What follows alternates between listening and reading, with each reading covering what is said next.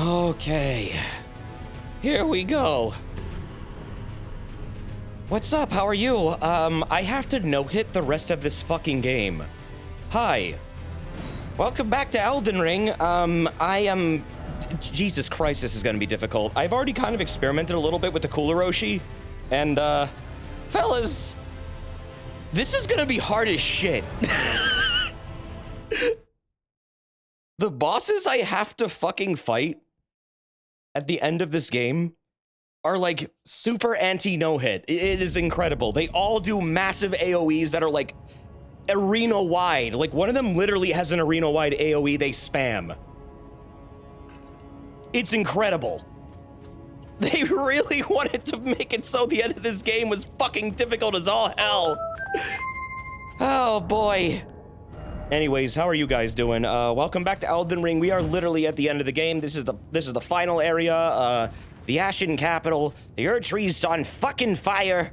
I just no-hit Malekith, and well, I got a couple things I need to do before I actually wind up taking on the bosses. I gotta go grab some stuff to get some of the endings ready, and then, well, I suppose, oh right, you know what?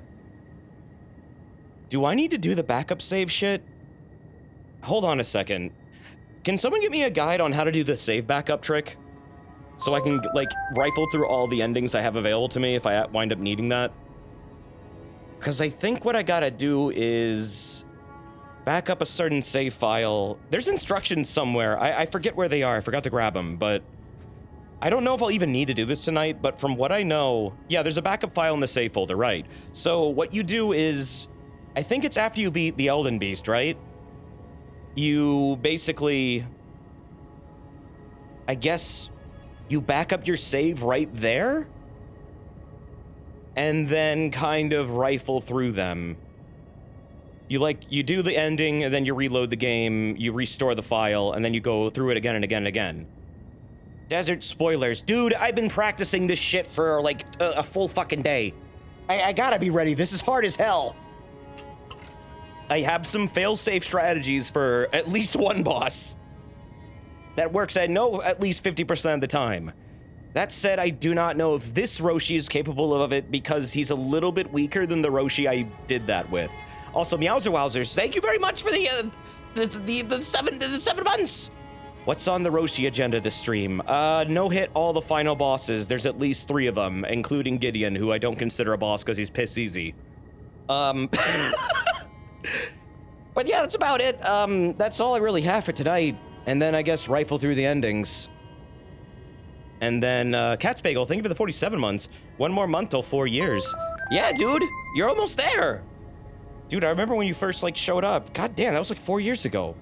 Literally. You've been here a long time, dude. Thank you. Thank you very much for all that support, fellas. It's very kind of you. And also, Shanik, how you doing, man? You're also almost at 4 years. Hope you're doing well, man. Today's your 34th birthday. Oh, God. I'm up there with you, man, in them 30s. And I'm so glad your stream can be a part of it. Happy birthday, dude. I'm really, really happy about that. Thank you. Your birthday might be on the ending of this hellish run. Maybe it'll have blessed it. But in case I don't make it, it's fine. Don't worry about it. If I do make it, though, you can attribute it to yourself. How about that? Oh, God. Let me find that roaming folder really quick just to make sure I have it ready just in case.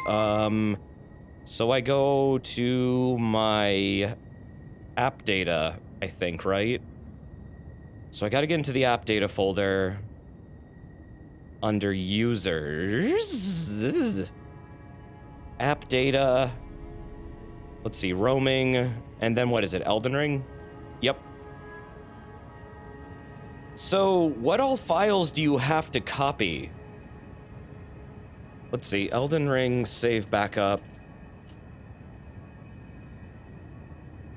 I know there's a guide on this. Is it the entire folder? Yeah, there's 3 of them, right?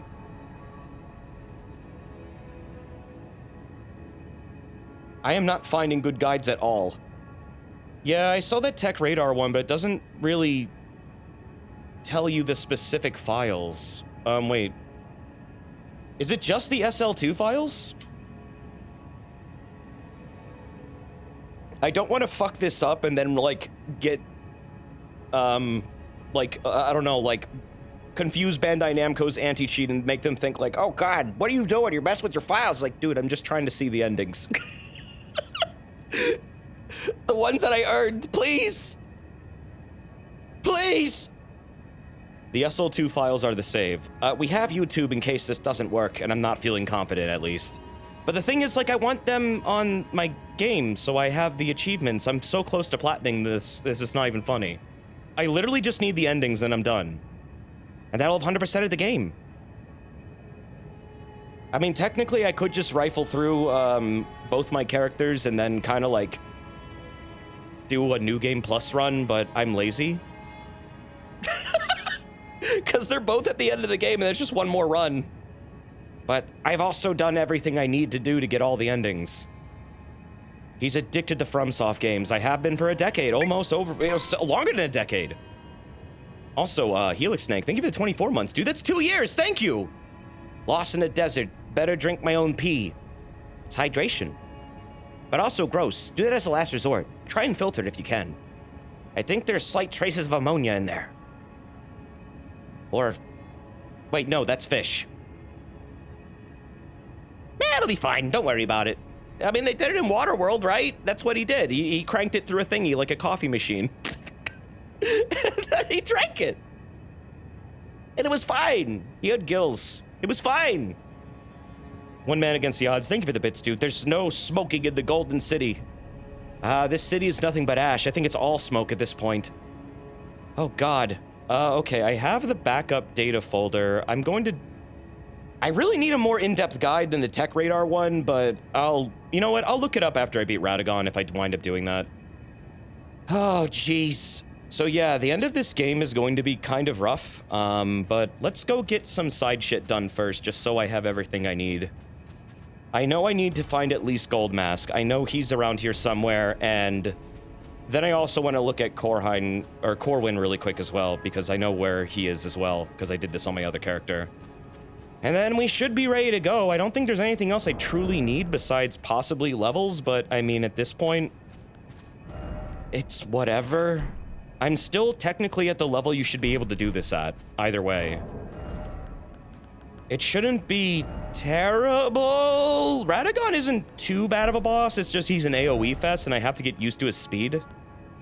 And then Elden Beast is a boss I'm very concerned about because they spam a lot of magic all at once and it's very difficult.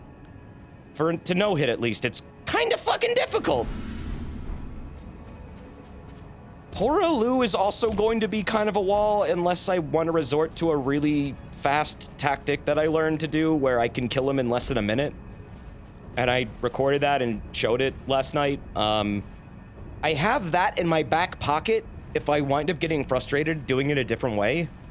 So that's a failsafe. I'm probably just gonna fight him for an hour, and if it doesn't work, I'll just do that. Because I like to try at least a couple different ways of taking him on, if anything. Yeah, you can Common Azure him if you know exactly what you're doing. It is not easy. It is not easy to Common Azure him. He is literally anti-Common Azure. It's actually hilarious. All the final bosses are. They are all designed to, like, completely ward off that attack. It's incredible. Yeah, he'll just run up to you, hyper armor your blast, and grapple you. So you really need to be on point with it. And you also gotta be a little bit lucky. Oh yeah, there's a roaming valiant gargoyle down here. Does this thing guard anything? I already have all the talisman achievements, so I'm not terribly concerned about goose hunting a bunch of talismans I don't need. Like, there is one in the Ashen Capital. I don't need it. I know where it is. It's in a very dumb spot. It's between, like, 3 ulcerated tree spirits, and I have no desire to fight any of them, because you don't get shit for it. Other than a talisman I don't really need. Because I already have the legendary talisman achievement. It's done. I did it. The cool Hiroshi grabbed them all for me. Yeah, I know it's a legendary one.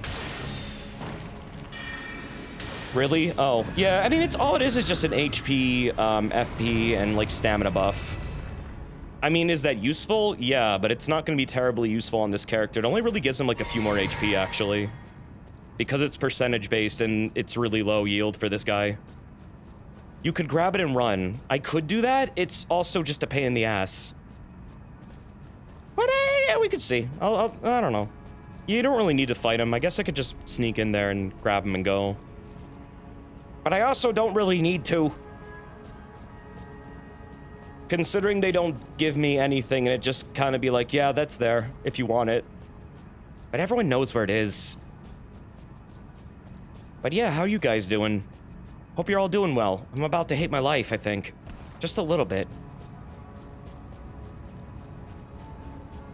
It gives HP and therefore it's bad. I mean, for the run of this character, yeah, I don't like to use things like that because, I mean, one, it's pointless for this character, and two, I don't know. It's kind of funny at this point how low my HP is because also it doesn't fucking matter anymore, but at the same time, I like to see the bar really low because it feels good. It feels good! Real good! It's satisfying. When you kill something with this low HP, it's satisfying. Oh. Desert, talk about Monster Hunter. I'm going to save Monster Hunter for Saturday because I'll be doing a sponsored stream on Saturday for Monster Hunter for Green Man Gaming. Speaking of which, they also gave me a key to give away, so if you want the game and you want a chance to get it for PC, I will have a key. So, I guess be there if you want it, if you want a chance at that. They were very nice to do that, by the way. There's also a sale for it going on right now. I have an affiliate link for it, but I don't have it on hand at the moment. But there's also a sale on this game right now. That's what the game command does. It'll link you to that at least. Give us the link. I mean, I can give it to you for Monster Hunter. The game command currently does Elden Ring, but let me look through my affiliate link shit. Because Green Man Gaming's having a sale for their, I believe, their 12th birthday anniversary. And they're so fucking nice to me that, like, I love promoting them. I mean, they also have really good deals all the time. They have limited keys for things because they have to request them from the devs, but I don't know. They've been kind of like the best website I've honestly worked with in a long time. Next to, like, Surfshark, which is also my sponsor, and they're my VPN sponsor. Because I like their VPN a lot, and they're also very nice to me. Let's see. Do I have, like, a list of all my old, like, links? Let's see. Fighter Z, no, Rise. There we go, Monster Hunter Rise. Let's grab that. Can I grab it, please? Does this work? No, that's malformed, it says. Malformed? What is this, some kind of starseed? Oh wait, no, there it is. Full link's there. I could make a quick command really quick for it if you want. Hold on a second. Sorry about this. I know people probably just want me to get to the damn game. But I also want to make sure you can get a good deal. Or you could also... You don't have to do anything. It just also makes Green Man Gaming very happy with me.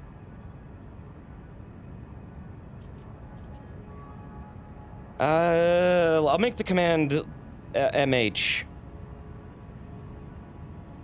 Submit.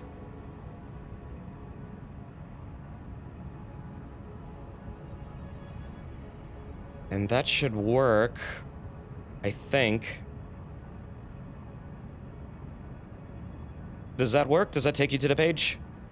It does? Okay, cool. Yeah, I mean, that's 57% off. That's a fucking good deal, by the way. The DLC is almost out, too. You need a new GPU to run MHR? Really? How old's your GPU? It can run really well on weaker systems, actually. Are you sure you need one? Try running the game in low.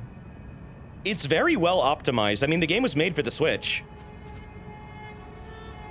Who is the Green Man? I don't know, but he has good games at good prices, and I fucking love their website. I'm really happy they want to work with me. Because it's like, I don't know, it's just nice to work with a company I like a lot. GTX 660, but it's DirectX issue. Oh, yeah. I have a 660 Ti. I know exactly probably what you're experiencing. I don't use my 660 Ti anymore, though. It's kind of in storage in case I need it, but... yeah. I get what you're saying. Oof. Have you looked into AMD at all? Because they're pretty cheap. Like, yeah, I mean... NVIDIA's good, but they're really expensive at the moment. If money's an issue, AMD's always there, and they're perfectly fine. Like, their driver updates are a bit wonky, but other than that, the cards work, and I've heard good things about them.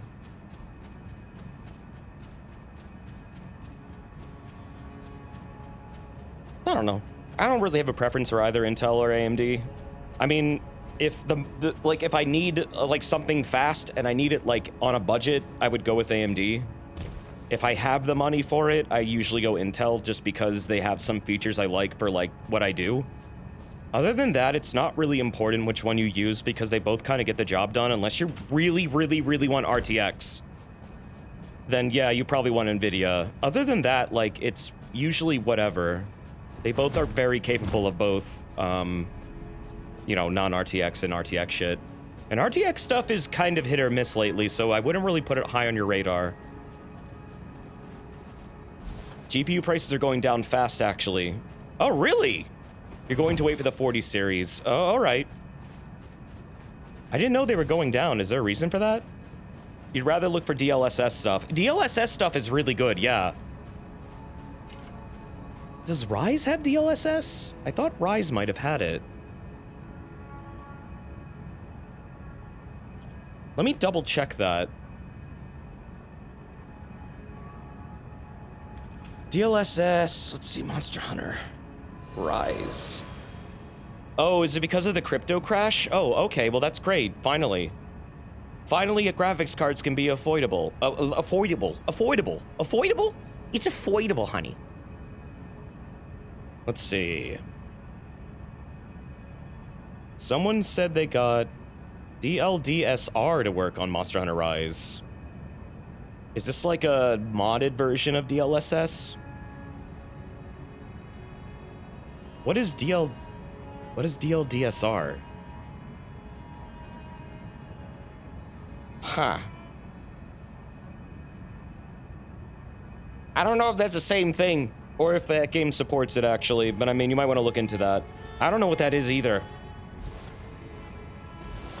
But yeah, I mean, I'm glad to hear they're going down, though, but I don't know what the minimum requirements are for Rise, but I imagine, like, you could probably get the game to run on a very low-end graphics card, like super outdated, if you wound up, like, setting it, like, your GPU settings just right.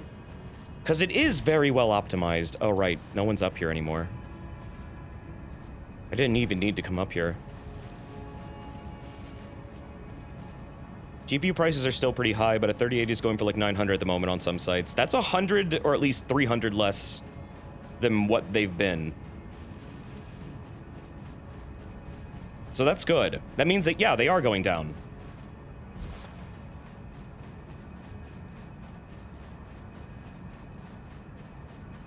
Okay.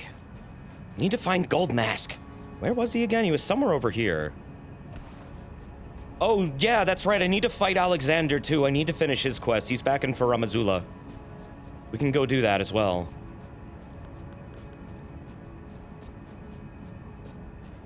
NFTs are finally falling off.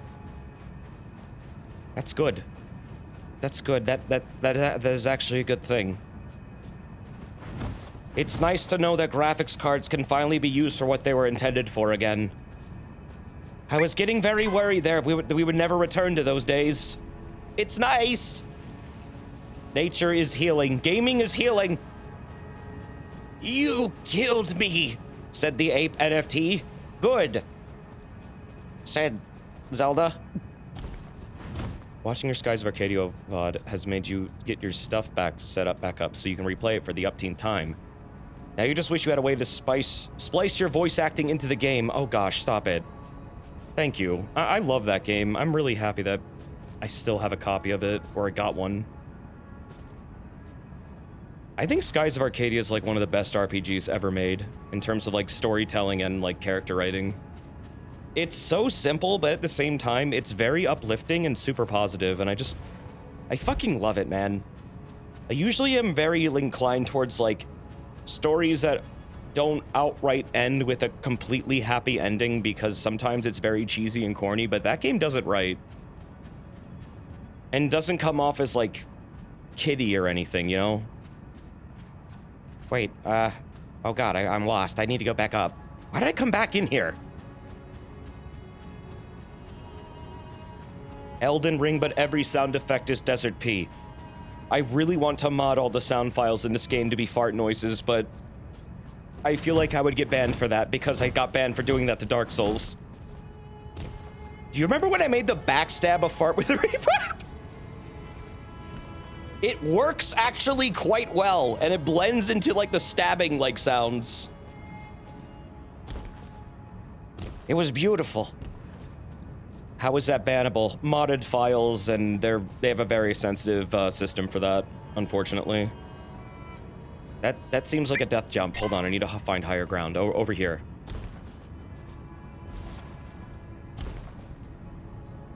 Whoop.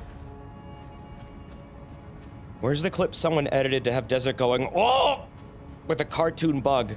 There's a little funny animation or a video of a bearded dragon falling off a bed with me going, oh! I think Coffee made it. Yeah, banned from the servers. That's what I mean. Like, they don't really want you messing with the files at all. Especially lately. They're very, very sensitive to it. I mean, you can't get banned off Dark Souls right now that it doesn't have a fucking server. Which I really hope they bring back someday. Oh no, that was Best 3000 who made the thing. Oh, the bed thing. Right. It was like either you or him. Hope they're doing well. I haven't seen them in a while. Okay, yep, that's... I just saw his dead body and walked away. He died as he lived. Power posing. This man was either T-posing or dabbing at all times. Occasionally he pointed. Unfathomable sort, let there be tranquility. He tried to save the Golden Order with math. What a brilliant mind. He invented the decimal system, you know. The Dewey Decimal System? That's what libraries use to organize the books. Where is his rune? The Mending Rune of Perfect Order. This dude did math so hard that he wound up creating a rune that can perfect reality. What a man. What a guy. Rune discovered by the Noble Gold Mask. Used to restore the fractured Elden Ring when brandished by the Elden Lord. A rune of transcendental ideology, which will attempt to perfect the Golden Order. The current imperfection of the Golden Order, or instability of ideology, can be blamed upon the fickleness of the gods no better than men. That is the fly in the ointment. Yo, gods just like us, man. They're flawed and they do dumb shit. Who would have thought? This man was a damn genius. Wasn't like his whole thing that he was basically studying chaos theory, but like in a metaphysical way? Just exploring like all the branching possibilities of like divergence and then all of them converging back into reality? I think that was his whole thing, yeah, because both of the spells attributed to him basically imply that. That's fucking wild. This dude was a damn genius. Don't read into it. I mean, it's chaos theory. It's world line shit. It's like Steins Gate. Yeah, these are his things. Basically, these kind of tell you what he was studying. Like, causality is also attributed to Marika. And I think it was regression that was attributed to Radagon. And basically, these are what Gold Mask was studying.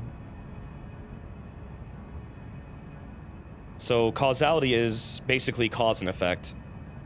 Manifests a small ring of causality within that allows the user to automatically retaliate upon receiving a certain number of blows. I can't use this spell because I have to get no hit. The fundamentalists describe the Golden Order through the power of regression and causality. Causality is the pull between meanings, that's which links all things in a chain of relation. Basically, this is chaos theory, that, like, there are infinite possibilities. Which is why he was, like, so preoccupied with this shit, because he was literally exploring every possibility. This dude is like, what was it, like Doctor Strange? He can, like, see all realities at once with his mind's eye. All them possibilities, but no sauce. Horrible. Does that explain why he wore a thong? He ain't got time for clothes, man. He's only got time for math.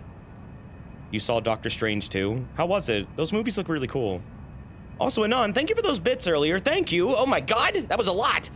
15, there was 1,500 and then another 500. Thank you. That's very nice of you. I appreciate that a ton. And also Robopon, thank you for the bits as well. Who you think would win? Dragon Lord Placidosa or White Fatalis? White Fatalis every day of the week. Placidosa was alright, but I mean, I seriously don't think they could hold up a candle to White Fatalis. That's like world-ending shit, and I don't think they were even close to that level. But yeah, this is basically all the branching paths and possibilities of reality, every waking moment, every decision. And then this is heals all negative statuses, dispels special effects, and reveals mimicry in all its forms. The fundamentalists describe the Golden Order through the power of regression and causality. Regression is the pull of meaning, that all things yearn eternally to converge. So, everything become one. It's like entropy and unentropy, or whatever the opposite of entropy is. Untropy. Dude Placidus loses to a dude in normie-ass armor and weapons. White Fatalis is a calamitous nightmare only beatable by insane weapons. To be fair, Placidosa lost to a guy who was, like, empowered by an outer god. Godfrey was basically... He was held back by Sarosh, apparently, during the fight, but he also had the greater will's, like, influence on his side, so he had a leg up there in some ways. Let's see, what else do I need to do? Now that I found him, so I guess he died creating the rune, and I suppose that's like his essence now. And you can use it on an ending.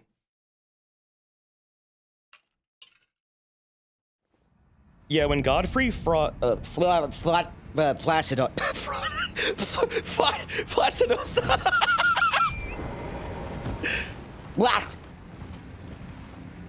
When he frogged Placidosa, what he did was he basically was fighting him for Stormvale. That's where he was. And when he beat him, he got his grace removed from his soul, and he was returned to a tarnished. Basically, Marika said, I no longer need you. And that started the Great March of the Tarnished, because he took all of his descendants and they all, you know, left the lands between and became, you know, the warriors of the Badlands. That's where you came from. So you are technically his descendant. He's kind of your grandpa in some ways.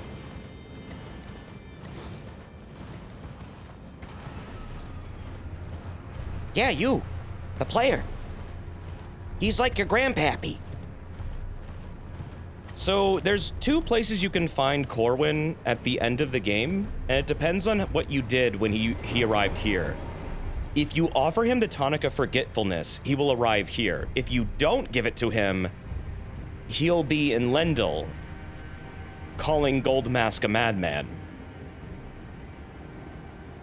But if you offered him the tonic of forgetfulness and he refused it, Master, where did this you go? happens. I'm right here.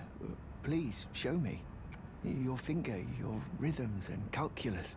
Let me document the motions. Master. Master, where did you go? Master? So he doesn't do anything after this. I'm right here. Please, well, show he me. actually, no, he does Your one more finger, thing. Your rhythms and calculus. Let me document the motions. Master. Master, I'm wondering if he wound up where did making you his go? own tonic of forgetfulness. Because he never took mine. But he doesn't know where Gold Mask went. Yet, if you don't offer it to him, he winds up traveling with Gold Mask still. So the fact that he can change his position and his disposition, really, towards Gold Mask based on if you offered it or not, suggests to me that he may have went off and got his own tonic of forgetfulness, however you make those. I don't know if that's how he got it. I don't know if he actually went and got it, but he definitely acts radically different. I don't think it's ever explained.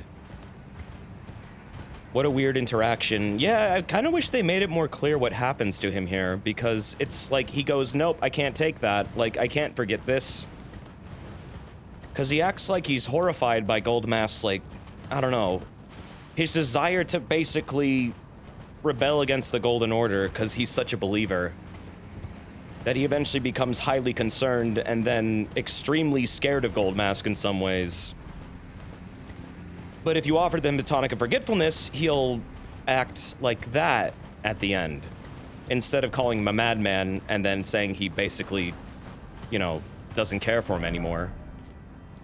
Like, standing over his corpse, he'll say that. Your theory is he killed Gold Mask. If he killed Gold Mask, how is he here and Gold Mask is over there? Then how did Gold Mask die? I think Gold Mask died making the rune. That's what I think, at least. I don't know. Maybe, like, making the great runes kills you, because we found them both on dead bodies, to be honest. Like, the one for death, that's found on Fia's dead body. I mean, yes, I know that she was also killed, but I don't know. Some people think she was sleeping when you got it off of her, but at the same time, it's like her model is in the exact same position and animation it's in when D shows up and kills her. So I don't really know if she was actually alive for that or if she was already dead. What about Dung Eater? Dung Eater also dies. I can't get Dung Eater's ending because I have him as a puppet, but in order to get his ending, you give him 5 seedbed curses. He then dies making his rune for you, from what I understand. Yeah, so I think she was dead before D actually quote-unquote killed her.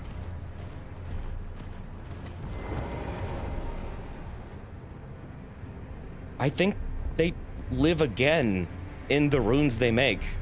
It says he discovered that rune, not that he made it. Well, discovered it using all of his power, maybe. I mean, he's really... I mean, yeah, I don't know. This also says gestated, but at the same time, she's also in her same pose where she's dead. I don't know, man. It's not clear how they died. Well, I mean, for Fia, yeah, there's an obvious kill thing there. But she may have been dead beforehand.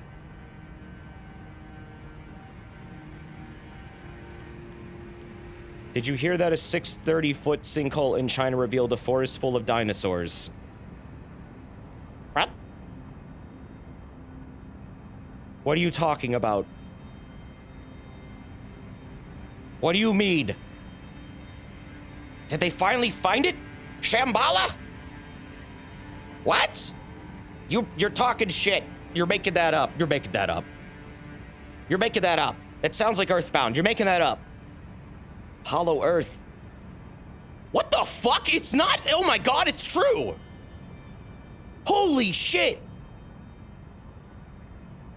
China discovered rare dinosaur embryos from 66 million years ago. What the fuck? This was 6 days ago.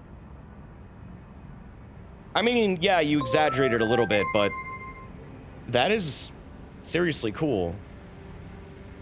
It's for duck-billed dinosaurs, chat. They're herbivores. Don't worry about it. Even if they come back to life, they won't kill you. Well, maybe. I don't know. They're pretty big. Also, DNA, it doesn't really last that long. I think by now the DNA would actually be unclonable at this point. You can clone off DNA. It has to be within a certain amount of time because it degrades over time, even if it's fossilized. They can, however, study it. You can study it, though. But, yeah, you can't, like... I once asked my fucking zoology professor if moas, which were really large, like ostrich birds, like super huge, they used to live in New Zealand, if they were recent enough to be cloned again, like just using their DNA that we have on hand. And he's like, nah, it's much too degraded at this point. What if we filled the holes with frog DNA? That might be a good idea. That can't possibly go wrong. Oh, hey, Snack, thank you for the 4 years. Thank you very much. 4 years is a long time. It's good to see you. How you doing? How's your art? Hope you've been well. Thank you very much, dude. Hope you're having a good evening. Yeah, I'll link the article really quick. But, yeah, I guess that wasn't really a lie.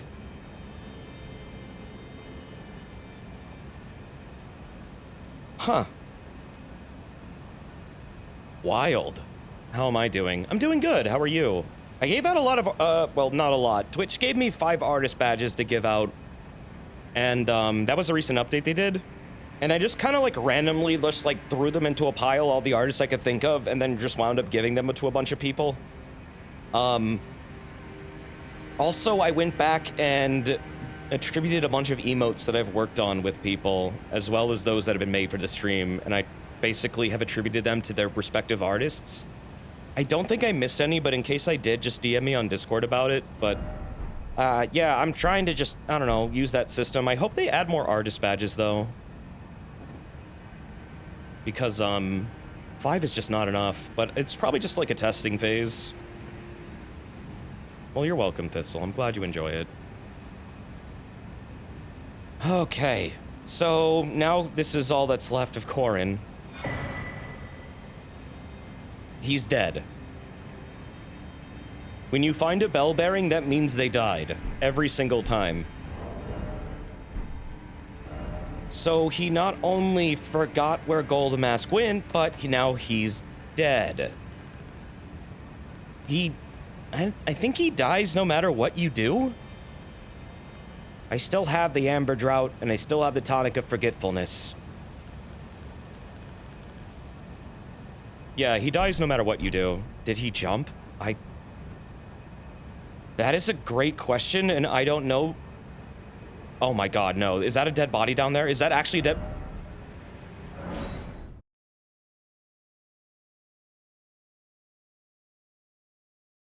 That looks like a body. Oh. Never mind. Legs. Is this what I think it's referencing? That he broke his legs? What the fuck? It's a blood stain. This isn't his blood stain. No. Oh, yeah, that's Corin, all right. What the fuck was happening to you?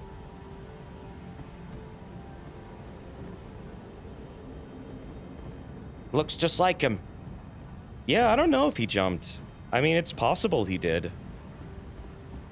Like, he got so distraught that he couldn't find Gold Mask anymore, and I guess that was all he had left. That's very fucking dark.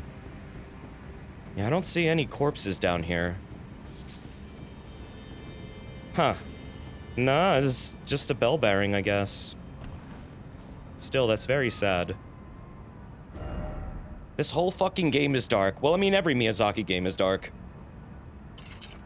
This might actually be the only Miyazaki game I can think of where there's good endings for some characters. Like, so far, Bacchus had a good ending, and Zarias has a good ending.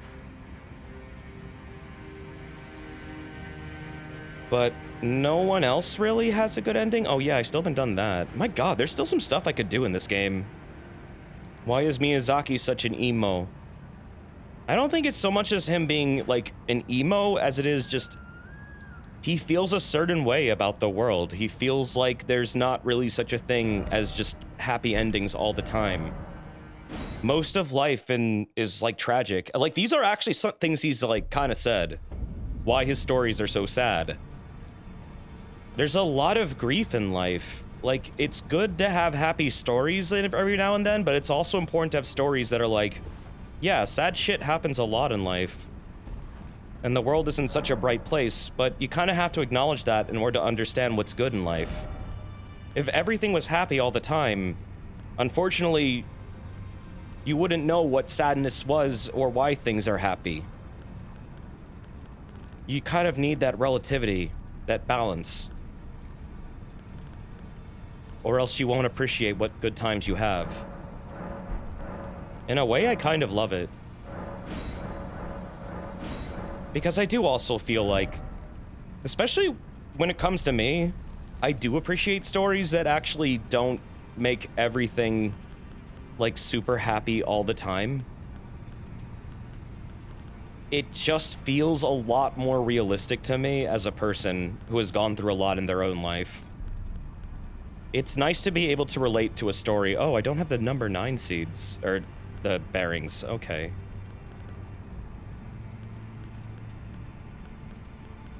Why the heck is this badge near my name? Because you're an artist, Chocolate Dog. Embrace it.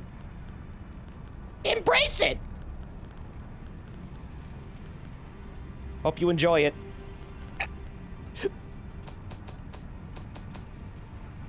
But yeah, I feel like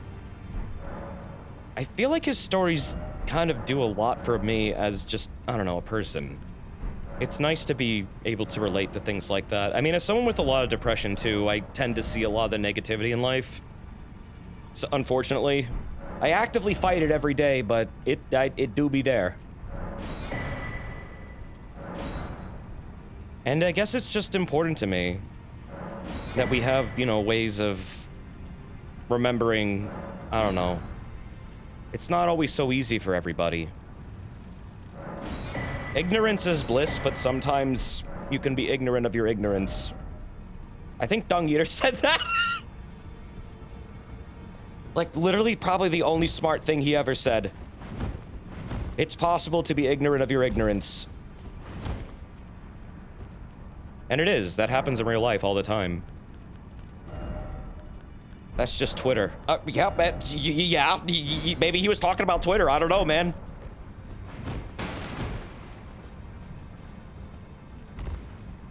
Dung Eater had a weird, like, obviously insane and corrupted and fucked up, like, view of life, but he also seemed to understand a lot about it in really weird ways. And I think that's what made him so scary and intimidating.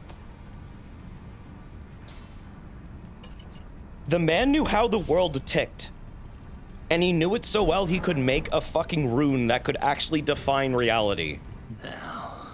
That makes him terrifying.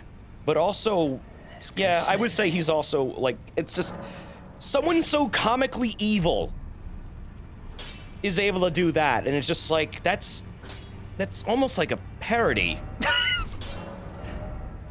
But he did it. I mean, he does do it if you wind up following his quest line. You don't get anything for doing this, by the way.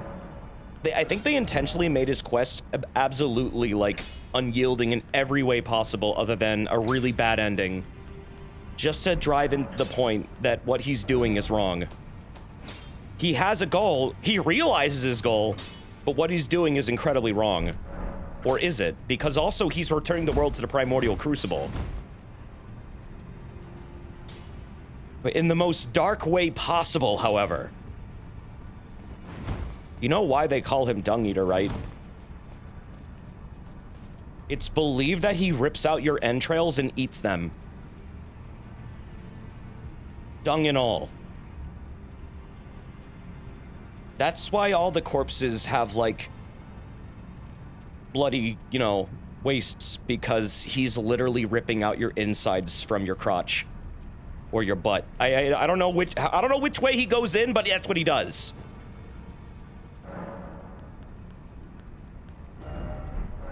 It's probably the butt. Yeah, it might be the butt. So, I mean, he's a crazed cannibal, man.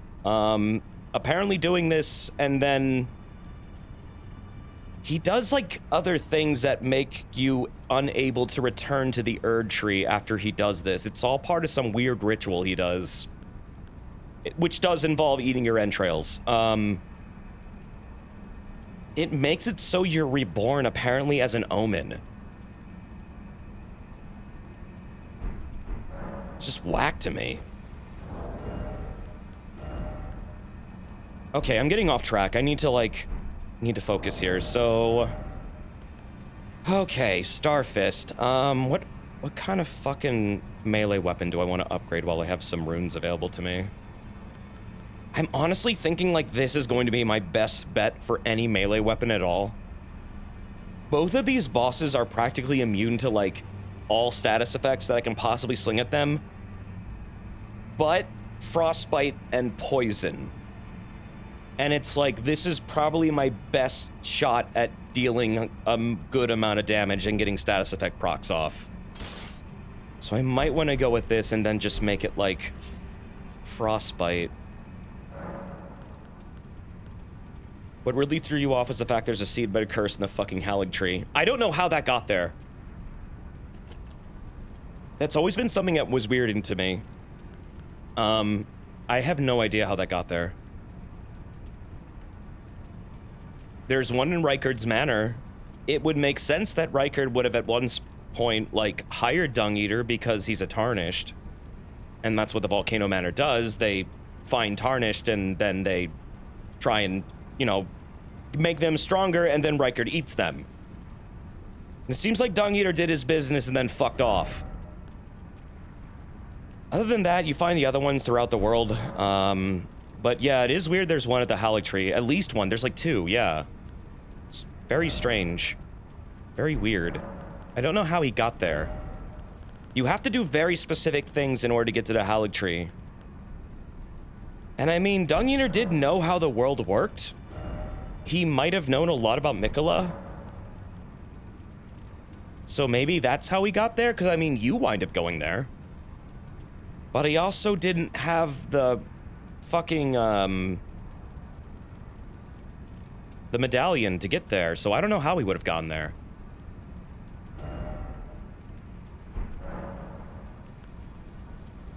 What if he was roommates with Melania? I don't think that's the case at all. Let's see. I should upgrade these claws. Wait, actually, are these already plus 25? Yeah, they are. Maybe I don't need to upgrade anything, actually. So I got Corin's thing. I got Goldmass thing. I should go and do the Alexander thing now. Just to finish that, because he does have something I really want, just in case I need it. So Alexander is here, I think. And to get there, I think I have to go, like, to here? And there's a very specific path to get there. It's a stone key door. Yeah, where is that stone key door? Oh, wait, I do remember where the stone key door is. Stone key. It's not here. I think it's over here.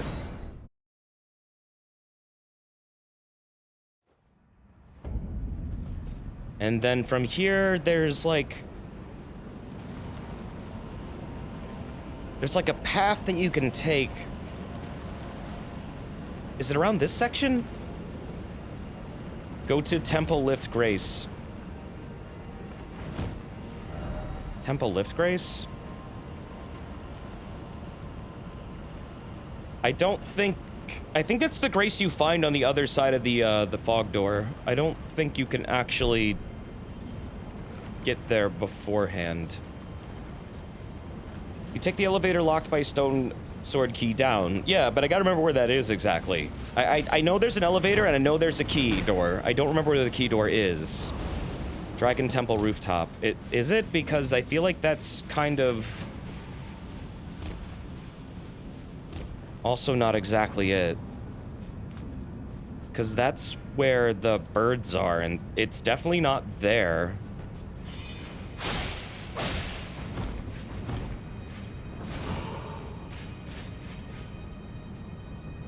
I actually don't know now.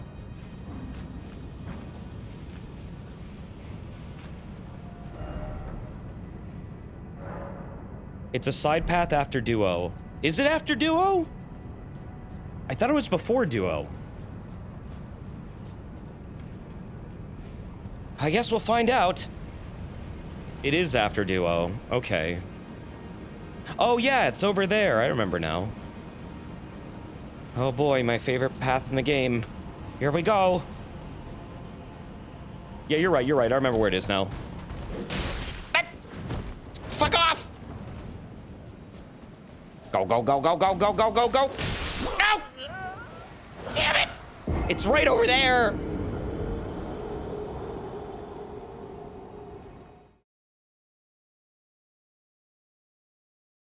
I fucking hate this little path. They put all the enemies that frustrate me here. And they gave them ranged attacks that just follow you wherever. Ugh. All right. I'll just do that then. Oh!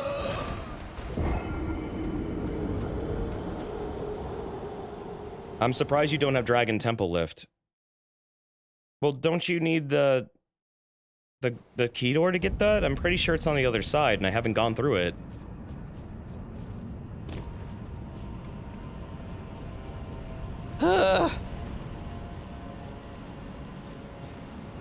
I hate these things.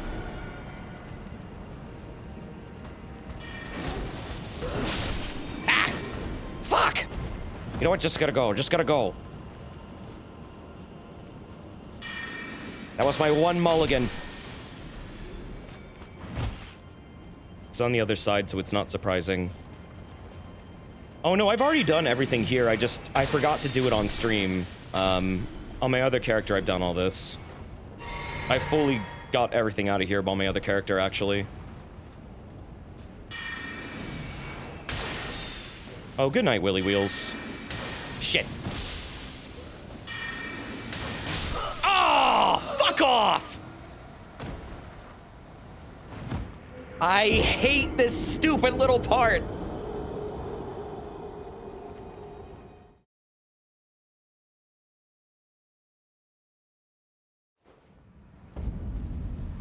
Oh my fucking god, this little fucking path is the most annoying bullshit they've ever put into any of this game. It's just the ranged attacks on these dudes are really fucking strong. And they are really, really good at tracking you. You think Frigid Outskirts is worse? I never really think I had a problem there. To each their own. This is my most hated area. What's yours? He doesn't know about the minimal combat route through here? No, I don't look up routes like that. I kind of just make my own. I try to, like, you know, make my runs my own before I wind up looking up things. Like, I figured out that, like, Radagon on the cooler Roshi is weak to both fire and physical. And, well, physical striking, which most fire spells, I think, do. And the one spell I have that he can, like, get hit by both those things and do the maximum amount of damage in one strike, he parries. Oh, boy. In this game, it's Castle Soul for you. Yeah, I got through there pretty painlessly. I don't know why. I know that's a really tough area, though. Yeah, the beginning of the Halig Tree is pretty rough. I agree there. Yeah, I like the aesthetic of this place. I really don't like its layout and enemy placement. I feel like they kind of made this area intentionally super annoying compared to the rest of the game. But, I mean, it is an endgame area, to be fair. At the same time, I goddamn loathe it. Rot Lake is pretty bad, too, especially if you're running a low vigor character. I kind of skipped over it with the Bloodhound step because fuck that.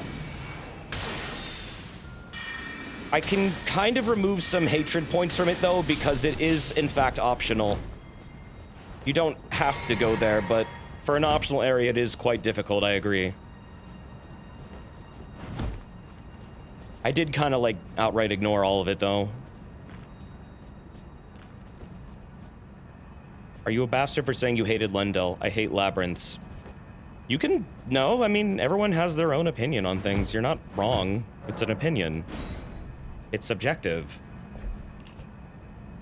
I liked Lendel. It's okay if you didn't like it. That's fine. I liked Lendel because I felt like it was basically open world like Bloodborne City. I mean, during the day, yes, but you could like Naruto run across the damn rooftops. It was cool to me. But I also get why it would be also really annoying for some people. Oh, Will Smithy, thank you for the 17 months, dude. Desert, the best of the Elden Ring player this side of the Erd Tree. Oh, stop. I'm not that good. I can't rune level 1 this game with my fists only. And I mean like fists only, like no weapon at all. There are people doing that and getting like through the game no hitting, and I'm just like, okay.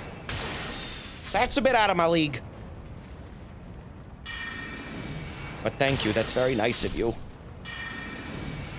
Oh wait, I can target them while they're reviving now? What the fuck? I didn't know that. Since when?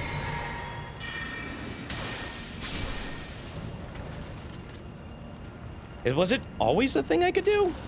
Is it just specifically when... Well, now I can't. You always could. Huh. I never really tried, I guess, after I had frustrations targeting them before. I always assumed they were untargetable. Whoa! I usually just ran up to them and did this. Because I know bosses struggle to target them.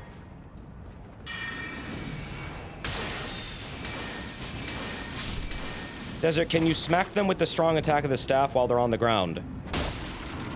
Oh yeah, that's right. I always forget that exists. Because it's so useless. That might be the most useful it's ever been. Just specifically on enemies that do that.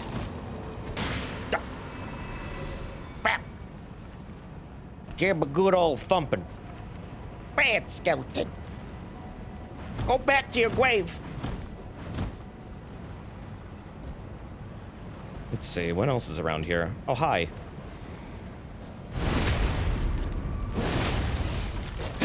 What? Shit, no!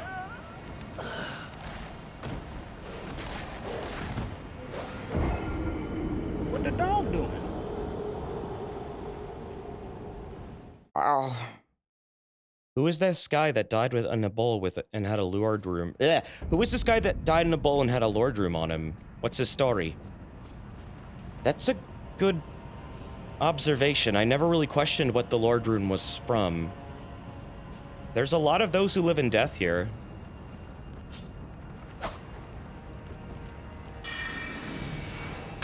They seem to be looking at the bowl. Maybe he was their friend. It's possible.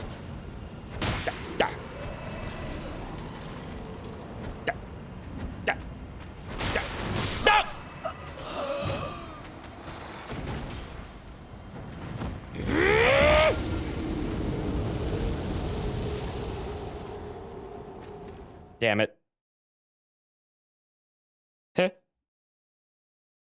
What's this?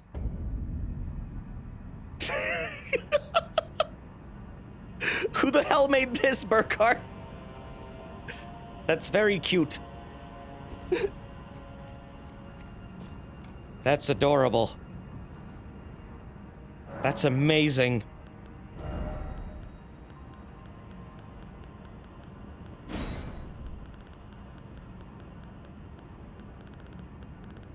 Now we can play Animal Crossing together.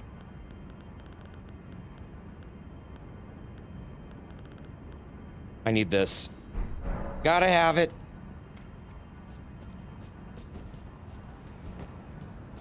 Do we have links to that?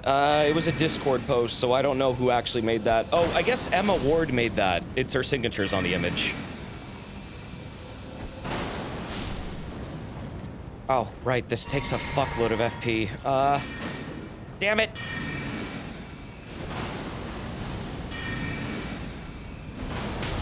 God damn it, ow! This is the wrong spell. I need something else.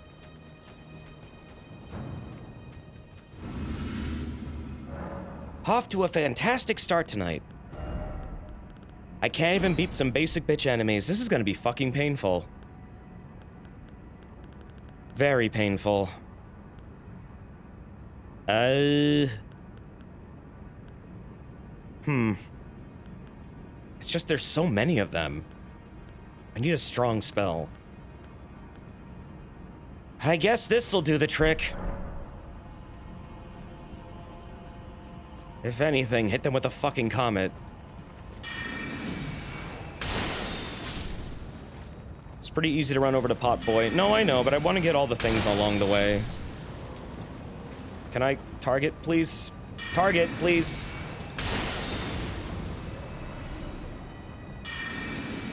There you go. That's better. Oh. Wow, the range on that sucks. Didn't the Night Shard already one-shot them? Didn't it? I mean, I'm wondering about these guys, though. That's the thing. Oh, I guess it is comparable damage.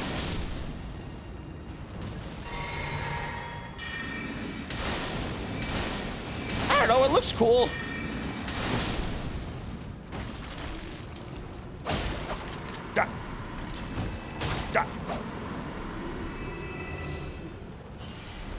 It looks like a cool fucking spell. It don't matter. None of this matters. It's about the same mana cost, I think. FP. What's the point of using Gavel if Night Shard is just as effective? Explosions. Multi-target hits. But it didn't really pan out the way I thought it would. I keep forgetting about the damn dog! There we go. Whew. Alright. Just making my way to Alexander right now, and then I can finally go back. Whoa. What the? Okay. That other skeleton fell off to the abyss. God damn, these big dudes are really rough, though.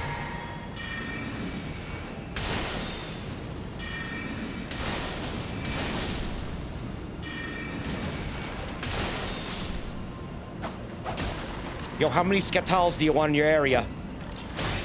Oh my god, there's so many! Fuck this! You know what? Maybe running's a good idea. 42. All of the skeletons are here. Every single enemy that you've ever beaten in the game is here. Just like a Metal Gear Solid 3. The sorrow.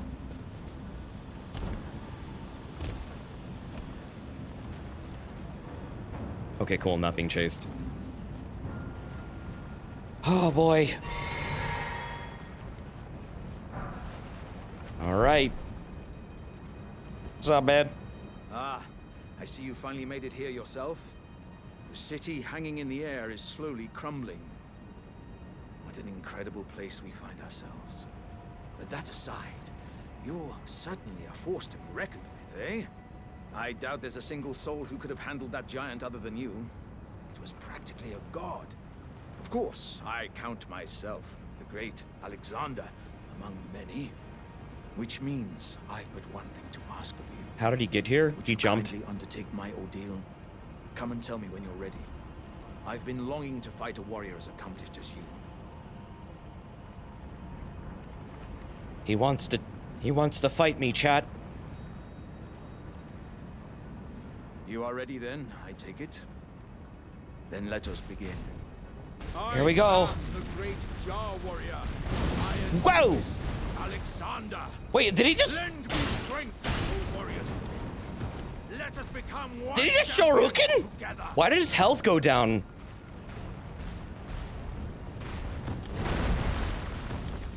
He, like, died in a second. Whoa, shit. What is this? Whoa! Your heart was in it at all. Okay there, Horaloo. Holy shit.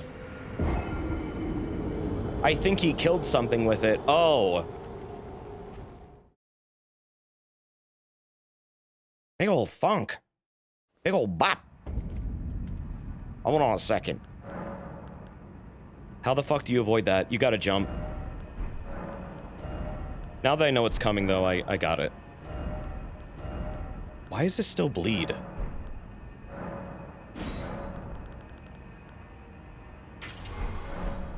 There we go.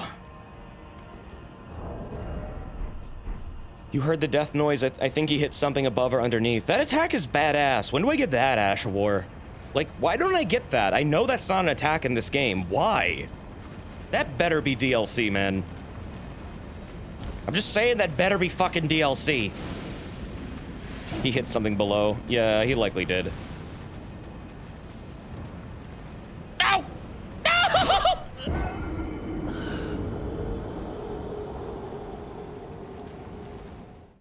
Christ. Desert, leave Alexander alone or I will be mad. He literally asked to fight me. Be mad at him. I'm just granting him a warrior's death. That's what he wants. Who am I to deny?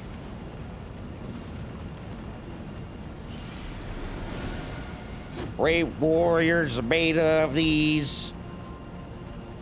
Gives you Alexander's innards. Who am I to disagree? Traveled the world in the 7 divine towers.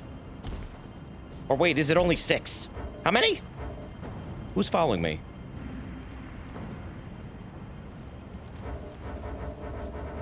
I am the great Jar warrior, Iron Fist Alexander. Lend me strength, O warriors within. Let us become one champion together.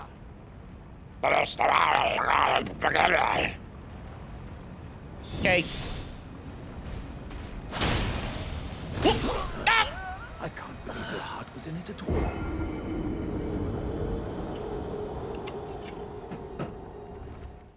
I got smashed. Damn. One hit. Well, he can overpower my my very low HP, yes. He saw your jump attack and said, "Oh, you want to compare jump attacks, do you, sir? Allow me to show you my own." And then he fucking sat on me. Got it.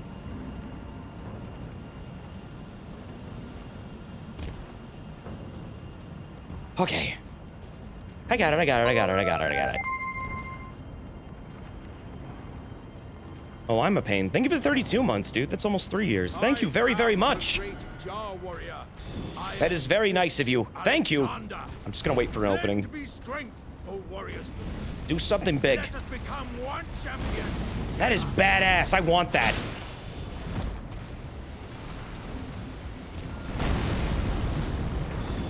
There we go. Yeah, that's like Horaloo's Earthshaker. That's pretty cool that he can do that, though. You never saw any of those? Yeah, that's Earthshaker, man.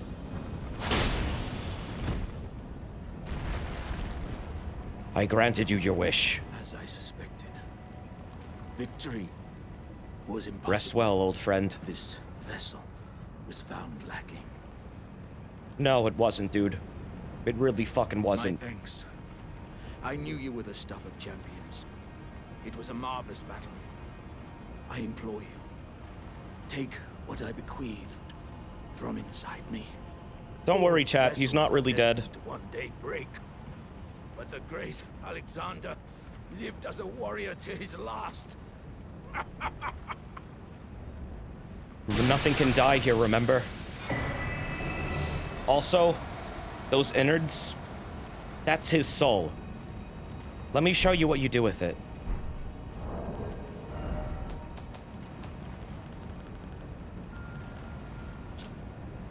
A keepsake of the warrior. The Wario. a keepsake of the warrior jar Alexander, found at the core of the dead flesh that once filled the great jar. The jars contain dregs inherited from those who came before. Thus the warriors are passed from jar to jar, carrying dreams of greatness. I think I know a little fellow who would want this. I think I know a little guy who would actually really want this. 'Cause...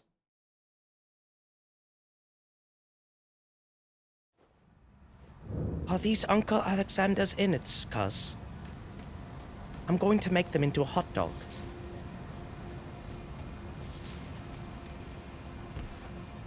Well, yeah, this is how jars live. This is what they do. This is how they inherit each other's, like, I guess, will. So he's not really dead. He's going to be reborn in Jarbarn. Oh, he's sleeping. Oh, yeah, no, the shard does mean he ate Radon. He did. Which means Radon will be reborn also. And this little fella.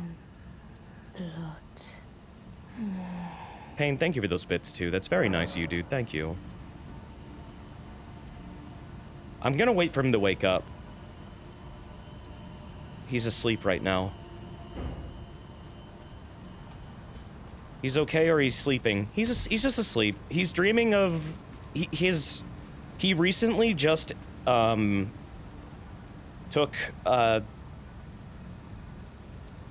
what's his face's body? The guy, goddamn, the Haslo dude. He was fending off, yeah, Dialos. Dialos was fending off poachers from this village, but he died doing it, and he wanted to continue his will by consuming his corpse, which is what they do. And now he has all of his, like, will and memories inside of him, so he's gonna try and carry on, I guess, the name of House Haslo now. Kinda dark, but also, in a way, bittersweet. Why would people poach jars? That's a good question, I don't know. For power? Their shards carry power on them. Maybe it was Link. I'll begin my journey once I'm ready to go. As a warrior jar. In search of glory. Here you go, little guy. Wow. Cuz... Are these... insights? From Uncle Alexander? Thank you. Cuz... I'm a warrior jar. So I need to be They are like strong. Trill. I can really have them. Right? Yeah. I understand. What the hell am I gonna do with them? I'll get strong. Strong enough. I deserve to have Uncle's insights. I don't think I'll see you again. When I set out. Warriors are supposed to work alone. Goodbye, cuz. And thanks for everything. I'll never forget you. Cuz. I think he's gonna show up again in DLC. I'll never forget you. Cuz. If they do DLC for this game, they better bring him back as like a full-grown jar or something. That would be sick. Like Alexander 2. You've wondered if a jar could eat another jar. I mean, we just did that. That's what he did. He took the innards of Alexander and then took them inside of himself. And now he has the will of Alexander, and also possibly Radon. And a lot of other warriors inside of him, so now he's actually a full-fledged warrior jar. And this is what he left us before he left on his journey.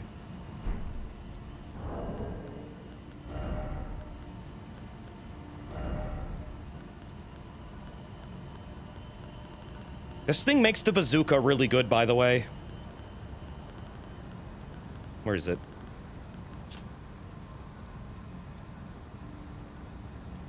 A talisman given by the jars to their friends raises potency of thrown jars. Though the jars are brought to life by human flesh and blood, they are all rather kindly folk. Perhaps they were made to be better than their innards. It's kind of nice. I mean, they are a very bizarre concept for a creature, but at the same time, it's kind of... Like I said, it's like bittersweet. It's interesting. It's not really something dying when I guess they can just become part of something and have their will carried on. I don't know if the souls actually return to the Erd Tree, though, when this happens, however. That's a good question that I'm not sure what the answer is.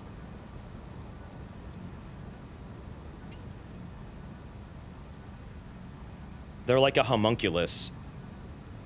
Well, that's the thing. There's a lot of different types of homunculi in this game. I guess they are technically a type. However, they do also... Jars also carry bodies to the Erd Tree as well. And a lot of... Well, that's actually the belief because there's so many of them around minor Erd Trees.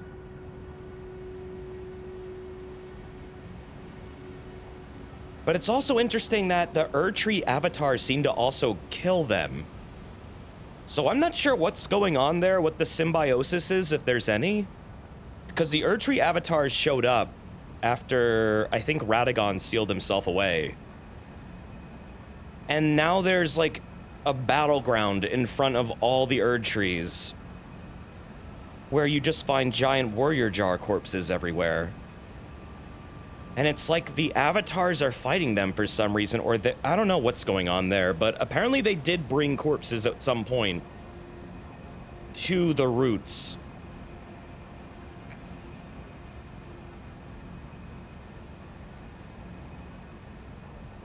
Wouldn't it make sense that jars are just grabbing bodies and denying them a chance to return to the Erd Tree? I'm not sure. I don't know what happens. Maybe they do, maybe they don't. We still have no idea why they have casts. Yeah, that's also an interesting thing. I'm not sure why they do either. They're very interesting creatures. But yeah, that's Radahn's armor, by the way. This is the greater version of this trinket. If you don't do his quest fully and just kill him, you get a lesser version of this without Radahn's armor attached to it. The Erd Tree hates the Crucible, and the jars are essentially the living form of the Crucible. That's what I thought, too.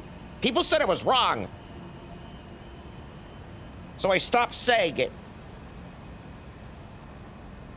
I remember I had this whole discussion about how they're literally living crucibles. And that's also kind of what they do to bodies. They, like, you know, break them down and make them into, like, fine powders inside of them and absorb them into their flesh.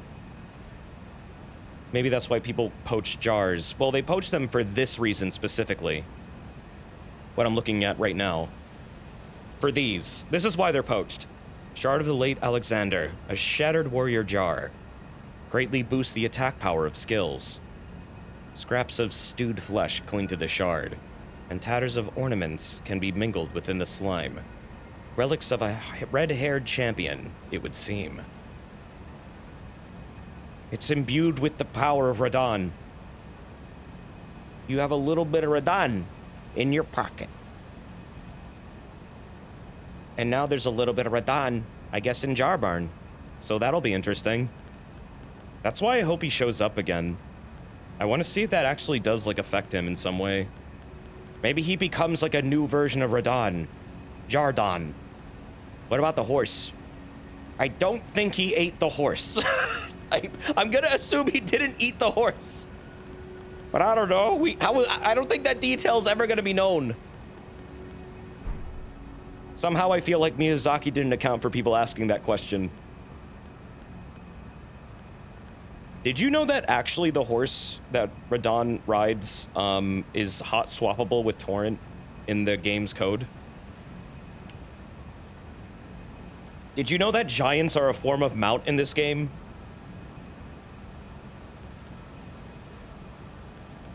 It's because of the carriages. Whack, right? The horse Leonard was just a bonus on top. Little like cherry on top of the ice cream. Yeah, there's a lot of technical mounts. It's funny. Zully the Witch has been breaking down the game's code, and they have found some really fucking funny, interesting shit. And I think the giants being a mount is definitely the funniest thing they found so far. Desert, I think there's something wrong with your VTuber model. What VTuber model? I don't know what you're talking about. It's just standing there menacingly. Seems like it's working then. That's what I do. All the time. Okay, so... I don't remember where the final bell bearing is, but... I guess I could just now go and... start the capital of Ash.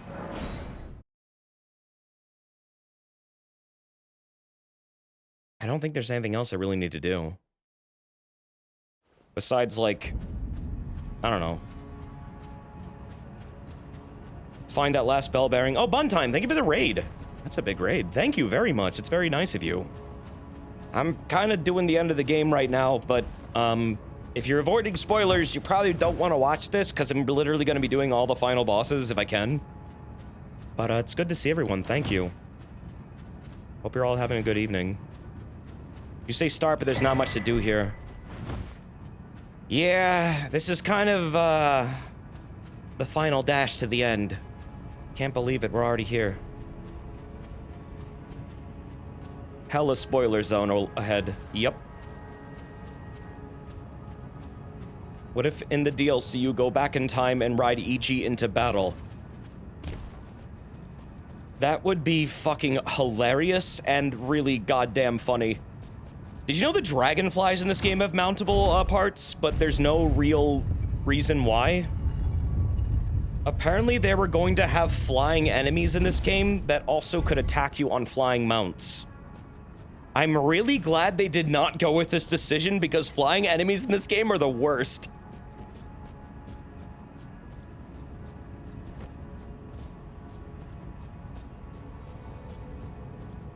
It's believed that the Rot Kindred were going to ride on either like the giant fucking dragonflies or the ant riders would have a flying variant. I'm glad both of these things don't exist. Hey, fuckface! What you doing? Standing there, looking all so smart. Come to stand before the Elden Ring, to become Elden Lord. Mm-hmm. What a sad state of affairs. Mm-hmm. Keep talking. I commend your spirit, but alas, Keep talking. none shall take the throne. Mm-hmm. Queen Marika has high hopes for us. Yeah. That we continue to struggle. Mm-hmm. Unto eternity. All right.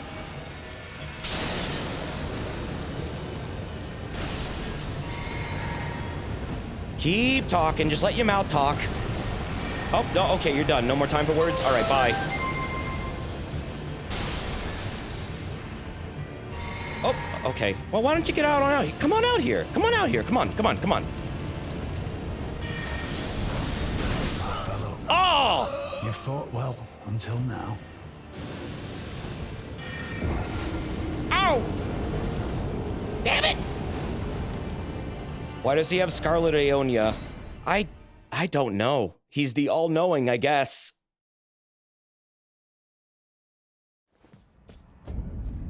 That was bad luck. Why did he walk behind the fucking pillar? He would have been dead in that second moon if he hadn't done that. Well, that was bad. Nope, wrong. Oh, come on. Get over here.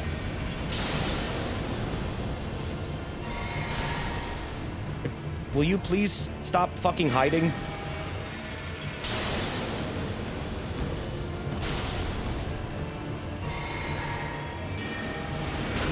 Damn it! You fought well until now. Why does he hide so much?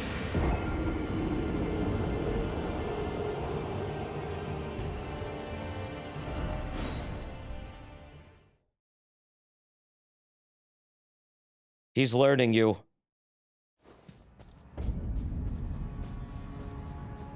This is embarrassing. I fucking wiped the floor with this dude on my other character. Why is everything on my other character so easy? That was bad. There we go. All right, just stand right there.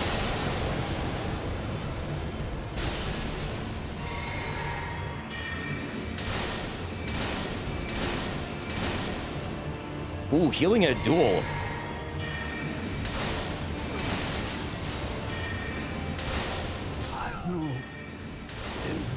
Yeah, okay, bye. A tarnished cannot become a lord. Not even you. A man cannot. Desert, you recovered MP first. That's different! He recovered HP!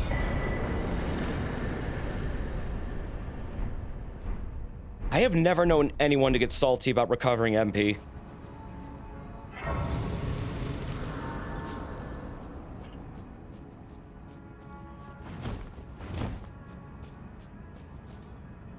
Alright, so now that's done. How can he talk if he's dead? Everyone in this universe does that. That's just a Dark Souls staple. It's like their final dying words or something as their soul fades away into oblivion. Also, Anon, thank you for the gift sub. That's very nice of you. Thank you. Thank you very much. It's also a Metal Gear Rising staple. Yeah. Okay, I'm going to try and not do this combo I know fucking works, because I'd like to fight this dude any other way for a while, but if I need to, I'm going to actually resort to it, because I also don't want to take a million years to get through this next part. I do have a surefire strat. It works 50% of the time. But it definitely kills him in less than 1 minute. No more 15-hour streams? Well, I can't promise that. We'll see. Oh yeah, this is a dead end now. I love this boss, by the way. The one I'm about to fight. I think they're one of the best bosses in the game. It'd be a lot more fun if I could, like, fight them with HP, though. I feel like it's kind of ridiculous with no HP, because he has arena-wide attacks that are very fast, and he spams them like crazy. Second phase is badass. I just wish he didn't have those arena-wide slams. That's the only thing I don't like about him. Oh, whoops. This is not right. Where am I going? Wrong way! Oh, I love Malekith. I think Malekith is one of the best fights in this game. Hoaraloo's command grabs would be fun if you could also damage him during it if he grabs someone else, because they're so... It's not like he stays still for them. I mean, he still should be like a hittable target, I feel like, because he moves so much. But I mean, I get why it's like that. It's an engine thing. It's just how the game's coded. Yeah, all command grabs give iframes, unfortunately. Even yours. Which is that counterbalances about, I guess. It's just every attack he has is one. I don't think anyone likes Elden Beast, which is kind of sad. It's the actual final fight in the game. I really hope the DLC justifies, or, I don't know, gives us something better as a final encounter. Oh, really? Some people like it. Okay. Well, to each their own. I'll retract my statement. At least 2 people like it.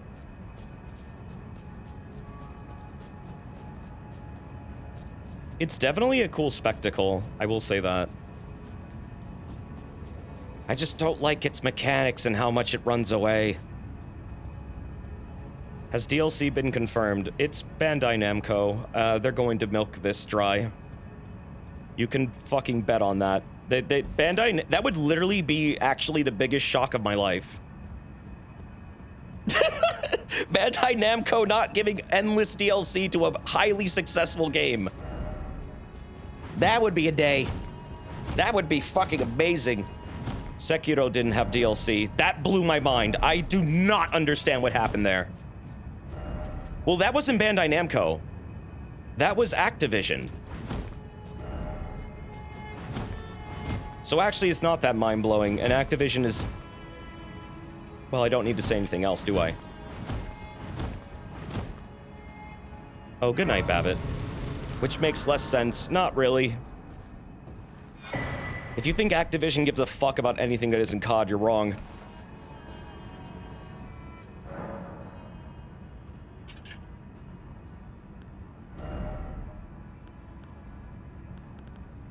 Okay, let's see. What am I pumping? What am I pumping? I guess endurance.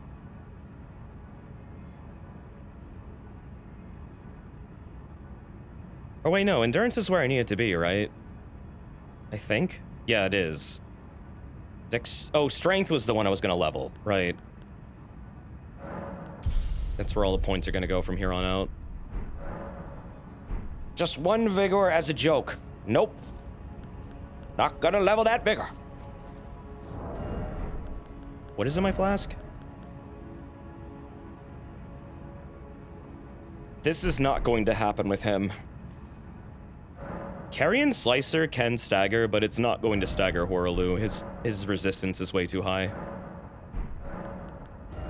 If it was way lower, it would work, though. I don't know if strength actually applies to it, because it's pure magic damage, now that I think about it.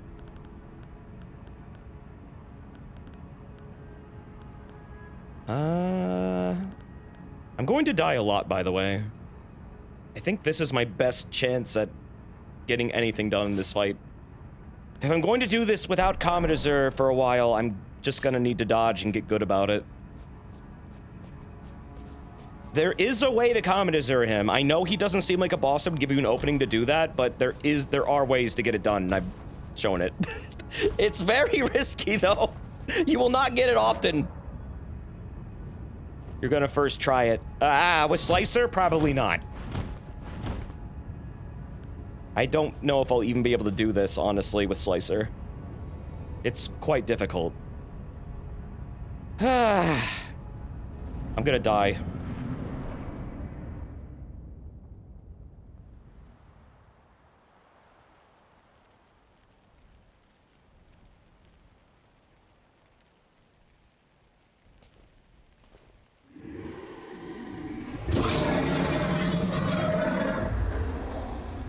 It's been This is a cool a cutscene. long while, Morgoth.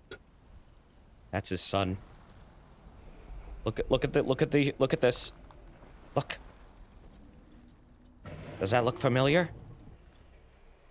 Does that look familiar? Long and hard didst thou fight.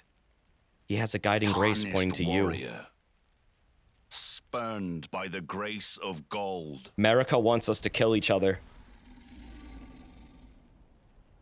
Be assured, the To see who's Elden stronger. Ring resteth close at hand. I don't know why Morgoth lost his Omen features when he died. That's a good question, I'm not sure. I know he's half tarnished, at least. He's half tarnished, half Newman. Alas, I am returned.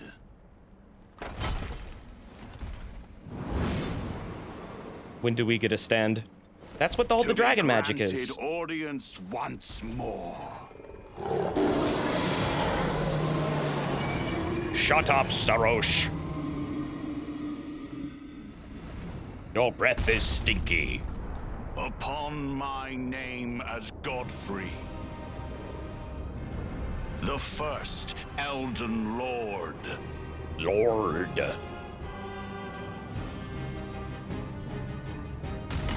You don't think Tarnished is a necessary race of people? It's kind of treated like one in some ways. I mean, they're humans, yes, but they're specifically humans that are not, like, touched by the grace. They are kind of considered their own caste, or, like, I guess, like, subrace would be a proper way of putting it. Like, yeah, they're human, but the type of human they are is Tarnished. Like, Newmen are human, but they're also a type of human that don't come from the lands between.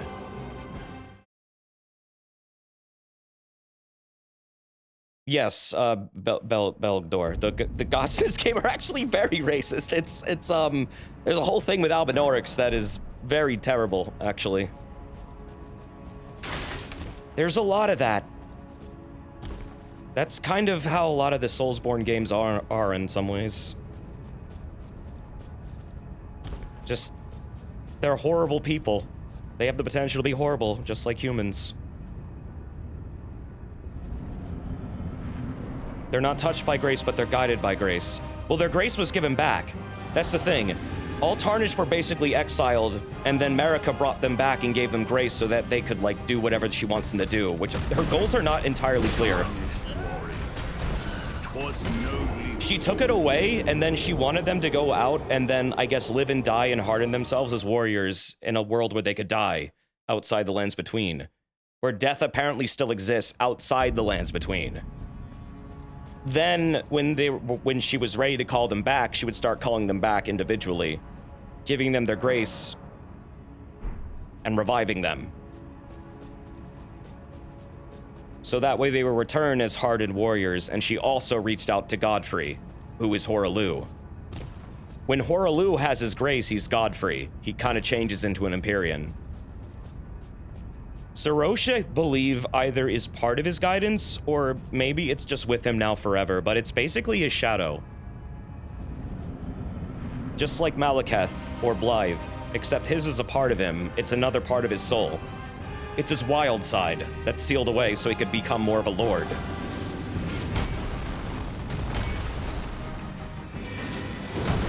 Summon Godfrey's daughter. Well, she's not really his daughter, she's just part of the Badlands, that, like, gang that he, you know, made. Technically, we're his grandson, too. In a way, Godric is actually more closely related than probably both of us. Which is kind of fucked up when you think about it, because he's such a little bitch. In fact, he's the polar opposite.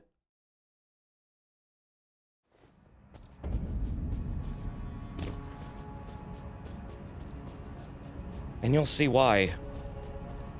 There's a lot of parallels between his Phase 2, Godric's, and then Godfrey's Phase 2.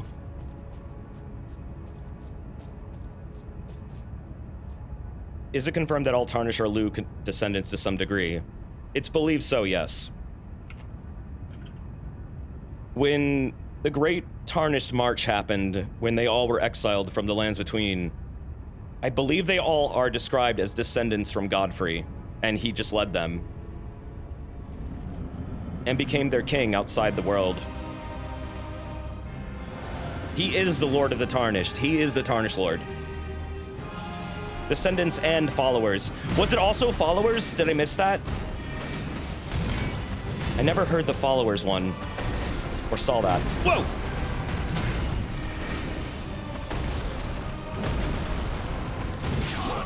Damn, that is the attack that gets me killed the most. Honestly, the most simple attack. Occam's Razor fucking sucks. It's like a slight little slap. This fight is really cool. I wish I had more HP so I could melee it, like, you know, normally. And tank a hit or two. Have you beat him on your other character? Yup. Did it last night, recorded it, uploaded it. It's there. I beat him in 45 seconds. Exactly 45 seconds, I'm pretty sure. It was fucking ridiculous.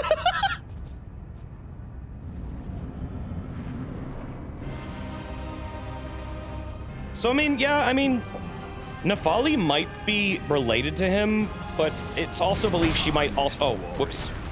She might also just be, like, part of his, like, clan of Badland warriors. I like to think that your Tarnished is his descendant. I don't know. I guess your Tarnished is your Tarnished. You could say that if you want.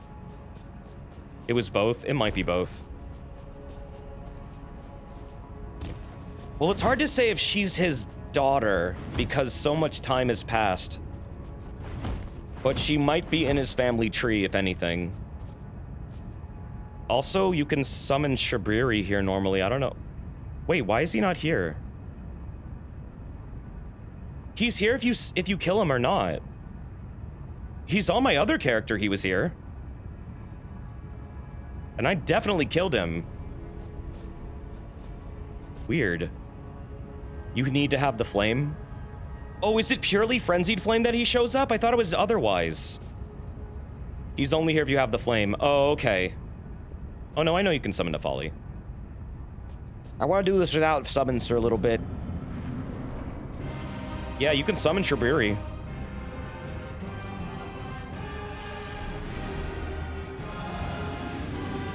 He's in Yora's body, though. Ooh! Can't you summon Melina for this fight? No, that's Morgott. Melina is no longer here. She's gone. No matter how you get here in the game, Melina will no longer be with you. Either she's dead or somewhere else.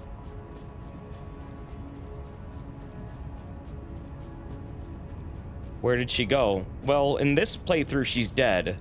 My other character, she said, fuck you, and then left. She's like, fuck you, die.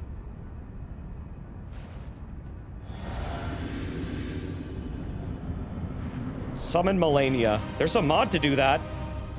There's a mod where you can make all the bosses fight each other. It's fucking hilarious.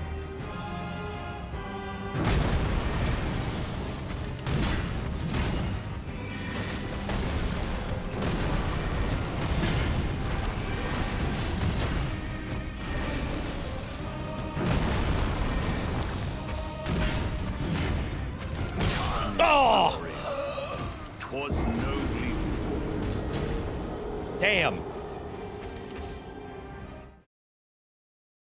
You seen the one where Malekith beats Elden Ring? No, I haven't. I need to watch these at some point. That's fucking funny. They just like had his AI run around the world and just fight all the bosses. Or just fight the bosses. I wonder if you could just like place his AI in the world. Give it a general path to go on and just watch it go. You could definitely do that. Probably. You definitely could do that. That would be actually hilarious. I would do that with like every major boss. I would do that with Godfrey and see what, like, so that's his journey. That's how he got here. You probably could. I've seen the video. Has anyone like done that specific thing?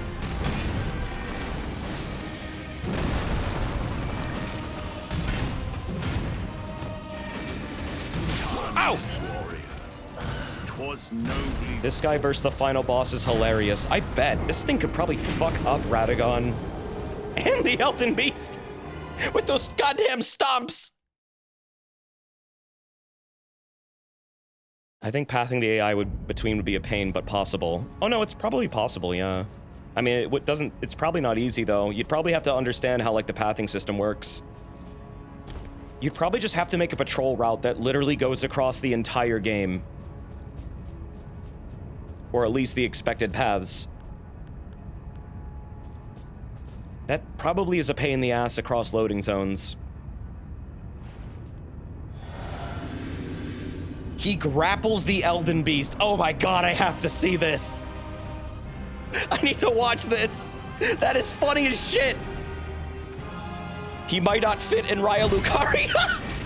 He is rather large. Why are you so damn big? Whoa.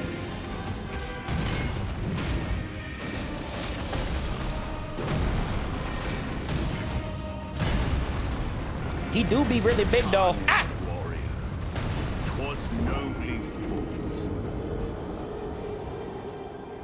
I can probably get him down to Horaloo. Just, goddamn, this dude's a pain. Can he suplex the fire giant? I'm assuming if he can suplex the fucking Elden Beast, he can definitely suplex the fire giant, and it'd be goddamn funny as hell.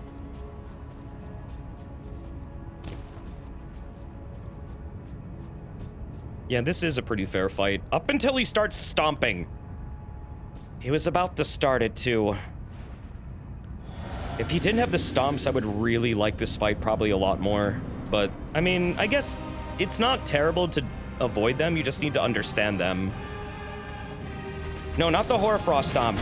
It's a totally different stomp, you'll see. It's an arena-wide one. It's massive. It replaces his Hoarfrost stomp thing. Actually, it's better to say it enhances it in a really annoying way.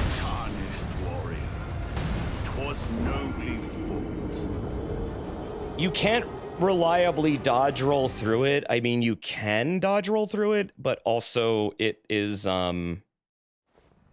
It's just a pain. It's got really strict timing. It's easier to just jump, but then he makes you jump like 5 times in a row.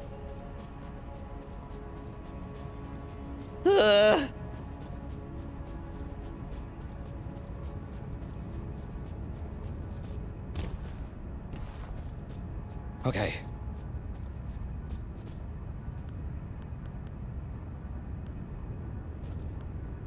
Let's go. Hi, Perpex OG. Are you trying to spread positivity? Because that's a hell of a first message. Blink twice if you're a bot. That's a weird bot. Is it actually?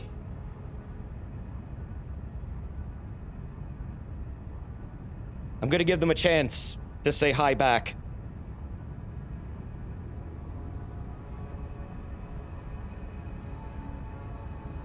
It's gotta be. I don't, well, maybe not, maybe not. They have been around a while. It says their account is 5.4 years old.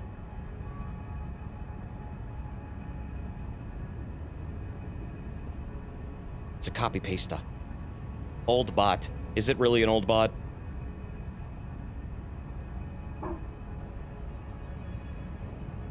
I'll give him a chance. They said something nice at least. Positive bot is nice. Are they still here even? I don't know.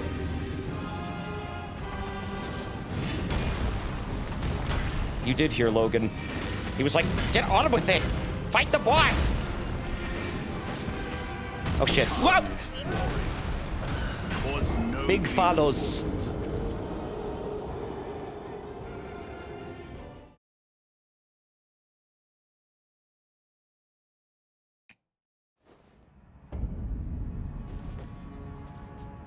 At least it didn't have an ominous countdown. My dude, it was a count up. And what goes up must go down. I remember that. That was weird. You remember the bot during my Majora's Mask stream? Was that Elena?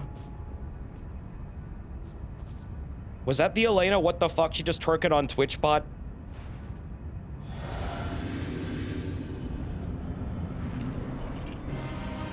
Yeah, I have Logan pics out there. Like on my Twitter, I think. Okay.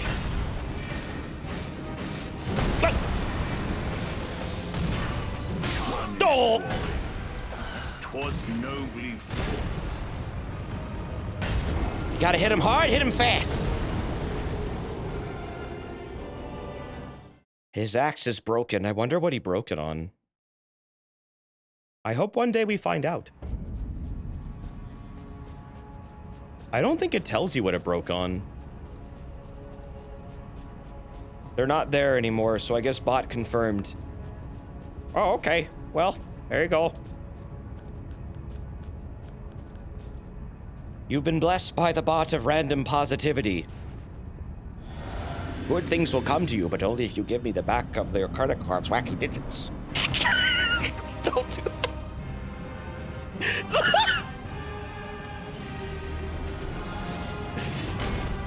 666. Thank you. The check is in the mail.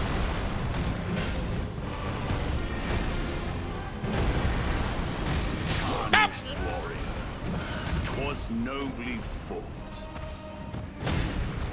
You don't pay us, Desert. Well, it was your wacky digits, not mine.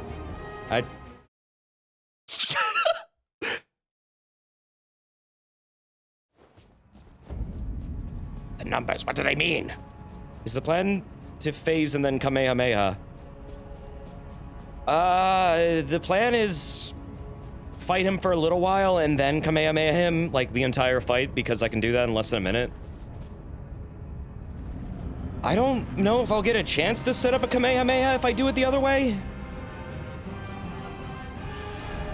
He kind of doesn't give you a fucking opportunity to even get like a good setup going in phase 2 unless you really know what you're doing. I mean, I guess it's possible. Warrior, 'twas nobly fought. There is no way to set up a Kamehameha in phase 2. There is, actually. It just requires a lot of luck and planning and light speed reactions.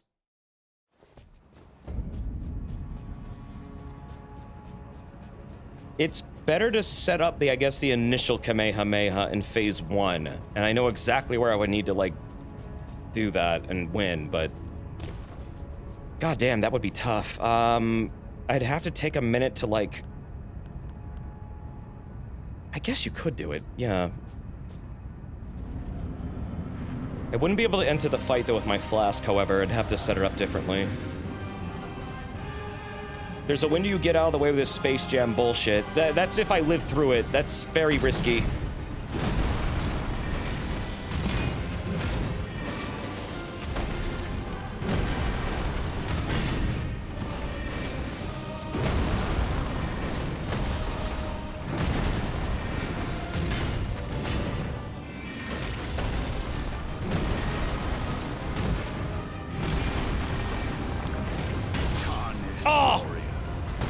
Forget about the quick slams! This guy is basically Ox King. Actually, yeah, you're right, he kind of is.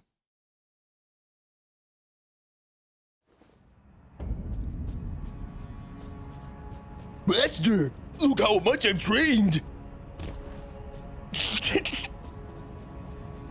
Fight me, Master, please! That's what Ox King sounds like in the dub. He's like a big baby. Who is Chi-Chi then? I guess that would be Nefali Lu.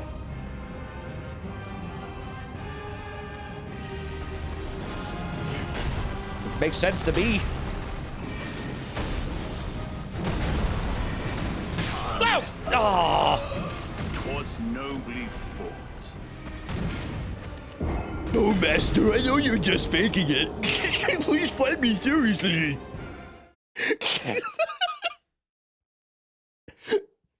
Isn't that kind of like just exactly how it is when he first shows up?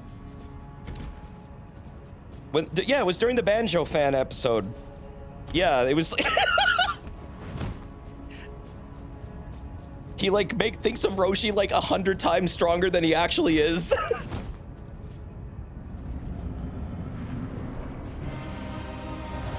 God. Was Ox King the same voice actor as Yajirobe? I think so, yeah. Was it Chris Ayres?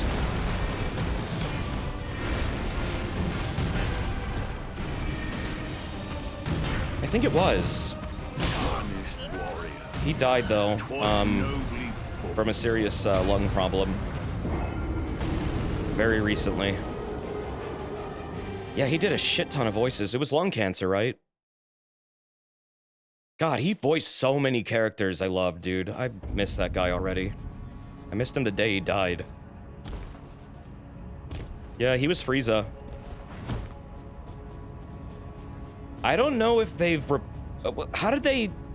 Who does him now? Who does all those characters now? Do we know? Have they shown yet? Because those are really highly important characters. It's gonna be weird. One of his last things was a Frieza get-together with all the past Friezas. That's really nice, actually. We haven't had a new English Frieza.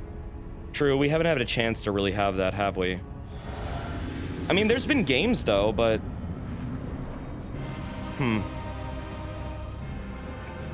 I guess we'll find out in the next video game if Frieza's in it.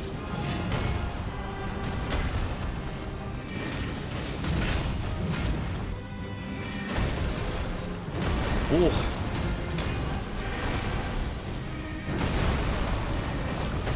But yeah, rest in peace, man.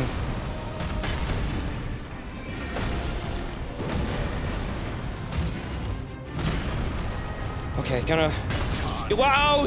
No, come on! I thought it was out of dodge! I like, knew it was gonna happen!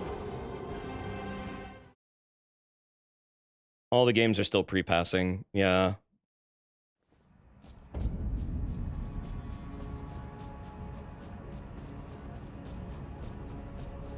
Oh yeah, he was Vegeta too, wasn't he? Wait, goddamn, he was a lot of characters. He was tons of them! Wasn't he? I think he was Vegeta. No, he wasn't? Wait, who was Vegeta then? Who all did he voice? I know he did Frieza, he did Ox King, I mean, he was definitely Kuwabara.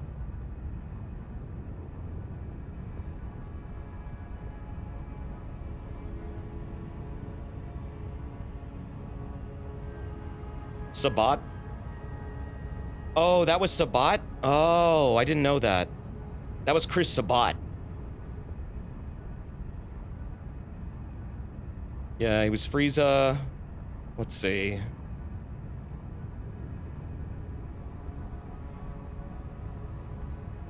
Always Frieza. I need like a behind the voice actors listing for him. I know he was more than Frieza, right? Brian Drummond was the other Vegeta, right? Was he wait, do I have this wrong? Was he only Frieza? I thought he was Ox King and Yajirobe. I can't find it.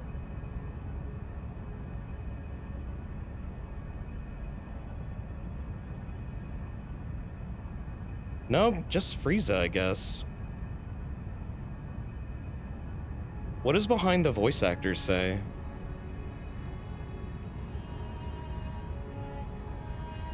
Frieza, Frieza, Frieza.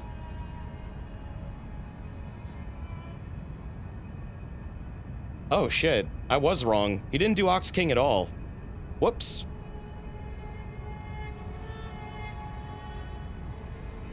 Did I confuse Sabat for— oh my god, I'm so stupid. I'm so fucking dumb. What, Logan, what? I think my dog needs to go out. I think I need to BRB really quick. He's whining a lot. Hold on, I'll be right back. I'm sorry.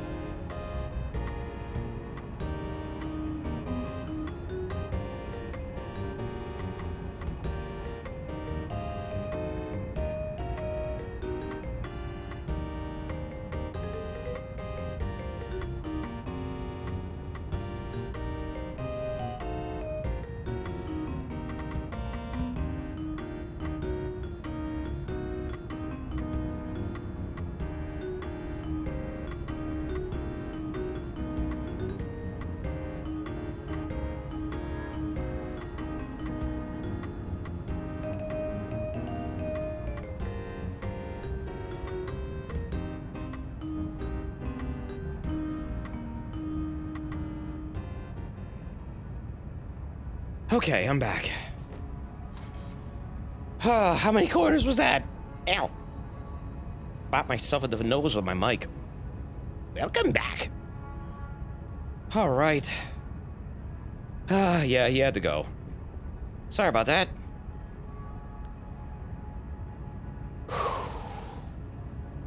Gotta get back in the zone. Auto zone. Okay, let's go. You missed me.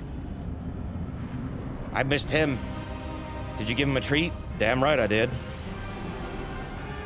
He's a very good boy. He braved the outside world. He's afraid of going outside. Whoop. Oh, ooh, gone. My head is gone. Cleaved.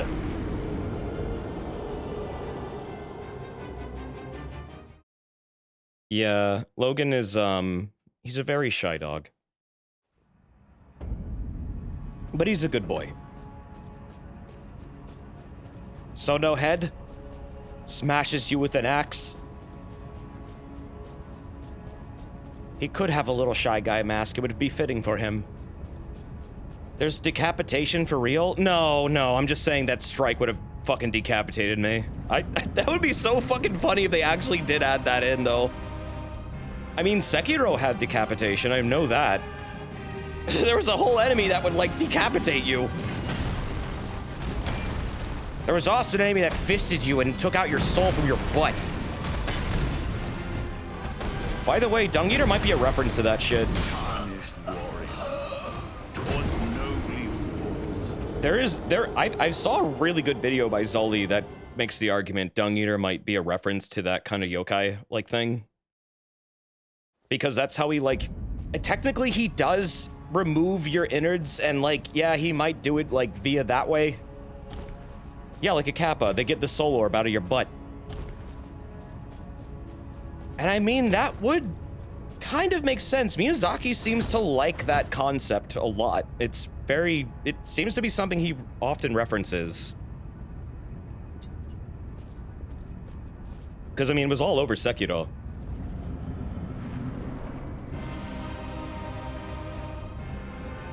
I think he's done it a few other times too, but Dung Eater might also be the same thing.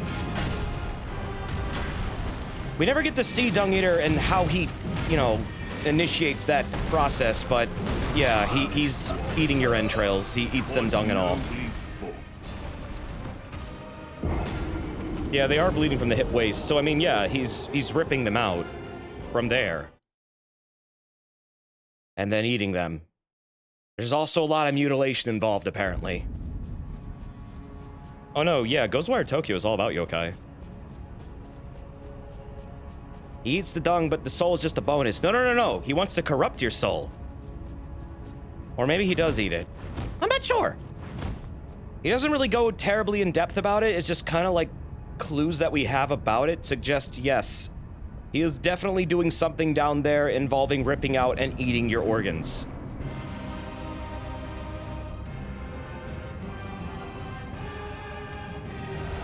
It's just how it is. He's weird. Isn't he doing it to harvest curse beds? Yep.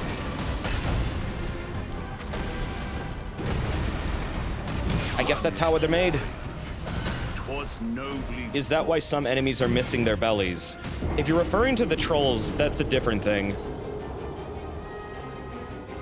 The trolls have their stomachs removed, and most of their abdomen gone, because apparently with it, they can summon the Fell God, and the Fell God will take over and give them the Fell Flame.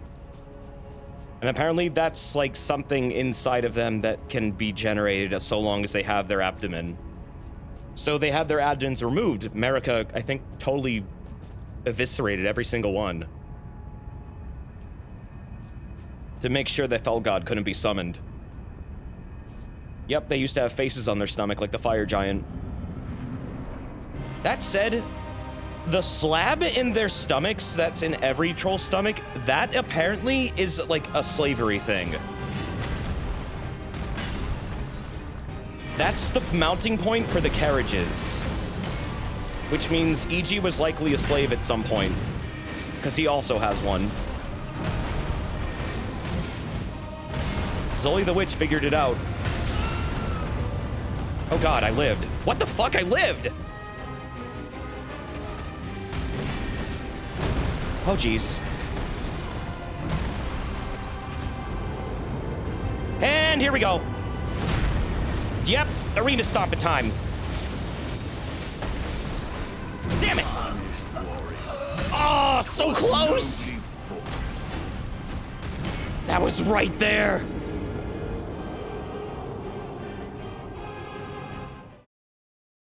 Did we win yet? I got close to phase 2.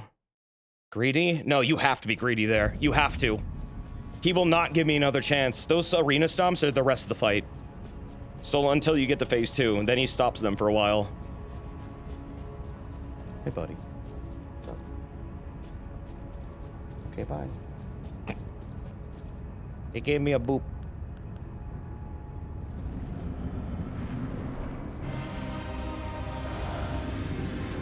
Imagine if these games didn't have health bars. Well, I wouldn't really notice on this character.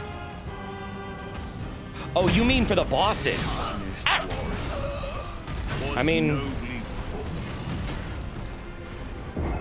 I feel like it would kind of play exactly the same. If anything, I would be not so risky with things.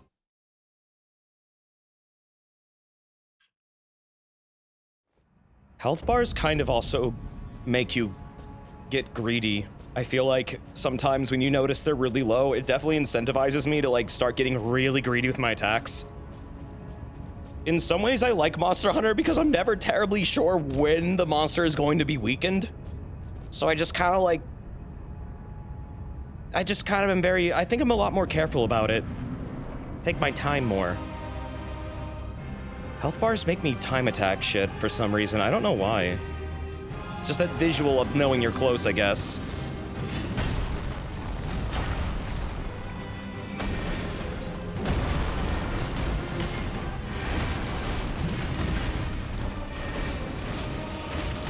Oh!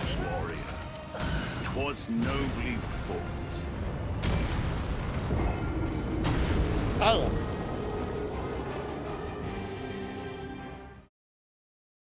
Monster Hunter giving monsters a phase 2 at 20% HP also does that to you. I mean, once you see them limping, yeah, that's your visual indicator that you're close, but normally when they're weakened like that, I just capture them. Unless I really need to kill them for a specific thing. How can this guy say it was nobly fought? He's like 5 times your side. Well, noble doesn't mean fair, it means you did a good fucking job. I'm fighting a dude 5 times my size and doing significant amounts of damage to him. I appreciate him acknowledging that. He's like, all right, damn. Like, not bad, dude. Ah! 'Twas nobly fought. When do we meet Nargacuga? I don't know. They're not in this game. You've got the wrong game. This is, however, the most Monster Hunter-ass fight in the game. I will say that. Just purely based on how he attacks you. Outside of the AoE slams. This is probably one of the more fair fights at the end of the game, in my opinion. Next to, like, Malekith.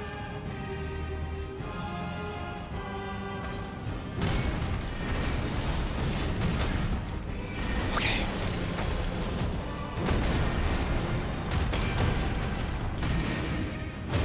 Ooh! Oh, the shockwave! 'Twas nobly fought. This is basically like fighting Rajang, except I have no health.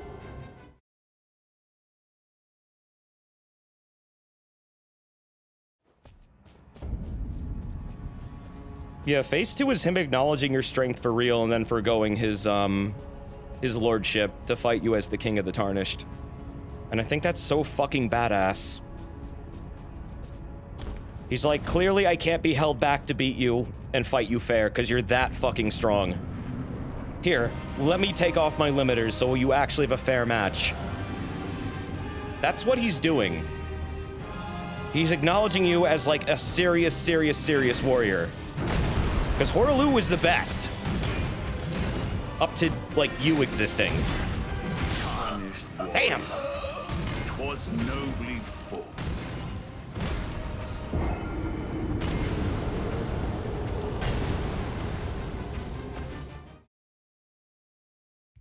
Yep, he gets rid of his armor too, which is weighing him down. He's way faster and more aggressive, but also not in a totally bullshit way, because he does have to run up to you to hit you most of the time, unless he's doing the stomps, which are like... I wish that they weren't there. I wish the stomps... If the stomps weren't there, it'd be so much better. Like, does it have to be arena-wide?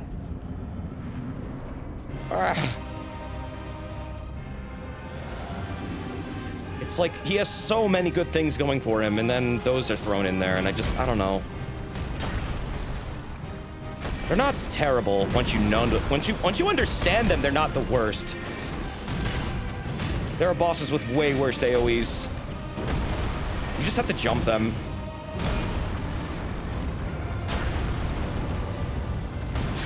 What? Oh!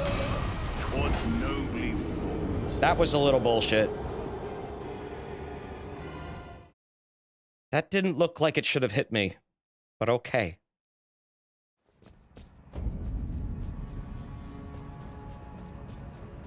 I just gotta get really far away from that. You were saying, like I said, the stomps are annoying. All the big stomps are really annoying. Outside of that, his move kit's perfectly fine. Have we forgone the fist? No, not really. The next fight, I'm gonna need them back.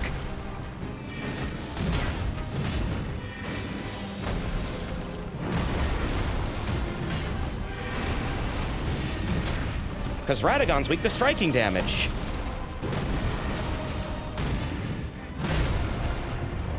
Okay, just wait it out. Okay, there we go.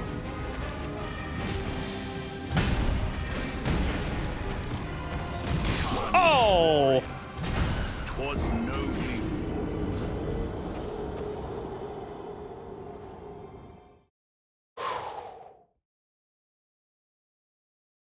I don't know what Anton Blast is scheming, I'm sorry.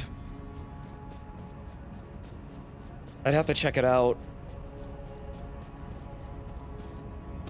Honestly, I don't really plan on streaming much of anything. It's pretty rare I plan anything at all. I just kind of play what I feel like, but... I don't know, I'll give it a look. It's a Wario-like? Oh, okay. Interesting.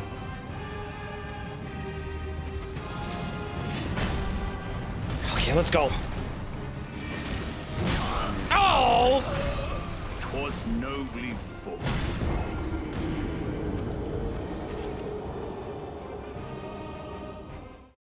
Honestly, when he starts doing his grabbing shit, I just kind of roll away. I roll away until he's done. I find it's actually not horribly often he'll grab you if you just kind of keep your distance during his grabbing fest.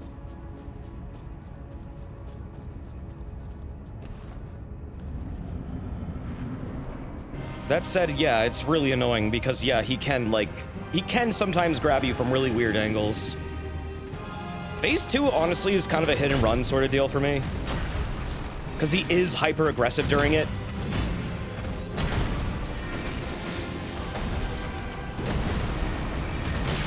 Oh! 'Twas nobly fought.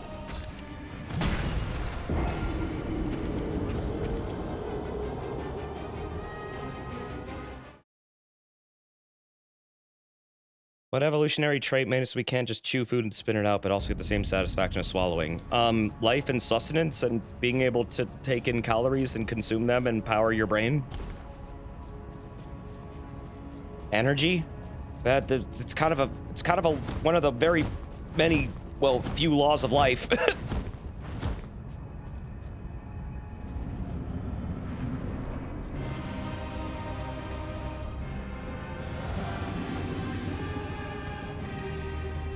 What if you're fasting? Well, that's something all really humans do. I mean, animals hibernate, but it's for different reasons usually.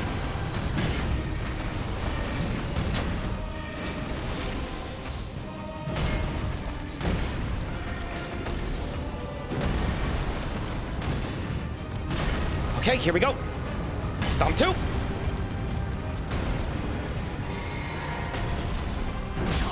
Oh! 'Twas nobly fought. Fuck! Jumped into the stomp. God damn it.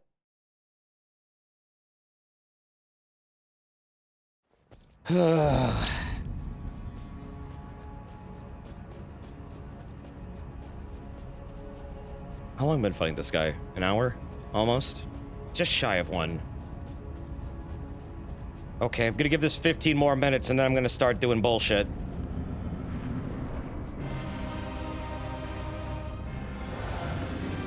That kind of bullshit. I'll show you the most powerful Kamehameha wave.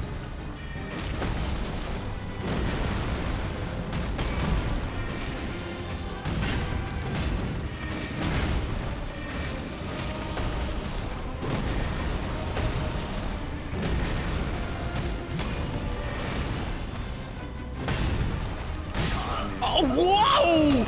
'Twas nobly fought.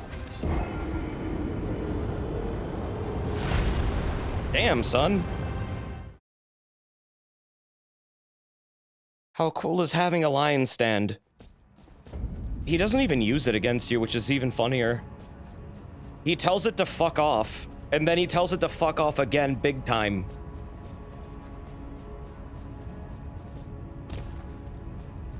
It's kind of actually amazing. He could have used Sarosh this entire fight, he doesn't. Why is there a lion on his back? It's his wild side that's been removed from his soul and basically given form into a shadow being. It keeps him under control. It's like his limiters. Like, Sarosh is its own being, but at the same time, it's also kind of made from him. Just like Blythe and Malekith. It's the exact same thing. 'Twas nobly fought. Except in his case, it holds him back. It doesn't, it's not just another being. His actually just holds him back. And they needed it to be like that, apparently, to, like, make it so he could go out and fight wars and not just be a raging berserker the entire time and be controllable. And become, like, a symbol of the Golden Order. Basically, they kind of used him completely, utterly, like a tool. It's kind of fucked up and sad.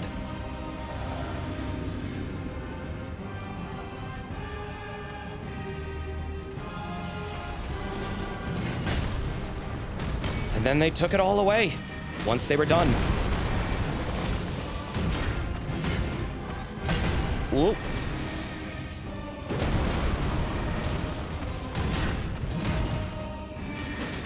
Need stamina. Okay.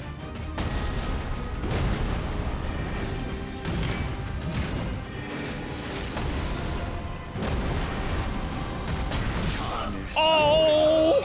'Twas nobly fought. Yeah, you can summon Nefali. I can do it right now, I just don't feel like it. She's there. It doesn't give you anything if you do that. It's like, yeah, that's there. You can summon Nefali if you want. You can also summon Shabriri. Only, I guess, if you have the Frenzied Flame. Apparently, you can summon both of them. So you have the Frenzied Flame, you can make this a 3v1. Shabriri's is right here, usually.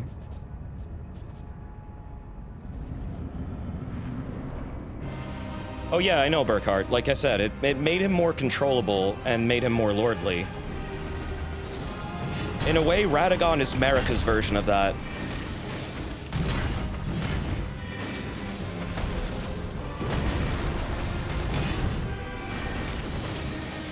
Very similar.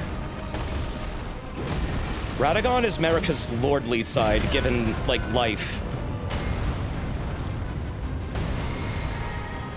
But it also acts against her will a lot. 'Twas nobly fought. You think Godry was on board with Marika's plans? It's not really known. It's possible he was. It's possible he knew everything that was going to happen. It might be the case, but it's not really said. He went on the march, and Marika was like, basically... Marika did say that she would call them back someday. So yeah, there's credence to that, because when the march happened, she was like, I'm gonna take away all your graces, go die and get stronger out in the world where you can die. Let it become, like, your strength, and then I'll call you back someday. And that's what she did. Oh, there's dialogue that also does that? I didn't know that.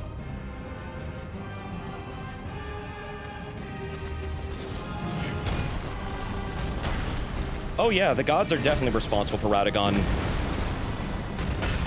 Like, how else would she have gotten it? 'Twas nobly fought. Radagon is their way of making her a controllable Empyrean.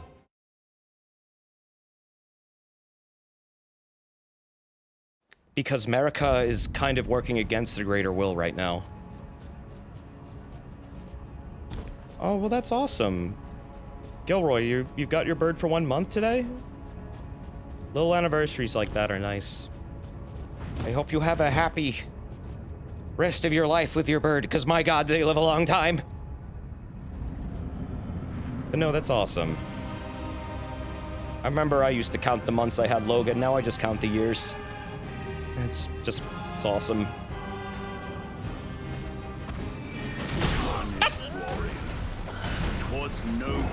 Would you live your life with a bird? No, I don't know how to take care of him.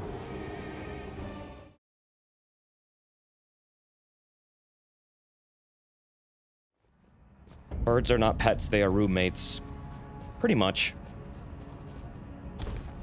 Got squashed again.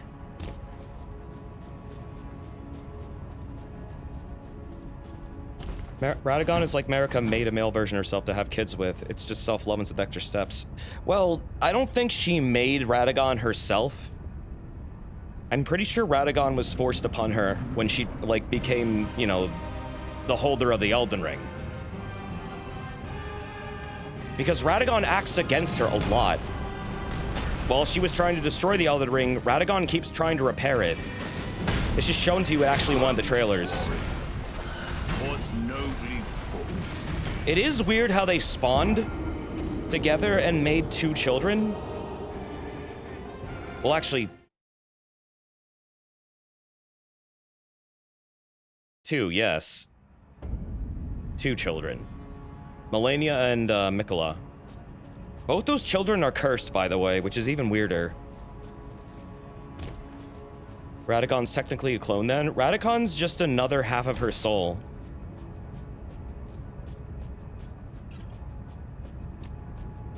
But one that the greater will apparently just, I guess, programmed to be in line with it or something. Right, they were twins. Well, yeah, there's a law of regression and then, like, the law of causality, and they often go against each other. In fact, one is the infinite possibilities of just everything and all the lines and paths that life can take, which is the law of causality. And then the law of regression is about all those possibilities converging upon a singular point and returning to one thing. Apparently, Radagon was also going to just flat out become Marika at some point.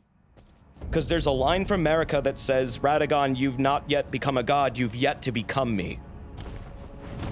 Which means that was apparently the goal. To turn Marika completely into Radagon. Which is really fucking weird, and I don't think she likes that at all. I mean, she really doesn't. She tried to destroy the Elden Ring. Melina gives you a lot of lines from Marika's past that detail a lot of very important events in her life. Like the Tarnis March, or her kind of telling Radagon, you ain't ready yet, son. You need some more time in the oven.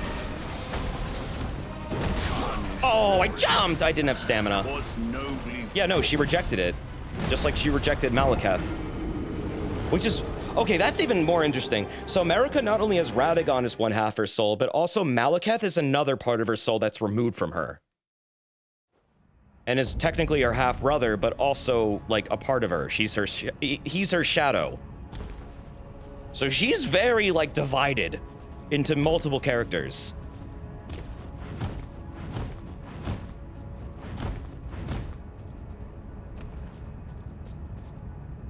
Sounds like some mythology shit. I mean, they're gods. Yeah. I think Malekith. Well, I guess he did die. I had a theory that he wasn't dead truly, but I think he actually did die when you beat him.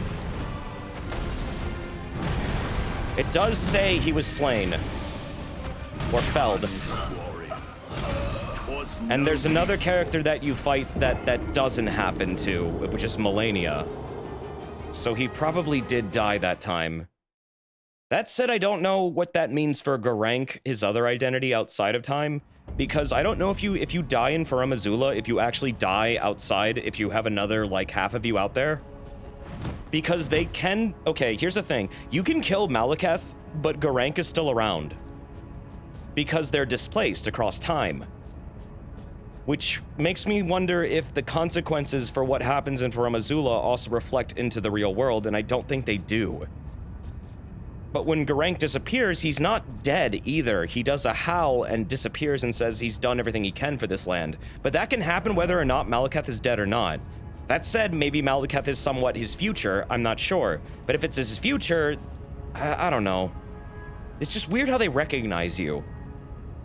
So, I mean, they are the same character, but they're also at the same time displaced in a weird way. No, Geraint is not an asset reuse. There's a quest line that actually tells you straight up he's Malekith. There's several lines that say this, actually. They're not cut either. was nobly fought.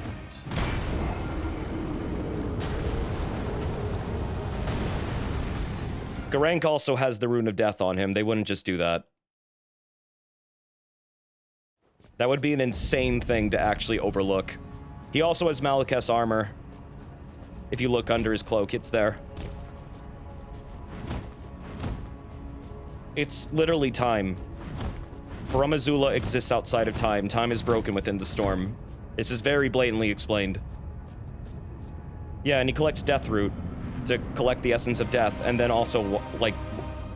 He has serious lines about Marika as well, that basically are quite literally Malekith's entire deal.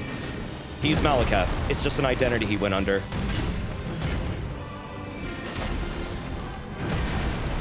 That said, why does he take up the mantle, Geraint? I don't know. It's another thing of duality in this game where everyone has, like, a dual identity. There's a point where Dung Eater thinks you're his dual identity. I don't think you are, but he does say it.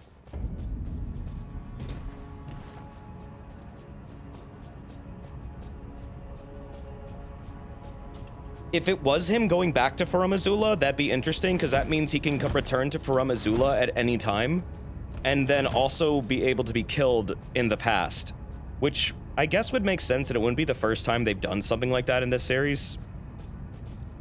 So, I mean, yeah, I mean, he could be displaced from time and then returning to that time outside of time. Time outside of time. That space in which, yes, you converged upon it and killed him. So that's totally possible. That is a time travel thing that can happen. It's just a really weird one. But not impossible when it comes to time travel stories.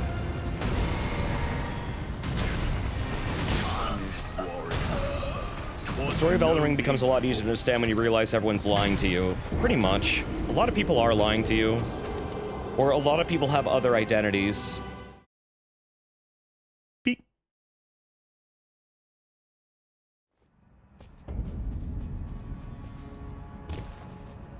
It's totally optional whether you actually fulfill his quest and he disappears. Well, yeah, you can leave Garank there. You can totally, like, leave him alone. But, I mean, maybe at some point he will return to Farum Azula. I don't know. Again, Farum Azula is neither the present, past, or future. It's its own little world outside of time. Which is very interesting because Bernal also is there. And apparently he had to murder, or, well, not murder. He had to do the same, like, burning thing against the Erd Tree. He had to also... His maiden also was set on fire. And he was going to go and kill Malekith before you showed up. But your Erd Tree isn't burning. However, his was, and it took him to Farum Azula, so it's like there's multiple timelines going on here, and they all converge onto Farum Azula. You're interacting with a lot of different things going on at the same time, across time.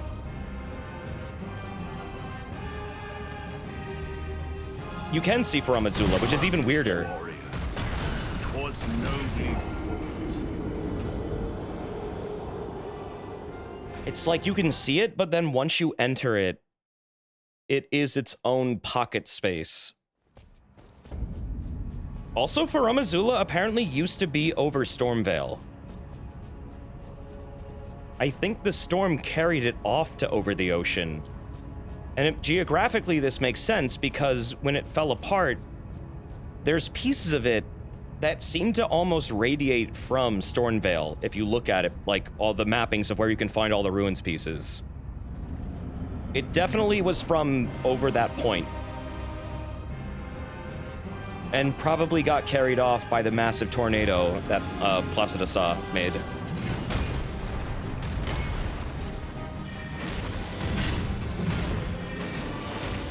Yeah, that's what all the ruins are across, like, Limgrave and Liurnia.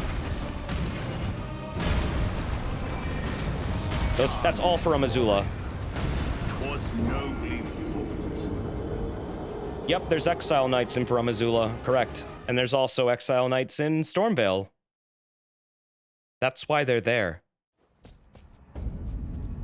Because it used to be over Stormvale. Beep. Yeah, I mean, it's believed that the god of the storm, like, I guess, was the god of Placidusa? And Placidusa was the person that Godfrey kicked out of Stormvale. And I guess in the process chopped off 2 of their heads. They have 4.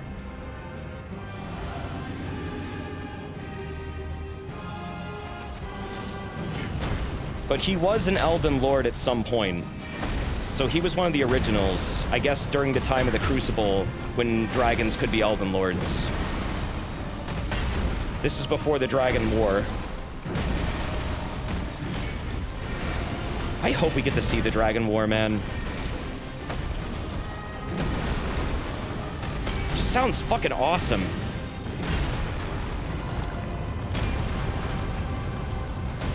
Just one big, like, lizard dude going around nuking shit with his giant spear. Badass. Got it! Ooh!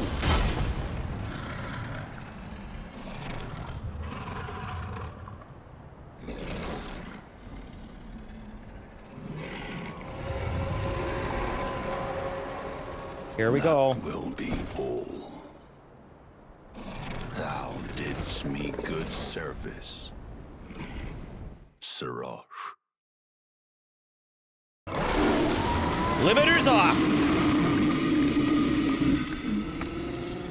He's taking part of his soul back.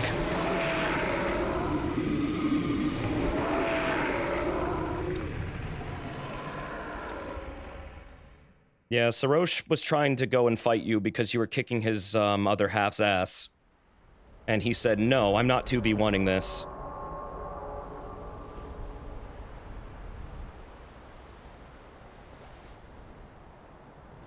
I've given thee courtesy enough. He's acknowledging your strength, realizing he can't be held back to kill you.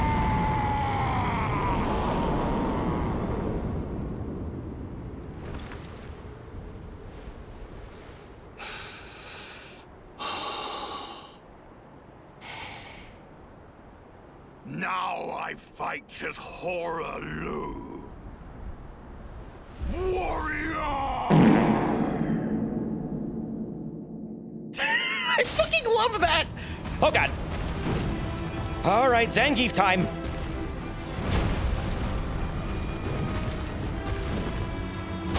Ooh.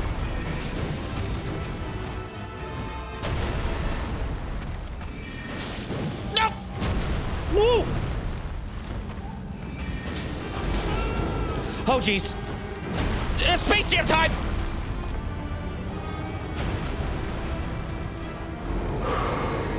Oh shit. Okay, here. Oh, I forgot about the second one.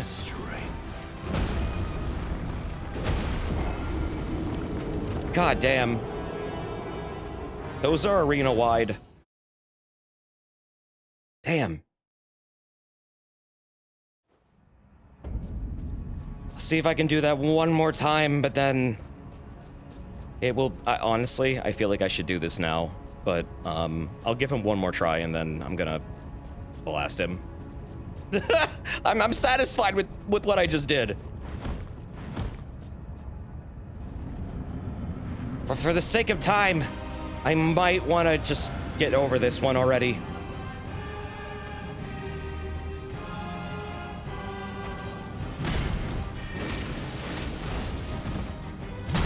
One more CQC. Twas nobly fought. Oh, dude, if I do it without it, we're gonna be here probably for like another several hours. And I did already say I was kind of gonna do that. One more CQC. All right, just one more. Give it a serious attempt. I want to get like significant progress on him. Then I'll be satisfied. This is a very hard fight to no-hit. You really gotta know all the inputs at the right times.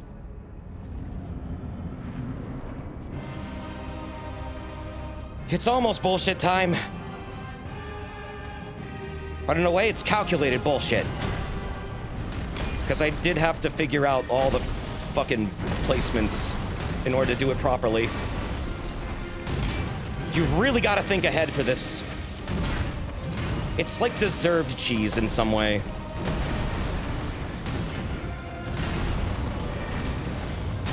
Ooh, shit! No!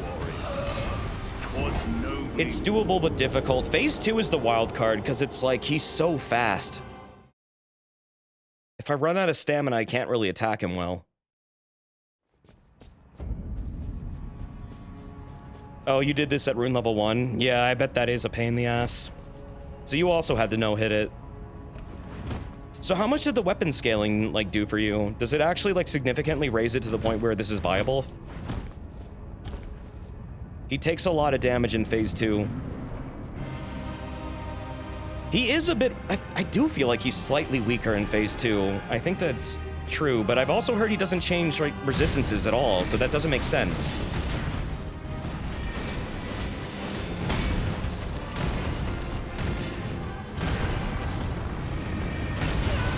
Oh! Don't know why I'm still alive!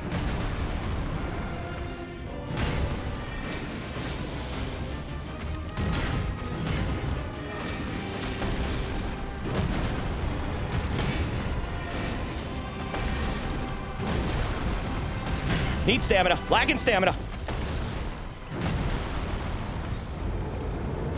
Oh god. Oh! Twas nobly fought. You should heal. I mean, I should have. I was actually being held back because I wasn't at full health. I don't expect to live usually.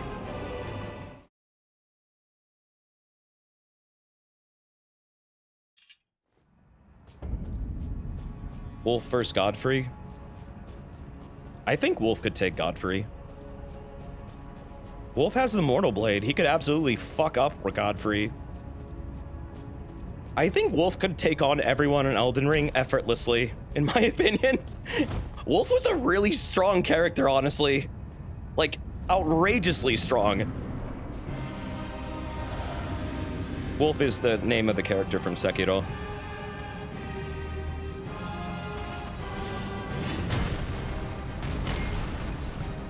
He's badass. I love him. Oh.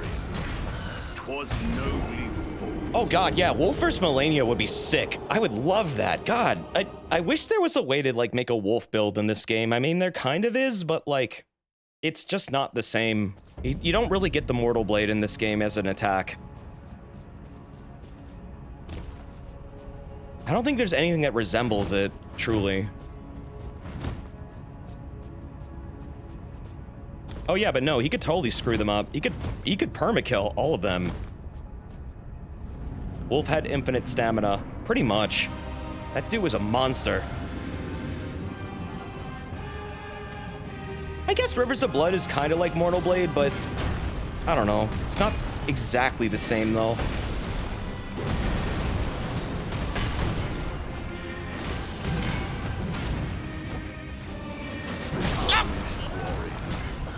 Was nobly fought.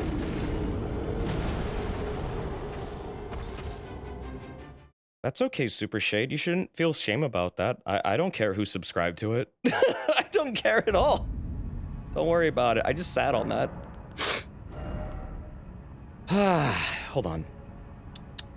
How about instead of this, I do this, because my god, I'm lacking stamina. 15 more minutes, then I'll fucking nuke him.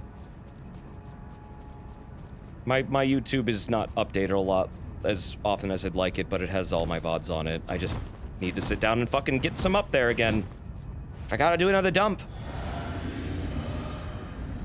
Got quite a few. I'm kind of bad about it lately, but I do it. I don't have anyone to help me with it, though. That's the thing.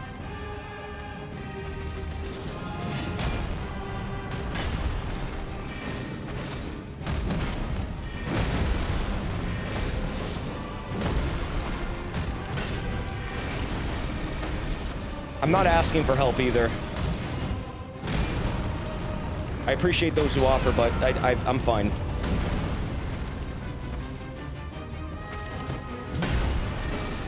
Ooh!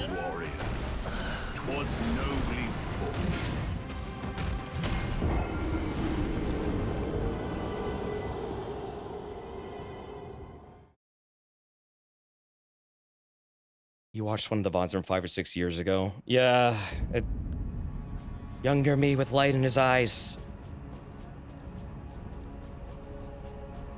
Times they are changing.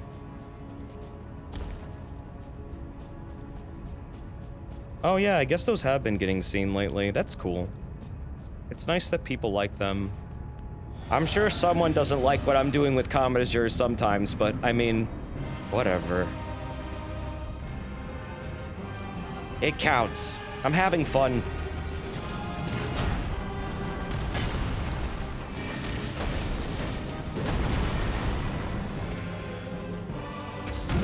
Whoa.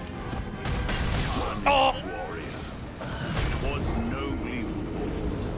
That's their problem. I mean, I get it. It's like, oh, it's another no-hit video where you bust out commenters there, but it's like, yeah, but it's fun. I don't care. Go. There are lots of other people out there who are way better than me. I'm not discounting what they're doing. I'm just saying, hey, I did this. It's funny to me. Whatever.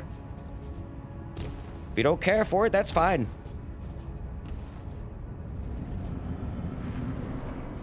No one's judging you. Everybody judges me. Whatever gets the job done. It's a no-hit run. Yes, it's impressive as hell when someone does it with way, way, way more restricted toolkits. I know I can't beat it with just my bare fists. I know that. That is ridiculous amounts of, like, focus.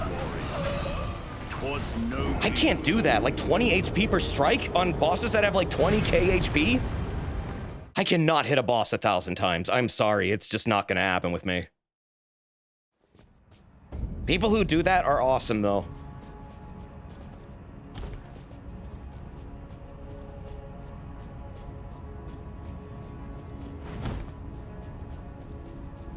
Whew.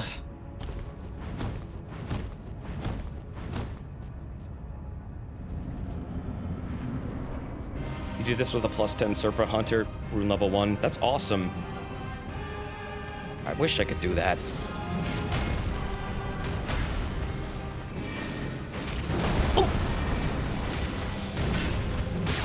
Oh, wait, did I drink my flask? I did not. I was like, why don't I have stamina? Uh-oh. You know, I never considered using the charging, Carrion Piercer, but I don't think this character has it. I don't even remember where you get that. Because I don't think I have it here. I don't have it. I don't remember where you get Carrion Piercer at all. Who the fuck sells that? It's really good against him. It does like 1,000 damage. But it's also super slow. But apparently it's really good against Radagon. You get it in the manor. I don't remember where in the manor you find that. It's a teardrop scarab in the manor, ground floor.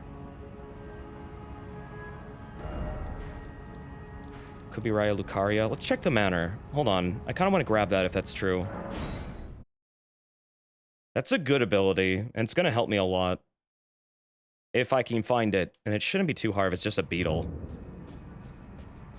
So ground floor. So not here.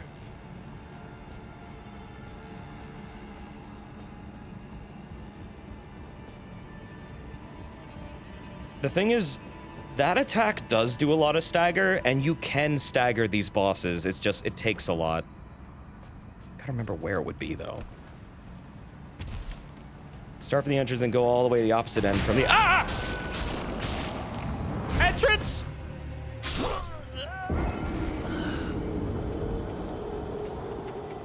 Oh, yeah, that's right.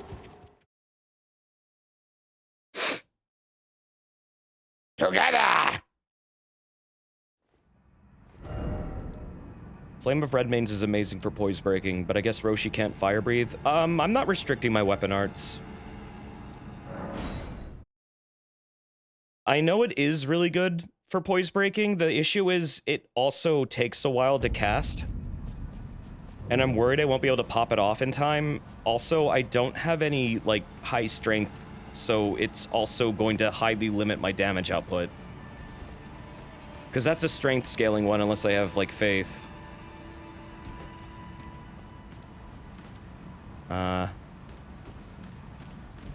Oh, wait, that's right. Oh, God, I keep forgetting about all these.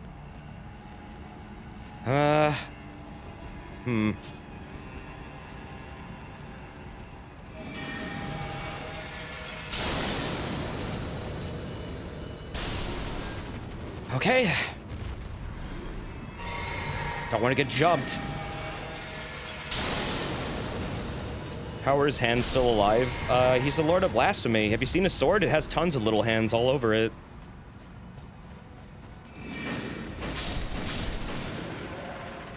But yeah, these are all Rykard's hands, absolutely 100%. He made all these. I guess he's just guarding his old home. Technically, he's in league with Ronnie, so I mean, of course he would leave these around. Technically, he's still alive. Oh, I know. They even tell you, he'll regenerate someday. Someday. Not sure when, though. But maybe soon. Glintstone Pebble Ash of War is absurdly good at poise breaking. I've heard that. I haven't really put it to the test. Any other ones? Any stupid ones? Nope.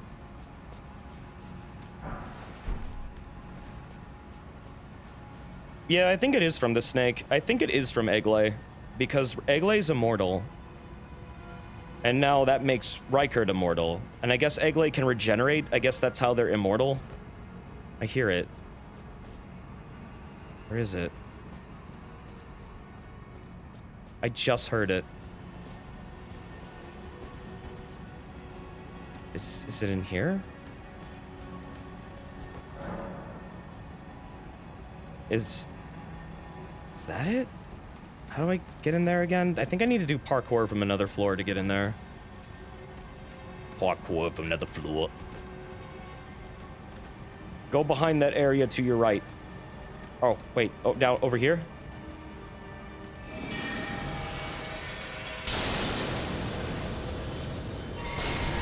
You are here. Oh, there it is. No! No, no, no, no, no, no, no, no. No, no, no, no, no, no. Got it. What was in that treasure chest? I forget. Danger ahead. Oh, yeah, I see ya. There is a way to get in there. You have to parkour down to it, though. I think it's from Pidia's area. The laser sword. That chest is Night in Flame. Oh, right. Yeah, that is Night in Flame. You're right. You're right. You're right. Yeah, I don't need it. It's a cool weapon. It shoots a laser beam. I wish it was invisible so I could, like, shoot it with my hands, but I'd have to cast a spell on it to do that, and I don't think you can do it with that one specifically.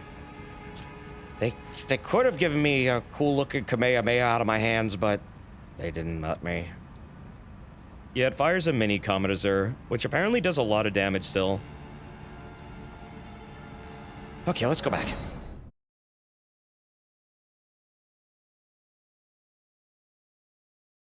Yeah, it's the Sword of Ronnie and Rykard.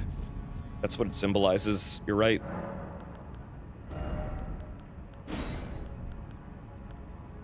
Okay. I'm gonna try this a few more times. See if I can make this work.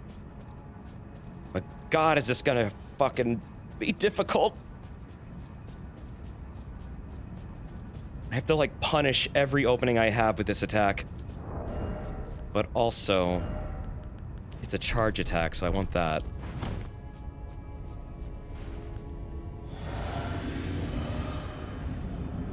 If I could power stance, I would probably have the glintstone staff on my other hand, but I've made dumb rules for myself, and I can't power stance anymore.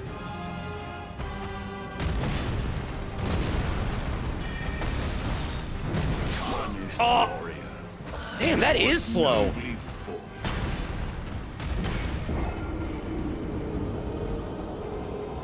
Oh, happy birthday, Stowolf. Thank you very much for sharing that. I'm hoping it's good. Do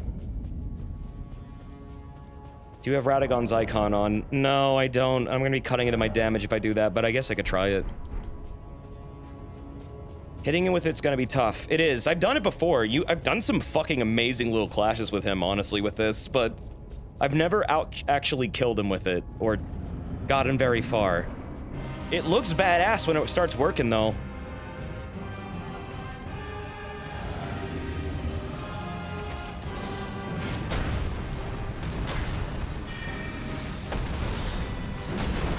Whoop. Yeah, that cooldown's gonna be what murders me. No, I can't dodge out of it fast enough. There's a huge recovery period.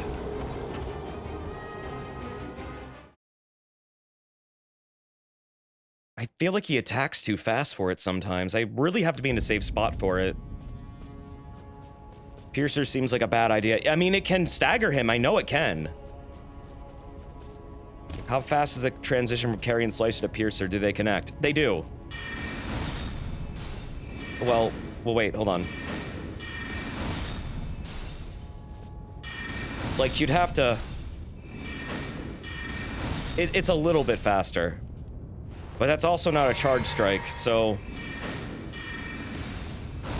If I want the full damage, I can't do a charge strike. Can't do it in the air either. I mean, I could try 1-2ing it and just do rapid tap. See if that works.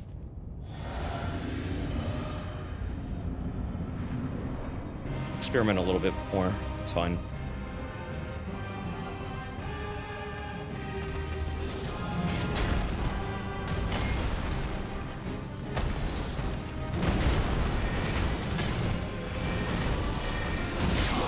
Oh!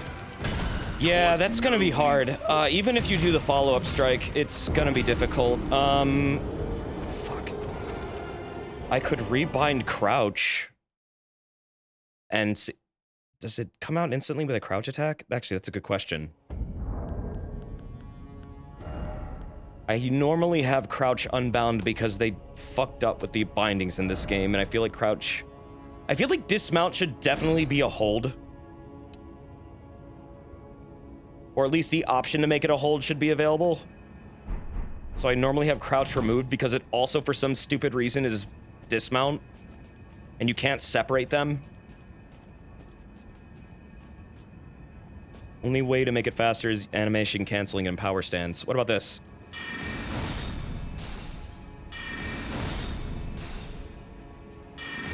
You have crouch as a double click. How did you make it a double click? Is that faster? Normally crouch attacks are actually significantly faster. I mean, for this, for Slicer, it's way faster. Like, look at this. See that wind up? And then instant. Steam controller settings. Oh, you play with a Steam controller? I tried that. How do you do that? It's so weird having the camera controls on a touch screen thing. That would take a while to get used to. That's significantly faster. You can do it with any controller. Oh, you went into the controller settings. How did you do that? Okay, so wait. So you go into manage controller settings. Did you set it to like spacebar and then have it call the spacebar command or something? No, you don't need big picture mode. I have it open now. Okay, so you select the joystick. Output, left joystick. Click action, left joystick, click.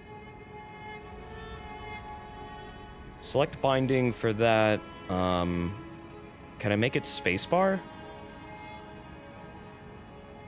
So if spacebar is also my crouch. Let's see if this worked. I mean, okay, yeah, that still works. Mode shifting.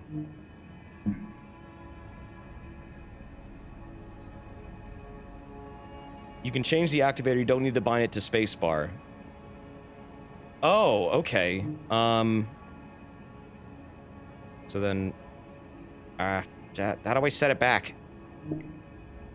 Okay, there we go. Left stick click. Joystick move. Click action. Wait, how do you set the activator? Is it in additional settings?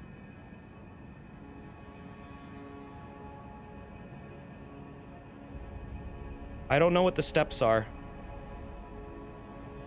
Joystick click.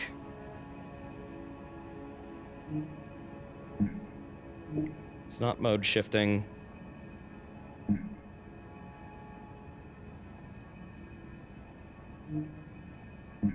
Joystick move, yeah.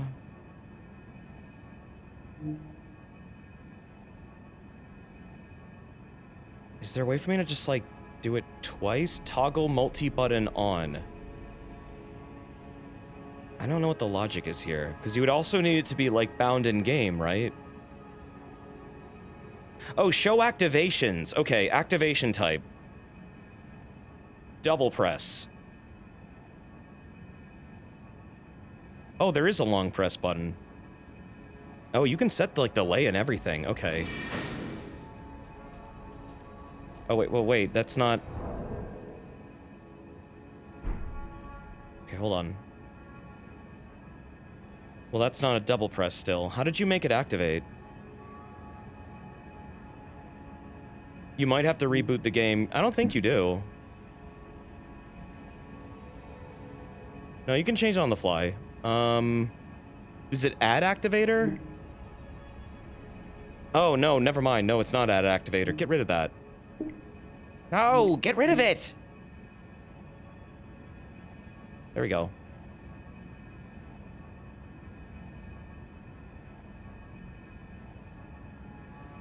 No, Karai, this is purely through Steam. Steam allows you to do a lot of controller customization with any controller.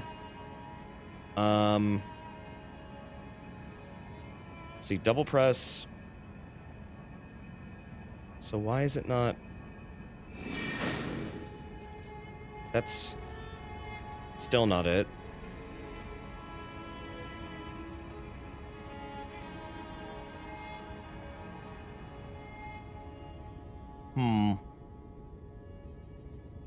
I don't see why it's not working.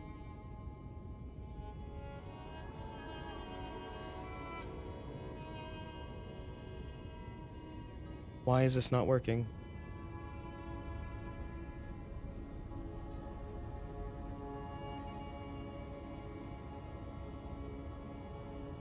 Well, if anyone figures out how that actually works, that'd be great. No, I'm in the Steam controller configurator. It's on the screen where it says, you know, like, do you want this to be double input or no? But it's not reflecting in the game.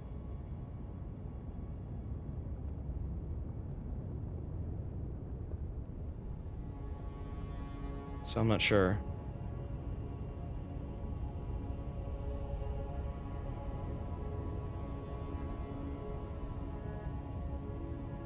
There's a setting in the game settings for if it uses Steam's input thing at all or not. Wait, really? Where? Huh? I've never seen that setting before. Where is that? In Steam. I'm confused. Go to controller, right-click game. No, I'm in there. I'm in that. I'm in that. I'm looking literally at the double press activation type.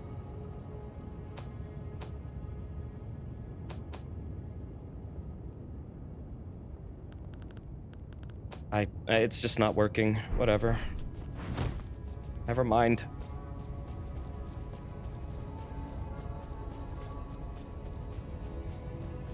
Just type the steps out in full and DM them to me if you have them, but I mean, doing this over Twitch chat's just gonna be a nightmare.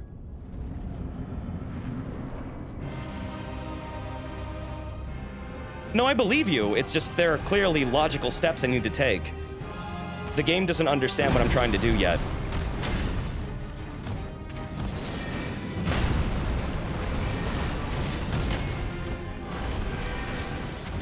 Punished warrior, 'twas nobly fought.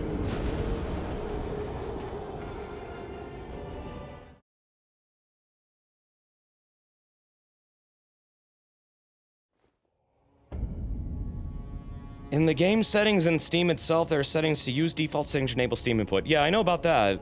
I believe that is, like, on, but... check.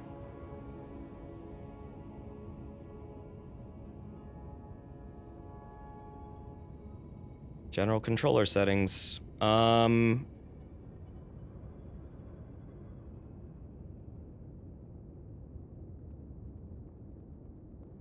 Yeah, you're gonna have to give me more specific instructions for this, because this isn't working.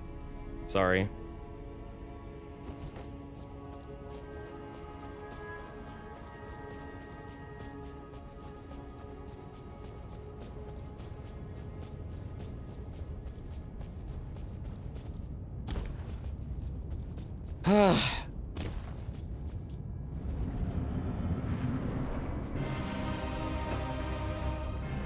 Here we go!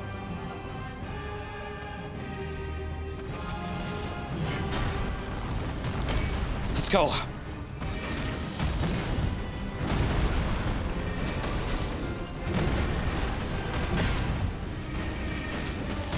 Oh! That slap! It's always the slap.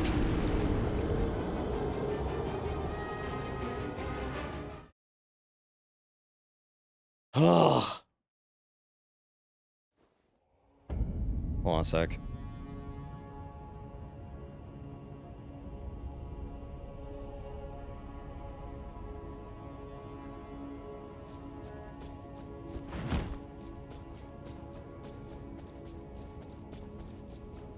Okay. I forgot to drink my thing. Damn it.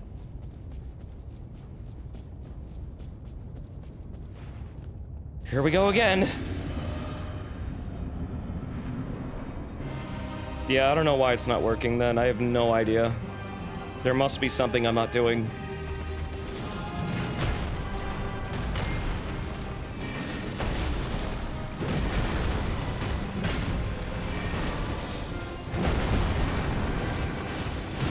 Oh! 'Twas nobly fought. Maybe you have to actually change it from the Steam overlay for it to instantly update. I've never had to do that before. That would be a really fucking game-specific thing, if that's true. In which case, it's whatever. It's not that big of a deal. I don't really... I know I don't really need it to do this, but it'd be a convenient thing to have, yes.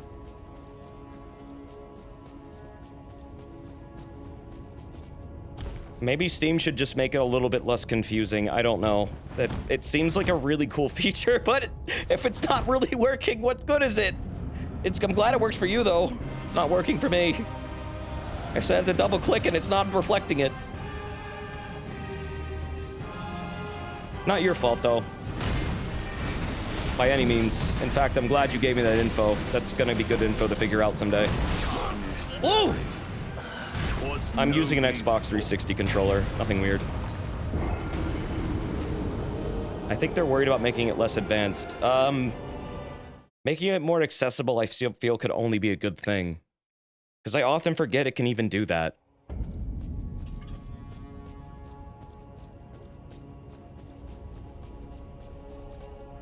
But I get their fear of it, but at the same time, it's like, why?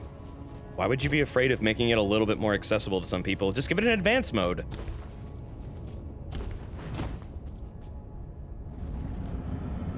Offer, you know, a lesser version of it for the end user, and then offer an advanced mode for it for someone with a lot more knowledge of it. Lots of things do that.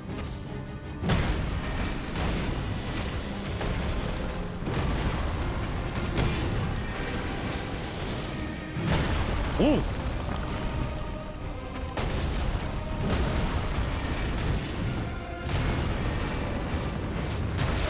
Oh! How am I alive? Ooh! 'Twas nobly fought. How did that not kill me? Oh my god. I don't know why that's not killing me. That consistently doesn't deliver a death blow. Weird. Well, I think those attacks that are not killing me are just designed to knock you down and ready you up for another big attack. It's likely they're not meant to be surefire kill attacks. Just so you can, like, I don't know, have a chance at, like, seeing this super cool attack and dodging it, which kind of makes sense to me. So you can enjoy the spectacle of getting your ass beat.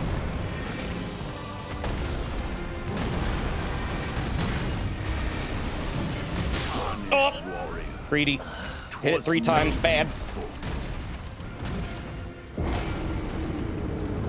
Left joystick, click action, show activators, double press, binding, LS click. Yep, that's exactly what I did. I'm sorry, man. I appreciate your advice, though. I wish it worked. I don't know if it's the game or if it's like just Steam being weird or if I need to like have some very specific thing in the controller settings like clicked in some manner. There's like checkboxes too. And I thought I have all the ones I would need for this, but I guess not. That's another half of it, which is also really weird. I remember I had to like play with that a lot for Nier. Otherwise it wouldn't recognize my controller. Which, my god, that PC port was bad. Again, I've never had to mod a game that heavily just to make it fucking playable. Come on, Square.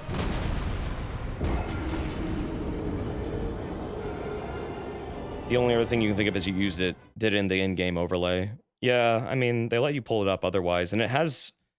The reason why I don't think you need the overlay is because I've often booted up this game before, where it would be like, not registering my controller at all, and then I'd open up manage controller settings and suddenly it would.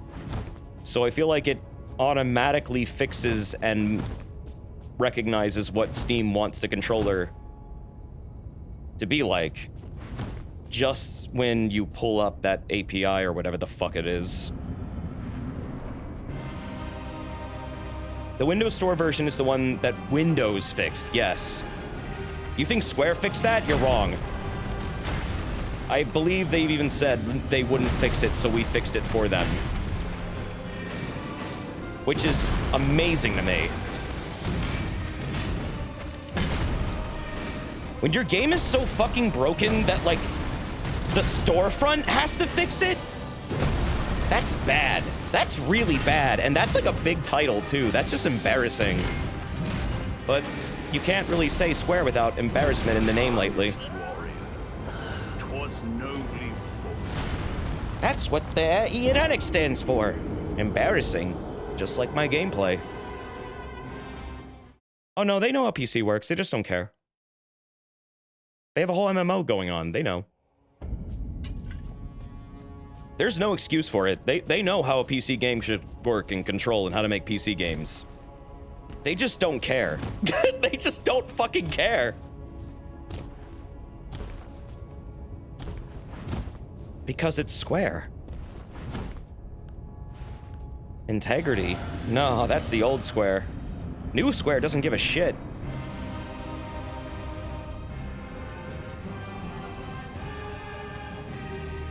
And my god, does that make me sad.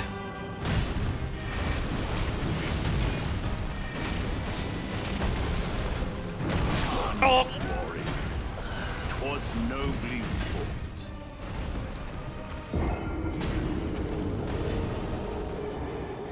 FF7 PC port from 20 years ago was pretty bad. Well, also, that was 20 years ago. I mean... What I'm saying is, like, they've been making PC, like, games for so long that are perfectly fine in PC. FF14's a shining example of this. It's not like they don't have developers that understand how PC games should be integrated and controlled. It's also, like, just, I don't know, it's fucking annoying. It's inconsistent and dumb. I hate it. They need to get their shit together. I really, really, really am stopping giving a shit about Square lately.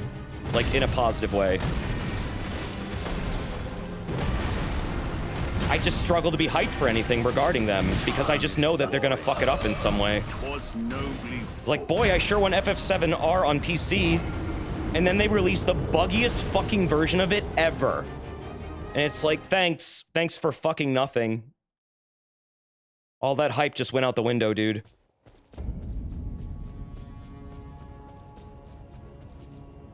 Like, Christ. Same thing happened with Strangers of Paradise.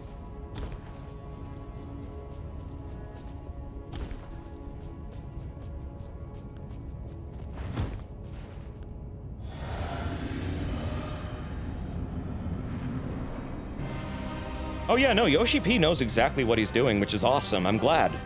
I just wish they would take some of those developer skills and, like, apply them to their other titles, because it's like, I mean, they're part of the company, why don't they? Why not take that knowledge and apply it to other things? That's probably gonna work out better for you than not doing it. I'm just saying.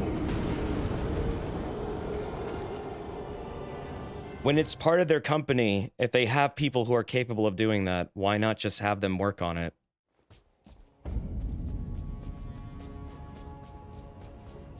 Well, that's the thing. If it's keeping the company afloat, why not take what works and apply it to other things? That just sounds basic to me. I don't know. Maybe I'm the asshole. Maybe I'm the dumbass. I don't know, man. I would just be like, oh, hey, that's working pretty well. Should we apply that to other stuff that we make? No, that's dumb. No, we shouldn't do that. Let's report. Let's release a bunch of buggy fucking messes for beloved titles instead. That'll really impress our fucking consumer base. People will want to always play our games. They'll say, oh, Square Enix games, they control great. Oh, Square Enix games, they're not buggy at all. I definitely don't have to mod their 60 frames per second game to have 60 frame per second cutscenes when they left in the 30 frames per second versions for God knows why. And they look terrible. Back to back. I shouldn't have to interpolate and re-encode every fucking cutscene in your game, Square. That's stupid. That is ridiculously dumb. And it wasn't even a cinematic choice. The 60 frames per second cutscenes exist on all the other versions. Except for the PC version. Isn't that nice of them? Christ.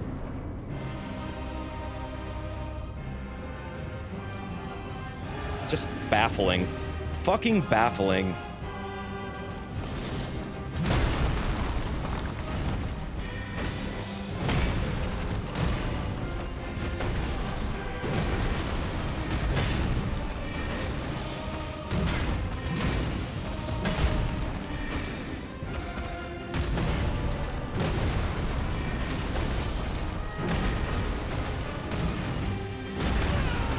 Jesus. Whoop, shit. Oh, what? The dirt hit me?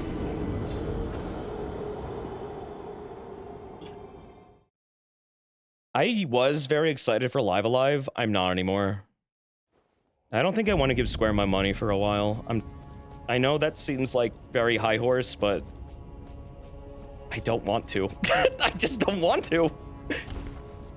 They are not the company I grew up with loving anymore. That is very clear to me now. They just don't give a shit. And then a lot of people are coming out that have worked with them and for them and have been like, yeah, that it's awful in there. They're not the same company. Yeah, I would just play the SNES version at this point. Like, I'd love to support games like that and make it so maybe we can get more, but at the same time, they're just gonna release shitty versions of these games. They can't even get fucking Chrono Cross right, which by all accounts has no excuse to not work flawlessly at this point. Like, why? Why would I just keep...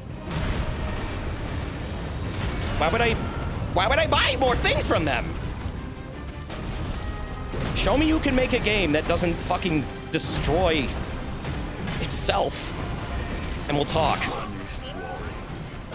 Was nobly fought.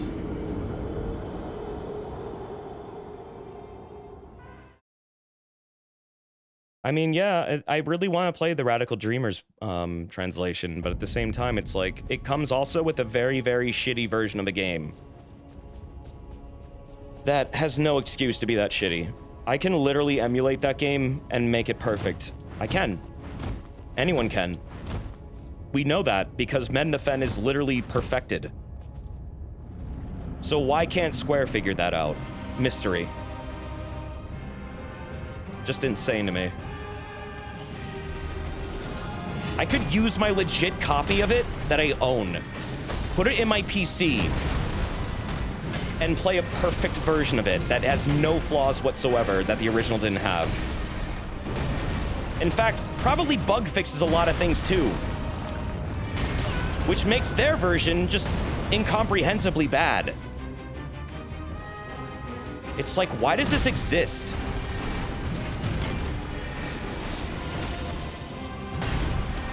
Punished warrior, 'twas nobly fought. This game was made to be... Okay, Chrono Cross was basically ported probably for people that were nostalgic for it. Why would you want to piss them off? What are you doing? I highly doubt there are a significant... Okay, there are people who want to play Chrono Cross. Absolutely there are. That exists. But there's probably a ton of people who just want to play it again. Why would they play an inferior version compared to what they played on the fucking PlayStation over 20 years ago? It's like, that doesn't make sense, Square. Sorry.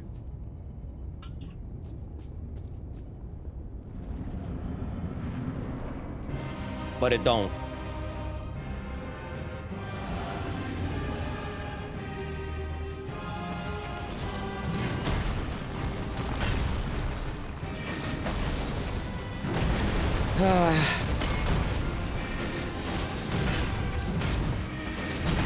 Whoa.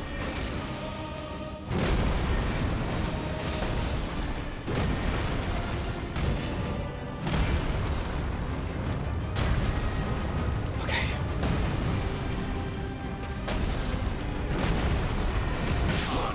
Oh!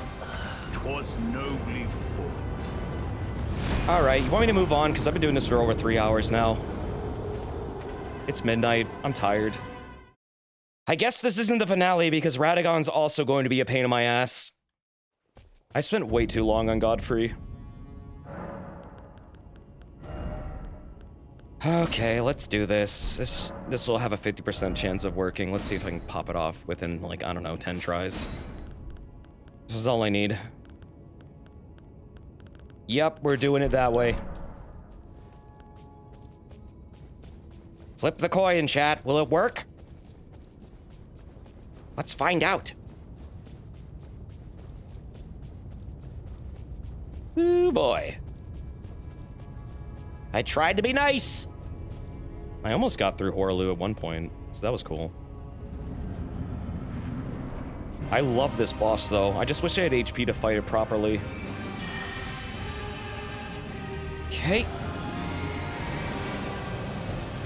I might need the moon to pull this off properly, though, but we'll see. Nope, never mind.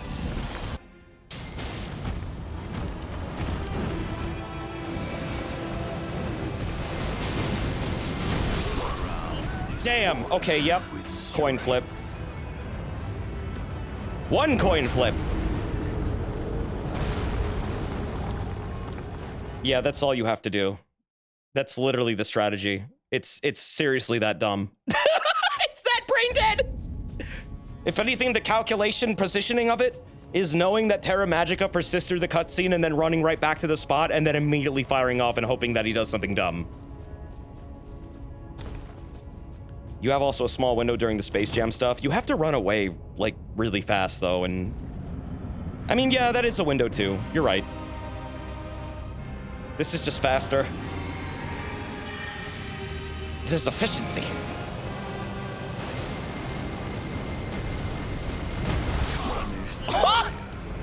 Twas nobly fought. He doesn't have any magic damage resistance as far as I know.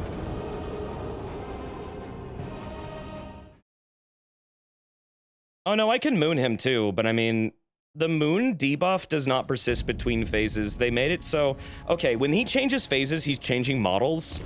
They take his health bar onto that model, but they don't take the status effects for God knows why, and I really wish that wasn't the case. Every time there's a cutscene happening in between phases, that means they swapped models.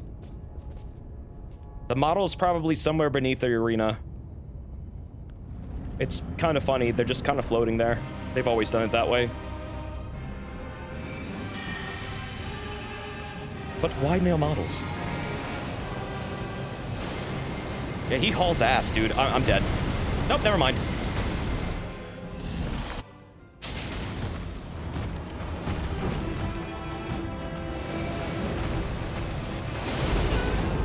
Oh, I needed him to do that just in one other location. Fuck.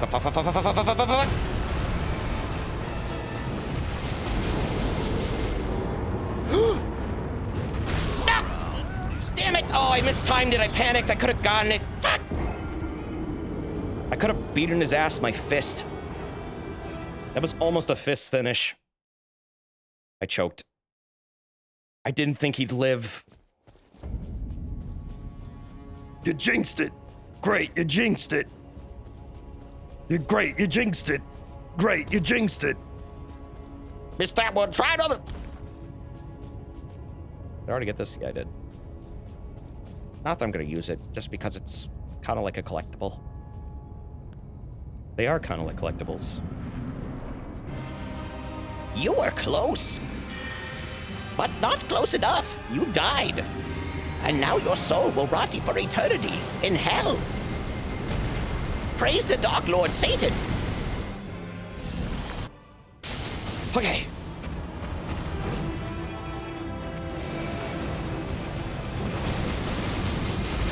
Got it! Oh no! Oh, I did it! In the dick!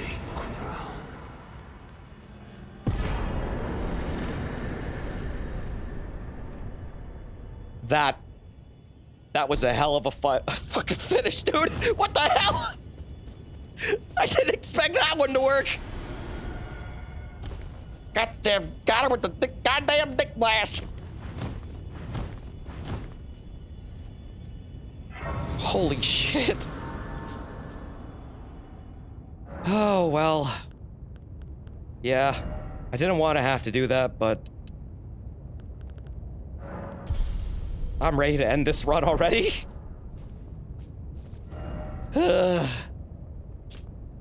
Don't need to shoot a guy at the dick, Butters. Let's take a look at some lore really quick. I missed that. Could you repeat it? You could probably still get it with a clip. Hi, Anya.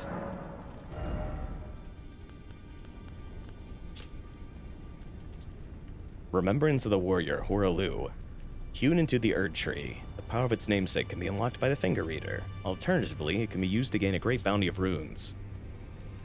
When Godfrey, the first Elden Lord, was robbed of his grace, becoming tarnished, he took with him his kinfolk and left the lands between. After the long march of the Tarnished came to an end, Godfrey divested himself of kingship, becoming a simple warrior once more. It's just not known if he got rid of Sarosh at the same time. I'm pretty sure Sarosh is, like, part of his guidance, but I don't know. It seems when he has Sarosh, he's Godfrey, but when he doesn't have Sarosh, maybe he's Horalu again. But they never outright have said if he got rid of Sarosh when he became a Tarnished. That's referring to right now. Well, the thing is... Well, wait, what are you talking about? This? No, this is talking about the Tarnished March. This is referring to the Tarnished March. This happened before the game. Marika took away his grace and they kicked out all the Tarnished. He led them to the lands outside the lands between. He did it again in front of you, yes, but he did it that time of his own accord.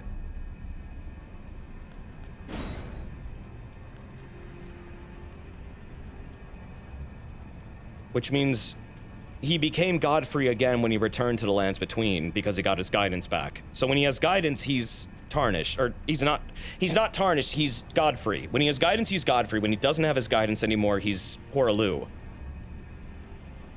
But yeah, a lot of this happened before the game. Like, generations before the game. What's up, Groff? The march ended when they came back here, though. Well, no, the march ended when they left the lands between. That's the march. And then they went and established their lives outside the lands between, and then generations passed, and then Marika called them all back. This is the return of the Tarnished. What's happening now? I like to think when he lost his grace, he lost Sarosh as well, because it doesn't really make sense if he's also Horalu, because when he's Horalu specifically, in the game, he doesn't have Sarosh. And he has to kill Sarosh to become Horalu, because Horalu doesn't have limiters. Horalu is a barbarian badass with unrestrained bloodlust. But also, it's possible that Sarosh came with him and just wasn't holding him back anymore. He didn't ditch Sarosh when he became Tarnished. You see his corpse in the intro and Sarosh is there. Well, it wasn't his corpse, it was him in the process of being killed. Marika states that they have to die and will be revived without their grace or something at some point. Melina gives you this dialogue. I think they killed him, and when he woke back up, he didn't have his grace anymore. Like, this is a whole thing that happens in the lore. I need to have the Melina quote, though.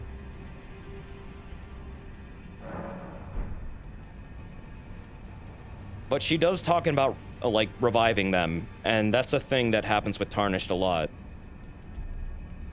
To see the grace, I think you do have to be killed and then, you know, brought back to life, because that's the intro. In the intro, they're all being revived, yes. It's possible he did die on his way out, and that's why he doesn't have his grace anymore, but I don't know, man. It's kind of an unclear part of it. I haven't really seen anyone come to, like, serious conclusions on it that are, like, definite. Weapon of Godfrey, Elden Lord. It was broken in a battle, fought as leader of the Tarnished during the Long March. See, I want to know what that was. No, I know his armor is lore. Yes, he lost his grace after he killed the Stormlord, yes, but what I'm saying is there's an entire line of dialogue in the game Melina tells you that details what Marika was doing when he lost his grace. She talks about removing it. I can't see the quote anymore, in-game. Melena's dead.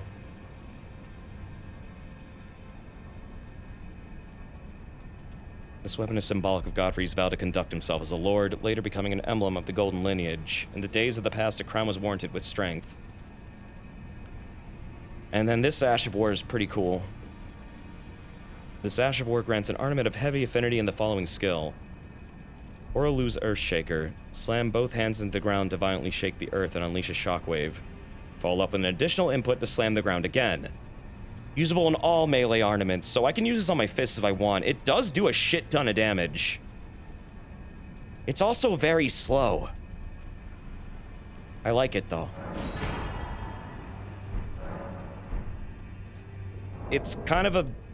I don't know if this qualifies as a roar attack, though, because I don't think the roar medallion powers it up. But you do a roar during it. I don't think it's classified under roars.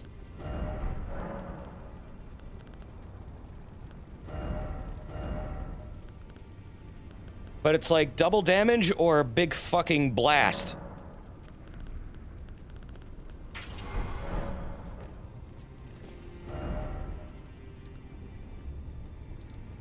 It is a pretty awesome ability, I will say.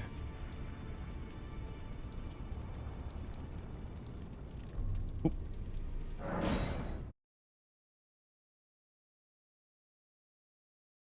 Double damage comes in serious handy, but I can't do it with my magic anymore. You used to be able to apply Royal Knight's Resolve to magic, but it doesn't work anymore. They patched that out. So I guess it wasn't intentional. Not gonna have time to set up Terra Magicka at all.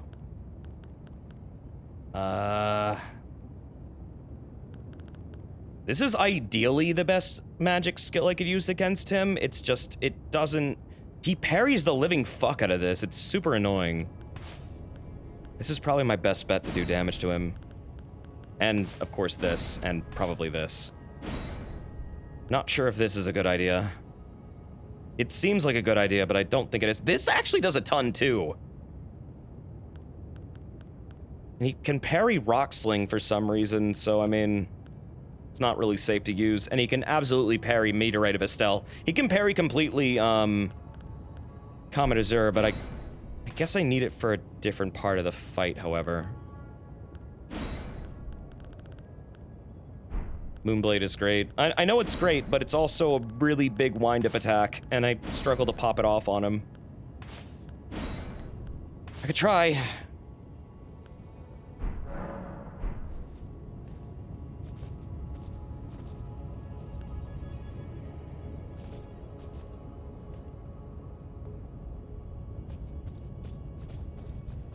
How's Elden Ring going? I'm at the last boss. I have to no-hit them. Did I technically no-hit him when he did that? I got knocked down, but I don't think I lost any health. I guess I no-damaged it, if anything. Did he do the roar? Because that doesn't do damage, it just knocks you back. You did indeed. It was the roar. Okay, then I didn't take damage. Technically no damage. Technically a no-hit because of no damage, but whatever. Yeah, it was the roar. Okay. Yeah, that's the attack I was waiting for.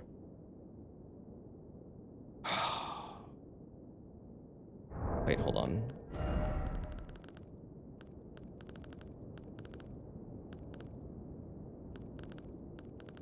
What am I doing? Okay, yeah, that's fine. Okay. Start off with the moon and then hope for the best. He can parry the moon.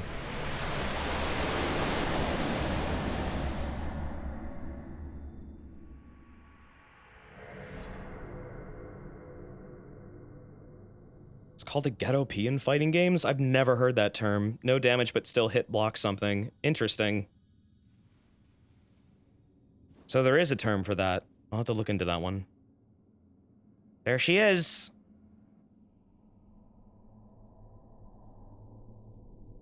From please fix your optimization. I don't like stutters in the cutscenes. Please. Oh, thank you, Neri. I'll look at those later. I might do a just for fun speedrun of this game for New Game Plus, just because I like it so much, but I don't know if people want to watch that. People might be tired of this game by this point. I might just do that by myself. You would probably. Probably isn't very reassuring. Now she's Radagon.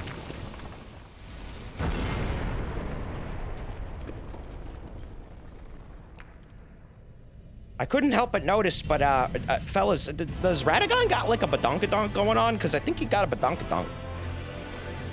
He got a fat butt. No, seriously, his butt cheeks hanging out. Look at you, see it? His butt cheeks, it's got his butt out. He do be kind of thick. Redumpy. That's where he stores America. Shut the fuck up. This song is so good. Ah! So yeah, he parried the moon. That attack fucks with me so much. 59 damage. Yep. That's because he can parry any magic that he throws at. Any magic you throw at him, he has a chance of parrying, and it's a very high chance. And it does fuck all. The point is you get the debuff, though. And that's what I want. He does get mad about it, though, and he does often spear you because of it.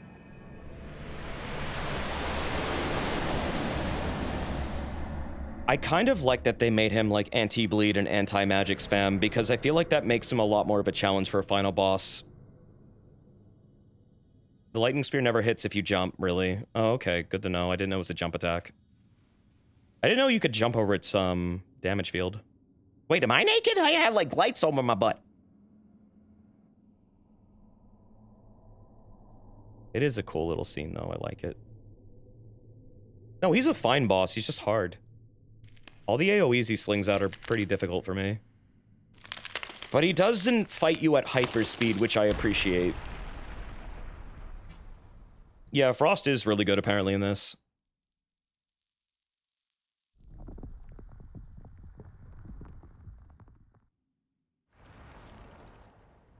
Yeah, the teleporting stuff is a little bit annoying. That's gonna be hard to deal with.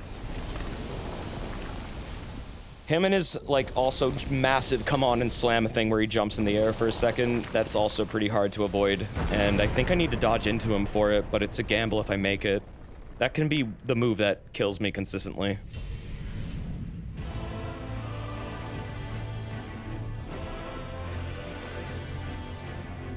Oh my god, he's so gorgeous.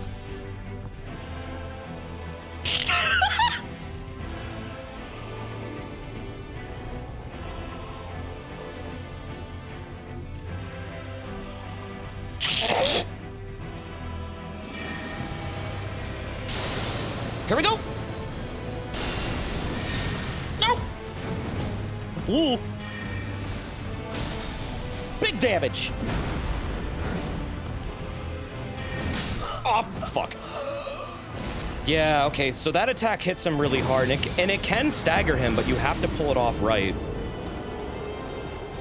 Yep, I did the funny against Horalu. I deleted him in less than a minute. It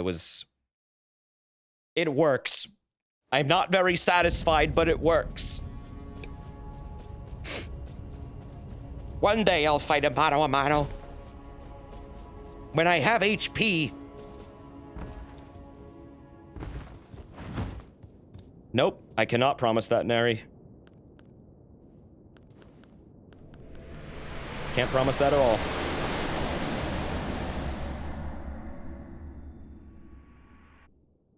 Less than a minute and 3 hours. Well, I mean, I wanted to give him a fair chance. Like, I don't know. I felt bad if I didn't do that. Like, I said at the start, I have this in my pocket if I need it.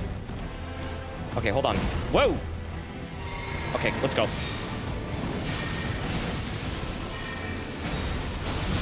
Oh!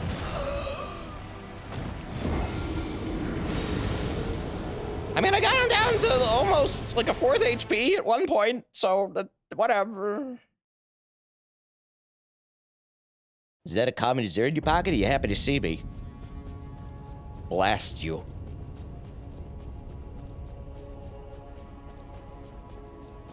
Good night, Nari. See you in 6 hours. What the hell does that mean? Huh? Nani? Huh? Are you gonna do a run after this where you only level Vigor? Wouldn't that be just fucking poetry?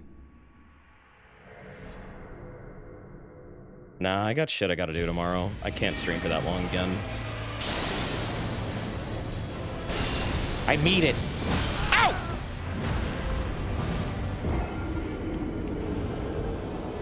Boom, you're dead, son!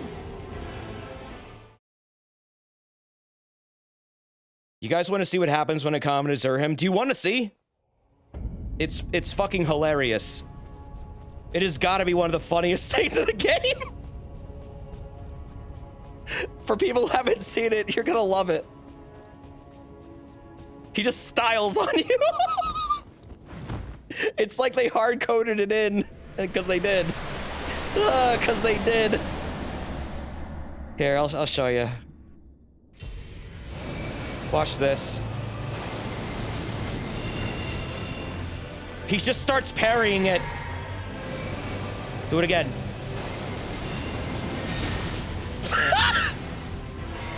He doesn't give a fuck.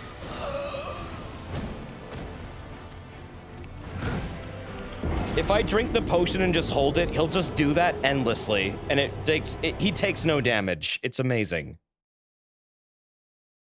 That's the most you've done so far. Trust me, I could do way more. Here, let's fight him properly then. Wow, wait. Okay, I had this on the whole time? Jeez, I didn't need that for when I did the thing to Hora. Okay. Let's do...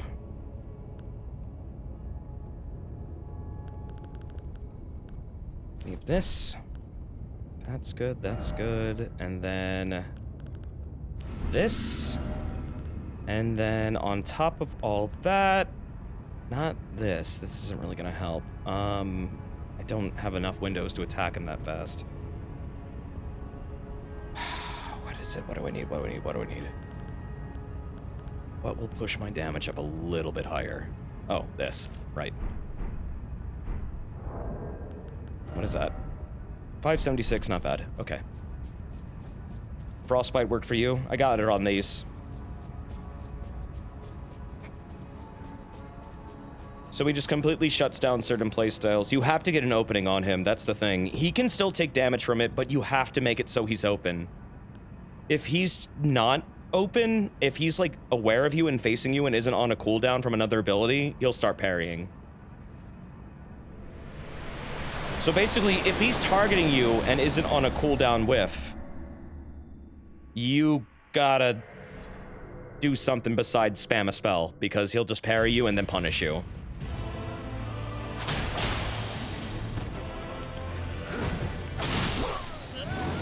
Also, if you parry him, he gets actually mad at you and then does a super attack. It's fucking hilarious.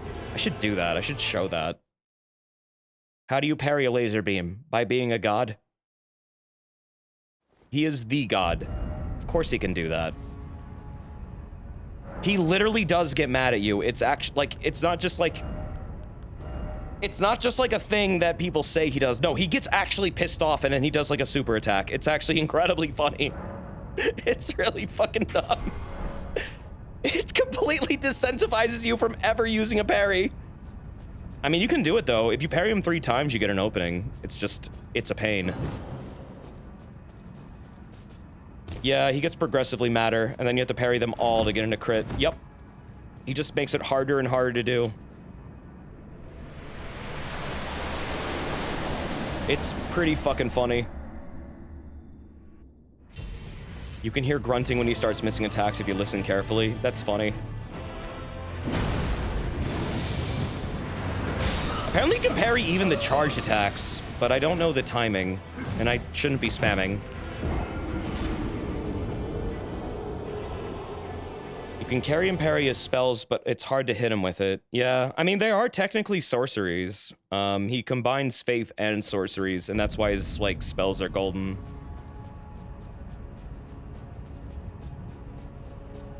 I think is he also one of the few bosses in the game that does, like, pure lightning damage, I think? Outside, like, the dragons. As soon as it comes down, yeah.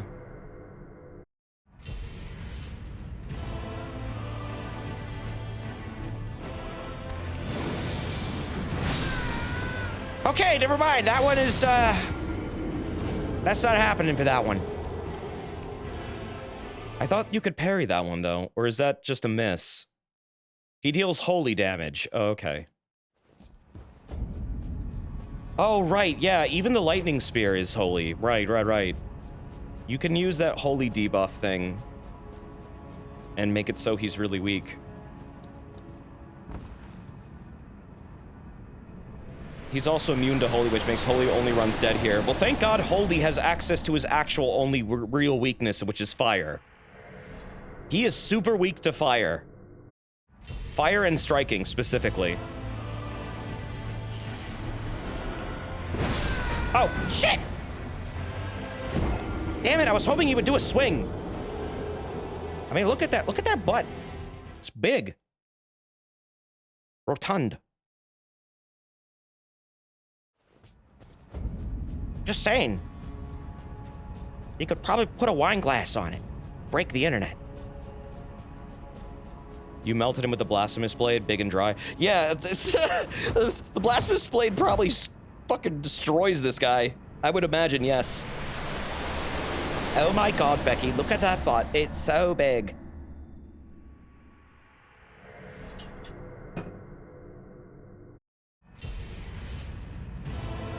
Ba-donk-donk. Let's see. Yep. Oh, shit!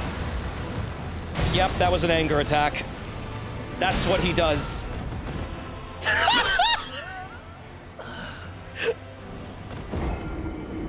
He consistently will do that in response to being parried. It's fucking incredible.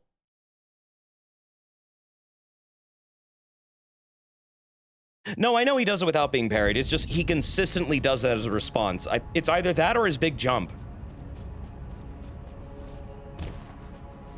It consistently will make him do it. That's the point. That's what I'm trying to show.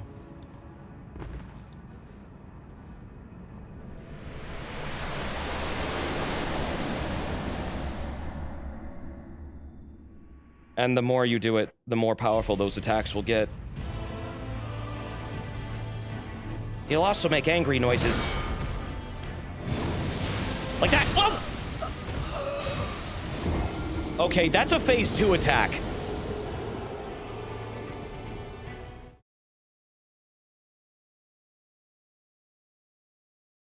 Yeah, that's a phase 2 attack. That was weird. Nope, that's because he gets mad at you. He just pulls that out from phase 2 into phase 1. That's one of the secret runes people are theorizing about. The hatching. Well, that's his symbol. Did you ever notice how Lusat was behind one of those?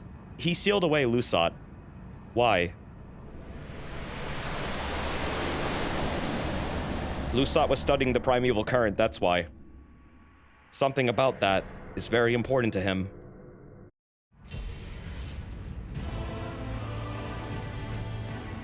Let's see if I can... Uh-huh. Oh!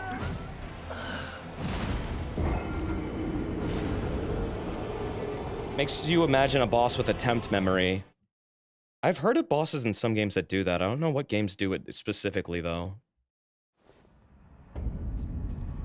Isn't that the pattern of the Raya Lucaria seals? Yep, he sealed away her, too. Renala? That's all his sigil. Anytime you see hatching in this game, that's a Radagon thing. Notice how they were hatching all over the door in the shape of vines. Who sealed away the throne room? It was Radagon. Every time you see those hatchings, it's him! It's also on the Statues of Marika!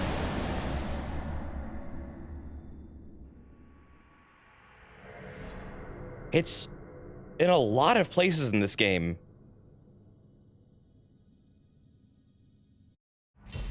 No, Radagon hates that Marika shattered the ring. He's really mad about it. Oh, got the stank foot. I always think he's gonna come with like an overhead swing when he does that. I'm gonna stop parrying him. I can't really do it. It's just asking for death. Let's fight him normally. With style.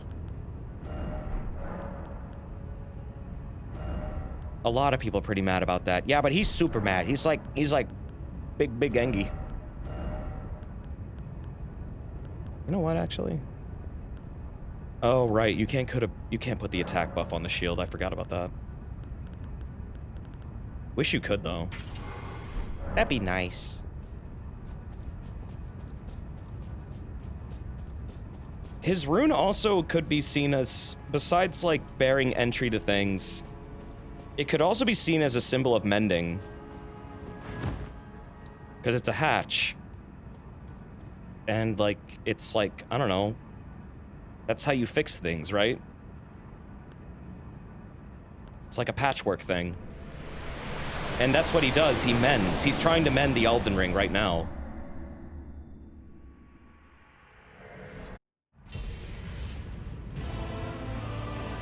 It can stand for quite a few things. Okay, come on. You gonna do something?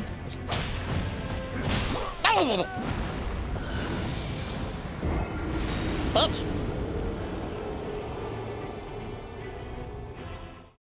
He did something.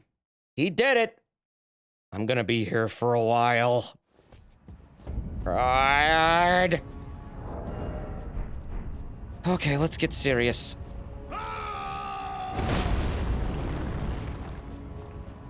Let's get dangerous.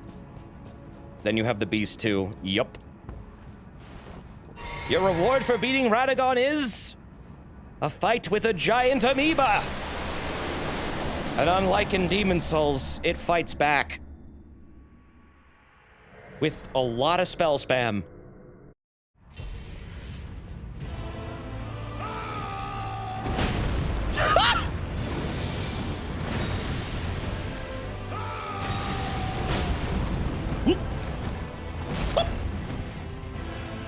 Over here, Chucklehead. Ow! Yeah, it's...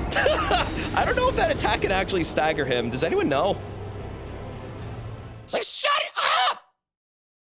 I could fight him with roars. You want me to do the roar? Old man screams at God until he dies. I mean, it could work, potentially. Do the roar. Do it. I love you, Daddy. Why don't I have all these? Warcry, Braggart's Roar. Where's the other one? Where's Beast Roar? Or not the other. There's another roar that I don't have. What the fuck? Warcry. No, not Warcry. It's, there's 3 of them.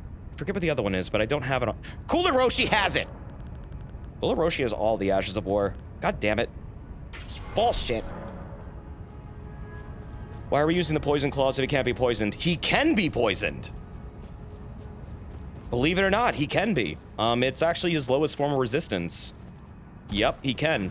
He can't be bled. He can be scarlet rotted too. He can be frostbitten. He can't be slept. He can't be bled. If he can be bled, it's not consistent at all. And I've seen some people say he can, some people say he can't. But he can totally be frostbitten. He can totally be poisoned, and he can totally be scarlet rotten. Rotten. Yeah, I'm doing the big old roar against him. I didn't equip the right talisman, did I? No, I didn't. Hold on a sec, sir. Okay, thank you.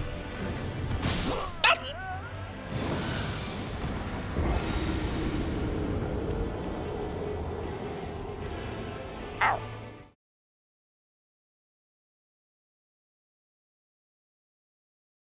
If he has the potential to be bled, his resistance must be absurdly high, because I've never gotten it to work, and a lot of people who do bleed builds say it doesn't work, but then I read occasionally it does work, and I'm like, okay. I guess it works sometimes? Maybe it's like a glitch when it works? I don't know, but people definitely have said it works. People keep going back and forth on this one. Don't blink, you might die.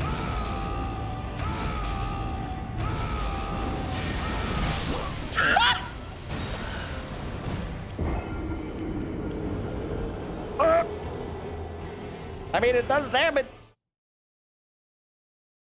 I think it's based on your attack rating, how much damage that does. So wait, if I equip like an ultra great sword or something, does that apparently do like 10 times more damage? I feel like that would make sense if that's really what it scales off of.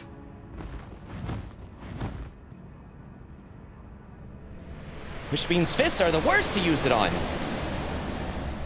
Because they're all about fast attack. It's dex scaling? Is it actually confirmed to be dex scaling? Because I've never seen a consensus on this other than attack rating. Oh, he can parry it! Of course he can!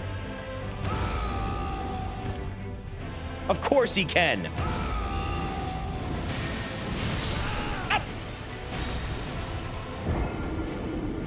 How do you parry a roar?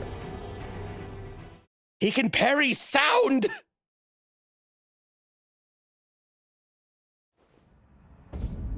With his hands up, he can parry everything. Can he parry this? I don't think he can. I'd like to see him try. This game needs a fart attack. Yes. No, he can't. I'm just gonna Royal Knights resolve his ass. I'll resolve this. With big attack. Let's see. What did I have here? This was...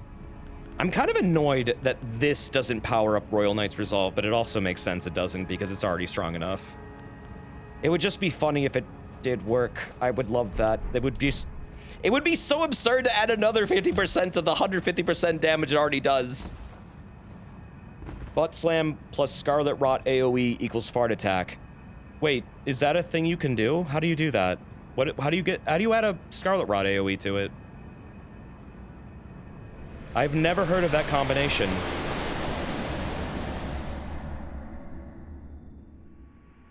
No, you can't. Wait, what if you use a weapon with Scarlet Rot? Does it take on the properties of that weapon when you do it, or does it not? Because those do exist.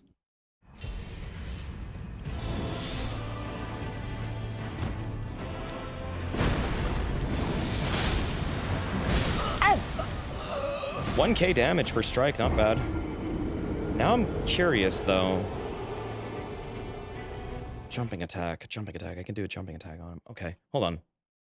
Did I level up my raptor claws yet? I might have a way of fighting him. Oh, I did. This could be interesting. Okay, hold on. Instead of that... Instead of trying to get, like, poison procs on him... Screw the procs. Let's just do it this way. I have another way of doing this. I'm not relying on the bleed. I'm relying on the jump damage bonus, which is quite fucking high. It's like 55% damage boost. It's absurd.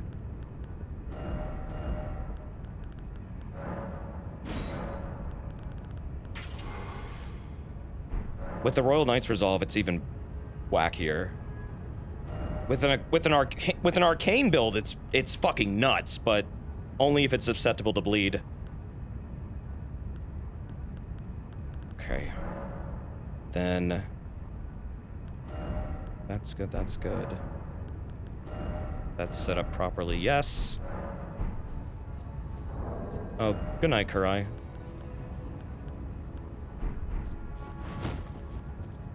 Have a good evening. Oh, thank you for popping those, by the way.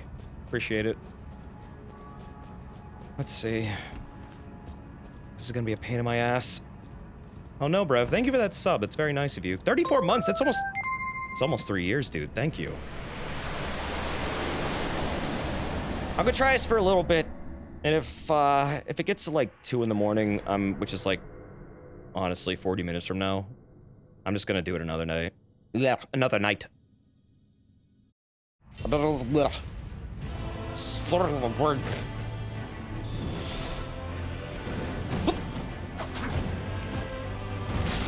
Oh!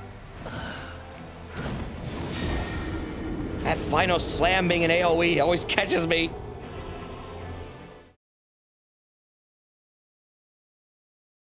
Well, the thing is, I have stuff to do tomorrow, so.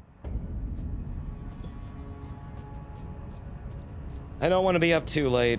I know I'm probably going to be up late anyways, but I should definitely wind down. This game keeps me up when I keep playing it, sometimes.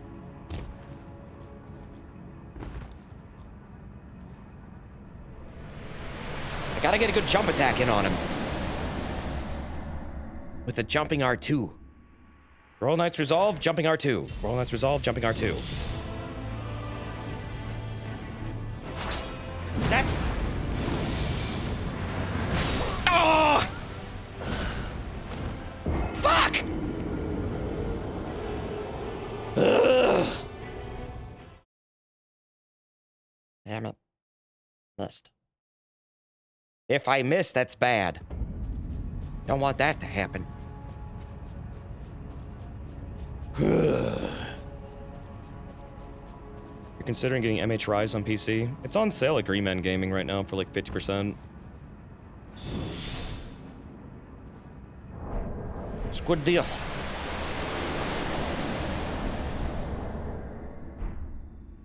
I'm impatient. I keep mashing the start button.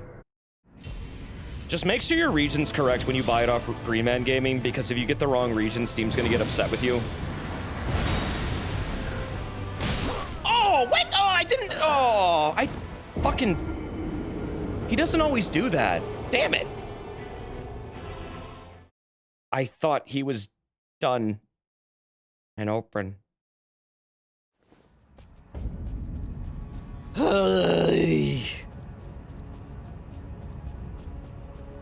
The worst part about doing like a no-hit run when you have no HP is that every mistake you make, you have to do the walk of shame. So I don't get a lot of like time to learn the boss and suffer his hits a little bit. It just becomes instant deletion, walk back. Makes learning the fight a little bit harder.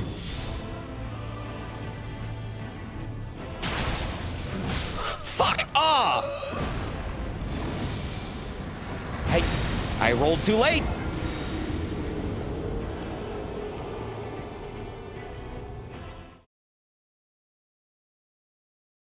Okay. Gotta roll way earlier there. Gotta watch his hands.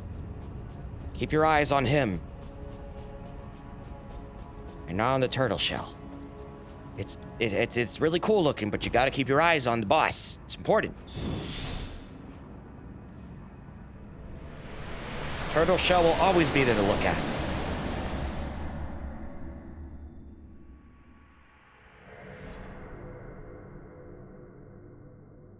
Oh yeah, I know. He one-shots people at like 40 Vigor. A lot.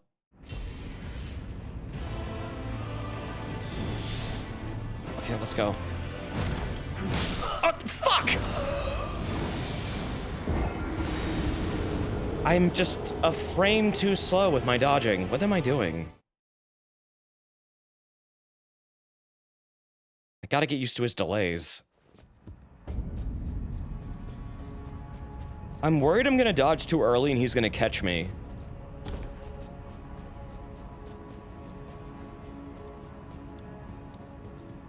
I mean, I can do it with summons. It's not against the rules. It's just, I don't know. It's kind of fun to do this without them, but I'm allowed to use them if I want.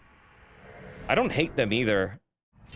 I just feel like this is kind of satisfying in some ways when I get it right. But if I get frustrated, I'll bust them out. I don't care. Okay. I tried to double roll there, but okay. This is happening a lot.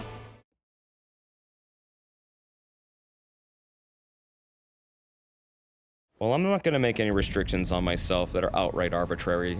I'm just going to say I have them if I need them. If I want to use them, I'll do it. But I don't think I'll do that tonight. Let's get stuck on him for a little while. Then I'll do it.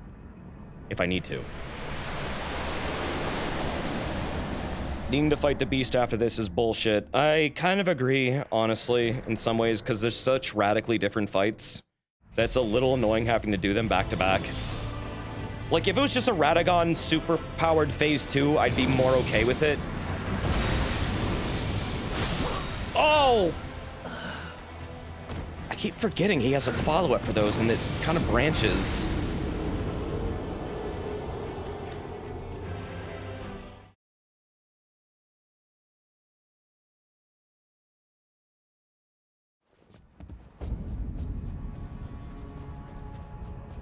Yeah, Windy Crystal Tier does add 6 extra frames of iframes.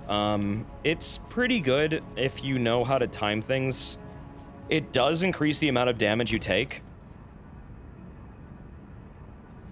But you get a choice between that or the Crucible Feather Talisman, because they do not stack.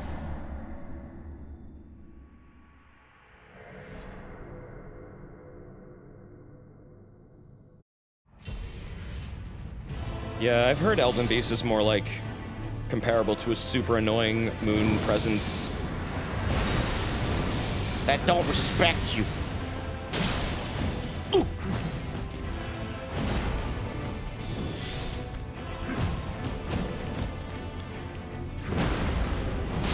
Oh! I thought I could jump.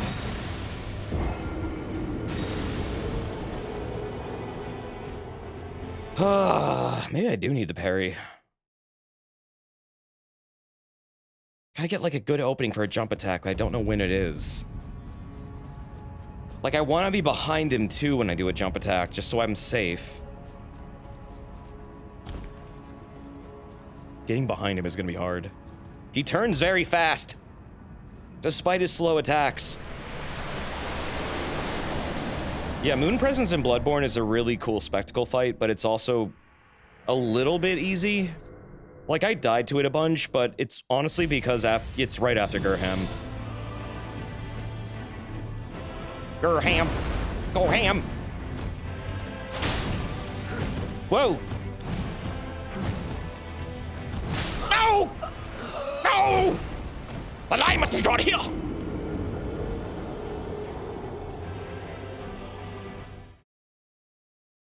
Damn it.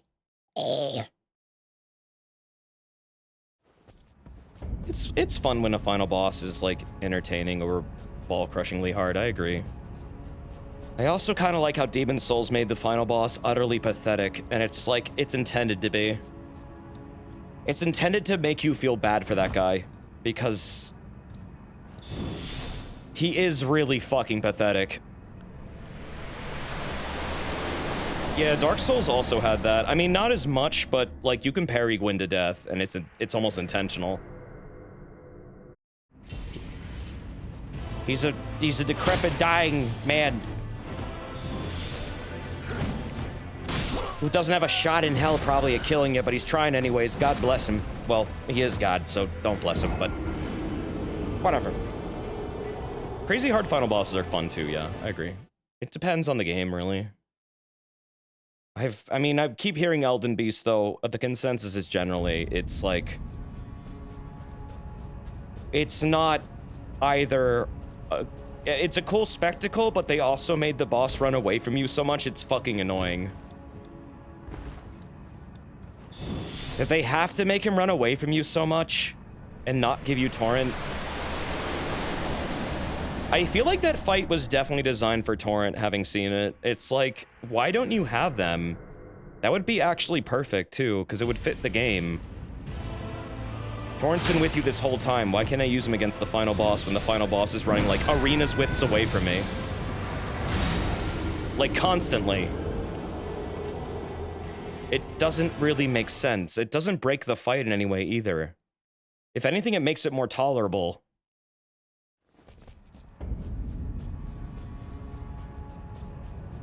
Which makes me ask, why did they remove Torrent from the fight? Because I feel like it definitely wasn't designed... It definitely was designed for Torrent.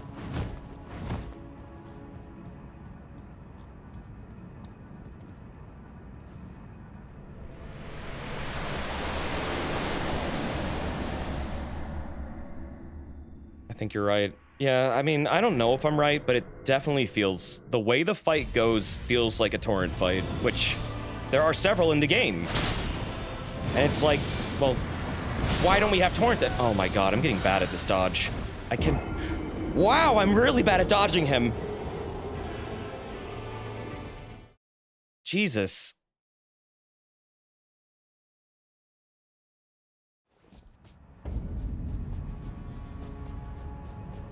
I wonder if we'll ever get an update to this game where they said it added Torrent to the final boss fight. I don't feel like we're ever gonna see that update. I don't think they've ever radically changed a fight in that way before intentionally. They did make him easier for one update, which is really funny because then they went right back to him being really fucking difficult and annoying. In this one update they did, they made it so he ran away a lot less. And people were like, this is fine, I like this. And then they immediately changed it back.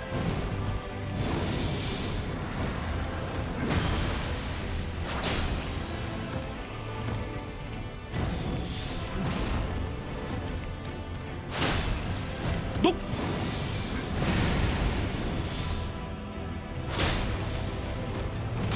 Oh, what? Damn. I can't even get a frostbite off on him. Maybe I need a different approach. Maybe jumping attacks is too risky. It's like I'm very open when I jump, and he does a lot of swings that catch you when you jump, so I don't know if that's a good idea. Maybe I should just rapid attack him, see what I can make work. Oh gosh. It begins. And I don't know if this will end tonight. Probably not. I didn't upgrade these at all, damn it. I guess I could go back to these.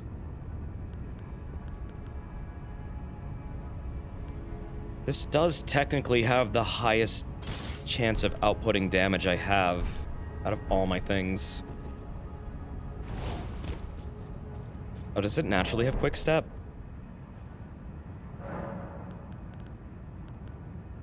It still runs less than before, but they fixed a targeting bug. Targeting bug? What targeting bug? The Raptor Talons didn't seem like they were doing too much more. Yeah, I noticed that. I don't know what the hell's... Well, I guess doing 1,000 damage per strike on a jump strike is pretty good, but... I mean, they both have to hit, that's the thing. It is technically double damage. But... at the same time... not sure if it's really worth doing. I guess I could just do Braggart's Roar. This is just a damage buff, and it lasts a significant amount of time, so it's fine. And then I just hope for the poison proc and I get an extra 20% boost off that. Not that poison's gonna take him out, but the extra damage might help. And if that doesn't work, I'll just carry and razor him or slicer him to death. I don't know. This last 30 seconds, let's go!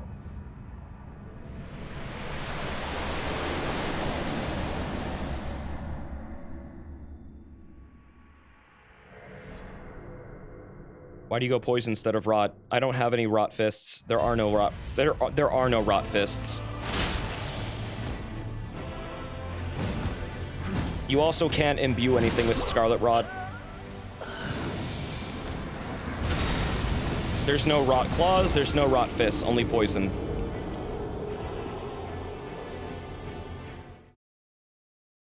Very few weapons in this game actually have Scarlet Rot. Also, Scarlet Rot spells are faith. Yeah, faith. But there are rot items. Yeah, there are. But then I don't get frostbite. Rot grease can't be applied if you already have an affinity. And I need affinity scaling in order to make my weapons effective. Even if I set it to magic, it wouldn't matter. It would still not let me do it. Rot pots, he'll block them. He can parry them. He can parry throwables. They're also really slow. Yep, he can parry pots. He can parry anything. He can parry rot breath, he can parry pots, he can parry knives. Yep, nope, this boss is amazing. He can parry literally everything you throw at him at a range. If you manage to get a hit off on him, it's great, but it's like, he'll more than likely parry everything you do. He'll still probably take some, like, you know, status effect damage, but it's not gonna be enough. He can parry sound, he can parry Commoner. Yep, I showed him that. He can parry the moon. If it's ranged, he'll parry it. Period. Oh god, I forgot there's a wave. Can he parry parries? He'll respond to parries with a phase 2 attack. Watching him parry Moonveil is funny. Oh god, he can do that too. Jesus. What can't this man do? Parry this Metsatsu's. I would love to do that if I could. I mean, he'll sometimes throw magic bolts at you if you parry him, and then you can parry those bolts back, and then he'll parry the response if you do, like, carrion, retaliation. And then it's just an endless series of parries. So Ganondorf, kinda. Turns into a Ganon battle. Fuck!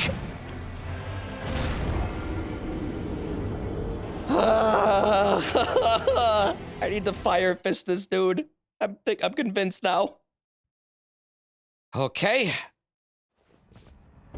Maybe I just need to forgo Frostbite here. This is gonna significantly cut into my damage. But I don't know what else to do.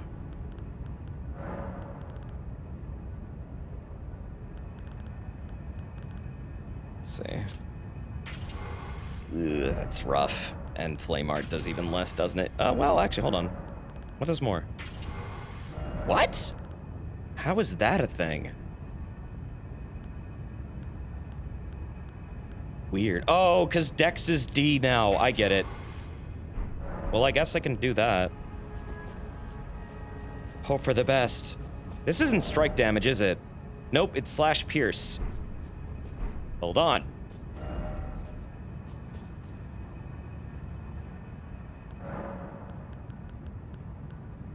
This is technically his weakness. Needs strike damage. Fuck. Ah. Menus. Ugh. This is my strike damage. I could Flame of the Red Mane's him, it's just you have to stand still to pop it off. And it becomes kind of its major weakness. Oh, good night, DLC. I guess this scales better. Wait, hold on. 455. 458. Whatever.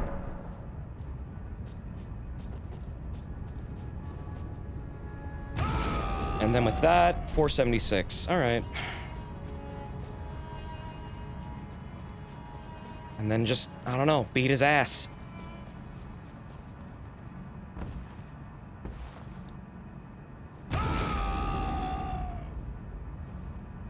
Reset that timer. Gotta fist this dude with hot sauce. Just need to get a stagger.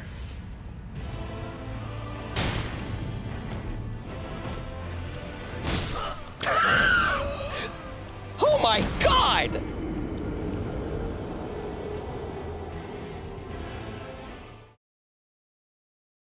Did you do it? No, I keep dying to his first attacks because I'm bad.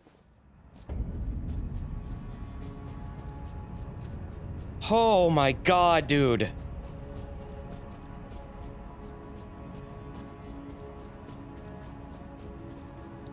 If only I had a fishing rod. Yeah, then I could gone freeze him.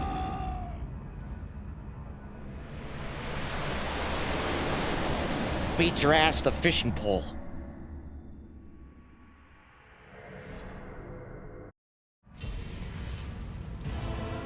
Apparently Ghost Flame melts this dude. Oh. I didn't mean to do that. Oh, fuck. Why did I use my Ash of War? I keep making mistakes! I keep making mistakes. Christ. Why? Why do I do that? He has an actual response to Black Flame. I've heard it actually works really well. He can parry it, but it also does damage over time anyways if he parries it. So it actually fucking destroys him if he parries it and if he gets hit by it. It's really good to use against him because it's designed to kill him. That is why it's the flame that kills gods. It's actually kind of meant for this fight in some ways, you could say. Same with Elden Beast. Yep. It's really good against them, and I can't use it because I don't got faith.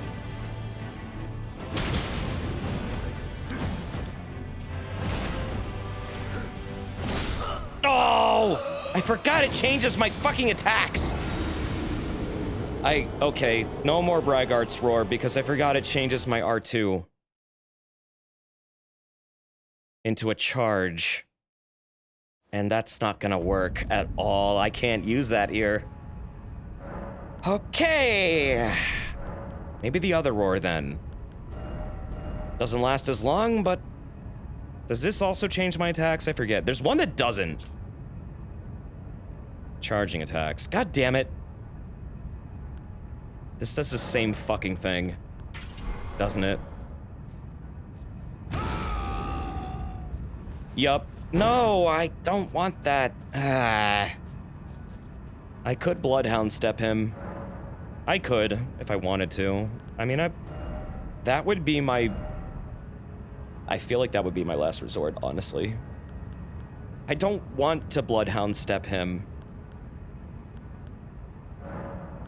Not that I hate the ability, but because I feel like it would give me way too much of an edge, even though I'll die a lot using it. I kind of feel like I already know I'd win that way, eventually. Want to see some dumb shit? This actually kind of works on him. You just have to get really good with it. Here, let's have fun. Let's have fun. Let's have a little bit of fun. Let's have a little bit of fun. Okay, so you become the goat. You want to be the goat? Let's become the GOAT. Greatest of all time. You have the ram ability? Yup. It actually hurts him too quite a bit. It's fucking hysterical to me.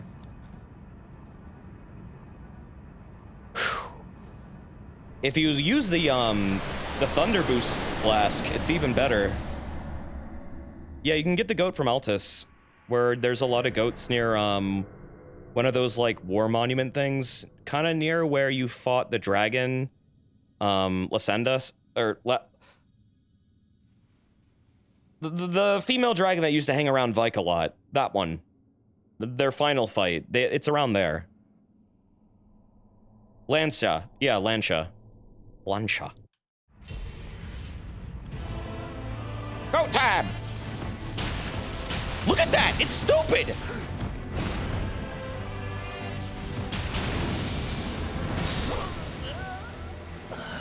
Like, it's dumb how much that does. Like, that's actually viable, and it's funny as hell to me.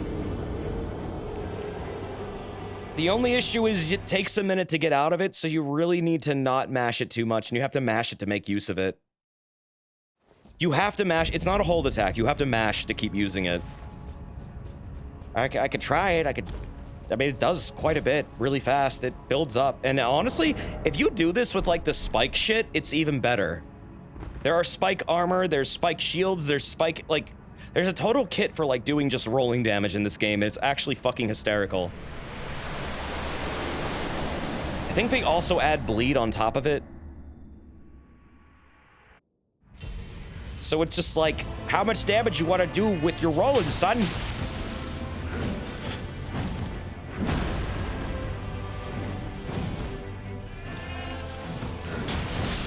Oh!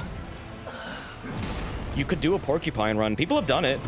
There's a Sonic the Hedgehog run of this game where I think they exclusively use that attack.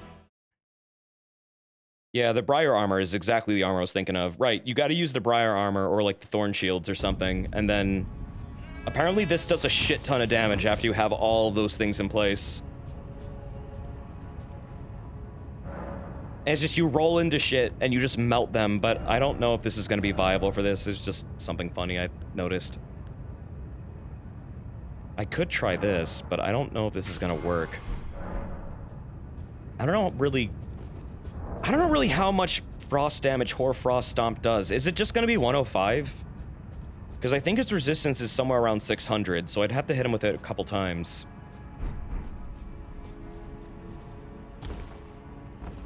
Yeah, I love how it makes the goat sound. I think that's the best part. It is clearly a comedy ability, and I love FromSoft's sense of humor when they actually sneak it in there. You can make it have fire damage too with an incantation. Nice. Just stack all the damage on it.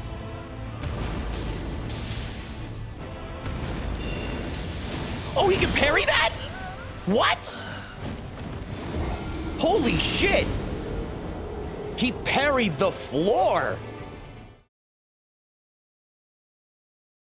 I thought I read he couldn't do that. I thought that was an attack like I read that he couldn't parry. What the fuck? The burst still gets him, but he parries the initial hit. Yeah. That's wild. He'll still retaliate with the parry, though, which is unfortunate. I think he could parry a fart now. I don't know, man. Oh, yeah, you're also wide open when you use that. Fuck.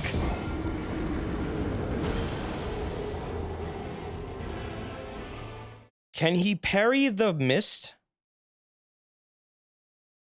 Like the frost mist? Now I'm curious. I don't know what exactly all he can parry. Like, if I did that instead of a duel's Moonblade. Or... well...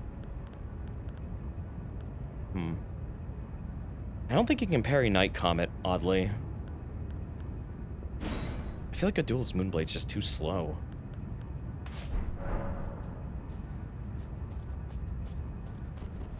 I want to see if he'll spam parry when I hit him with a mist. He won't parry it, but getting him to stay inside of it is challenging. True, that's going to be the hard part, isn't it?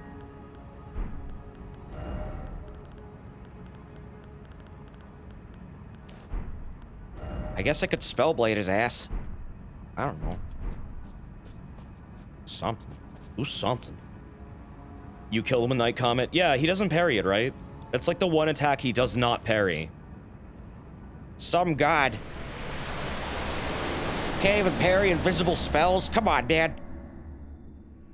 I don't believe he does. Yeah, that's something a lot of bosses that parry things or like react to them just don't react to, which is funny as hell. Whoa! Yeah, alright, yeah, he moves out of there real fast.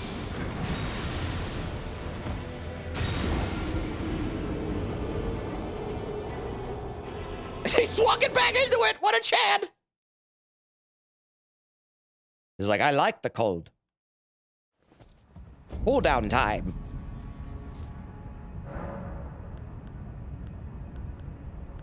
Yeah, that's not really gonna work on him. He does move a lot whenever he attacks. Even though it doesn't seem like it, he does. He's always advancing whenever he moves or fights you. Like, this can work.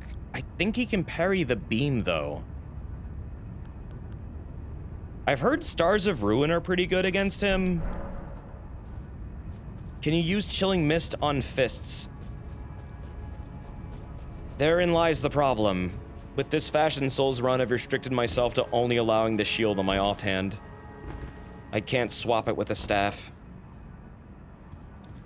Even for a buff.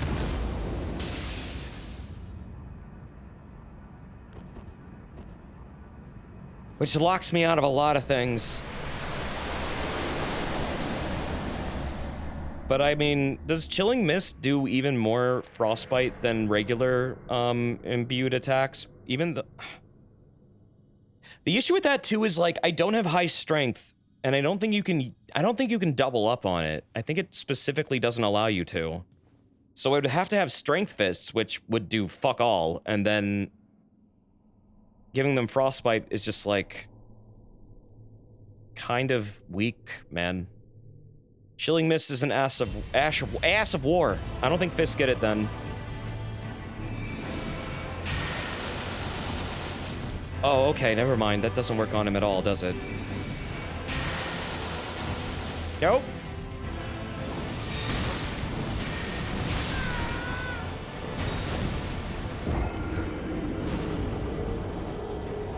I mean, you can suggest Ashes of War, but you might want to, like, look up what fists and claws can use, because I can't use anything else.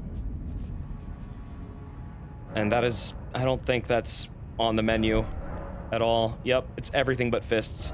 Fists got fucked over in this game really hard. It's kind of annoying the shit out of me.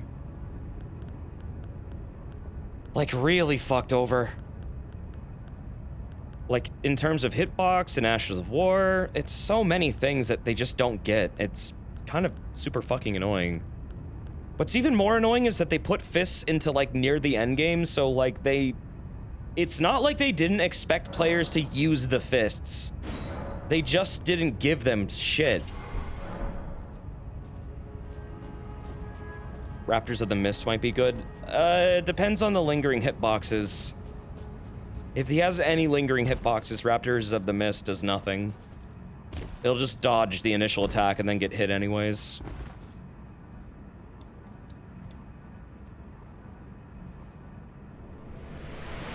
Fists were not always this bad. I think this game fucked over fists so hard compared to other games I played. I don't know why.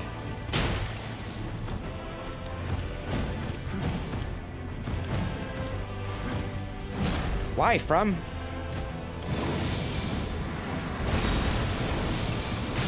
Oh! I really hope we get more fist weapons that are a lot more diverse in the DLCs if this game winds up getting them, and I mean it will. It's Bandai fucking Namco, of course it will.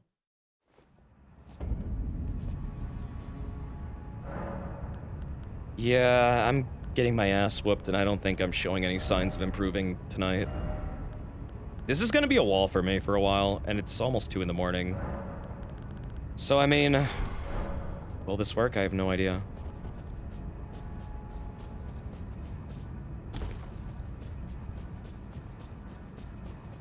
Well, I mean, like, in Soulsborns in general, they've always had, like, really, actually, quite strong fist weapons in the game. It's just they took a while to get good, but then once you got to, like, endgame, they were usually fucking phenomenal. Dark Souls 3 had some really fun fist weapons that were just outrageously funny. And, like, really big attacks, too.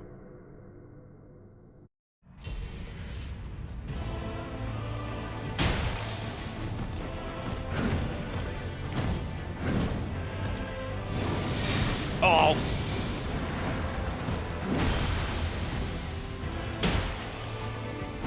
What? Why aren't you dodging? Oh my god. Damn it! Stamina! Why did they nerf the stamina regen on this shield so hard, dude? They never really addressed it again. They just made it like... what is this? Does this buff even do anything anymore? Like, it's supposed to boost your stamina recovery speed, but it definitely doesn't anywhere near as good as it used to in other games. I feel like I've picked a lot of really fucking nerfed weapons.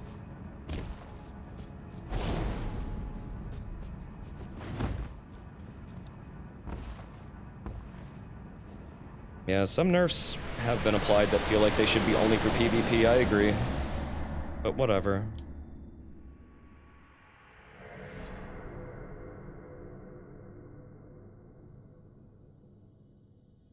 No, Radagon's always blocked range things. That's been his gimmick.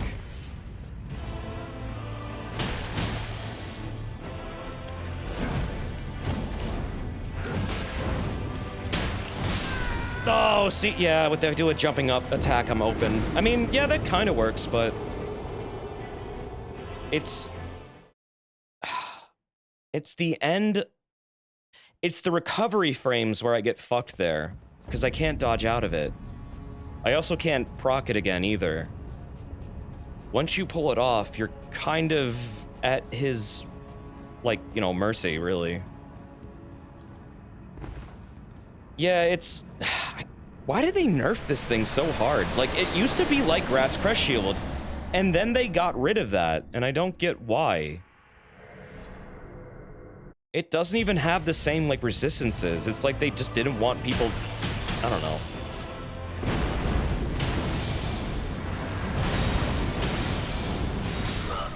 What? Wait, wasn't I... Oh, okay. Huh. I thought I was invulnerable there. Weird. The issue with summons against this guy, too, is that he can change aggro in the middle of his attacks, so if you use them, he becomes even more unpredictable at times.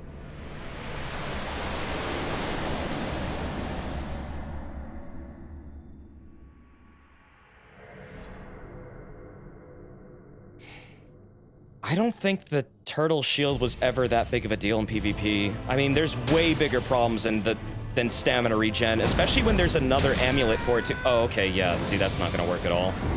That's what I'm afraid of. You get it to work once, and then he follows up with a catch.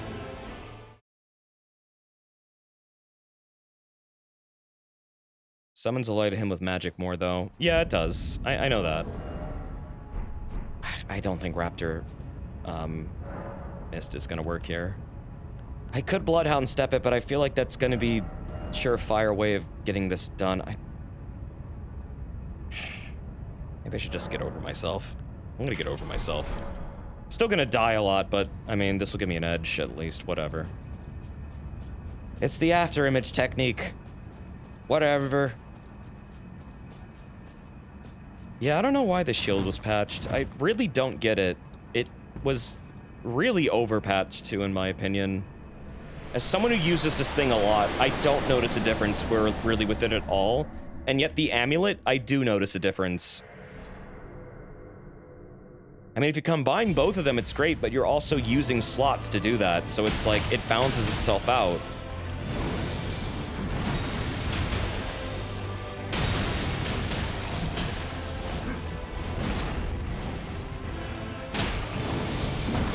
See what I mean?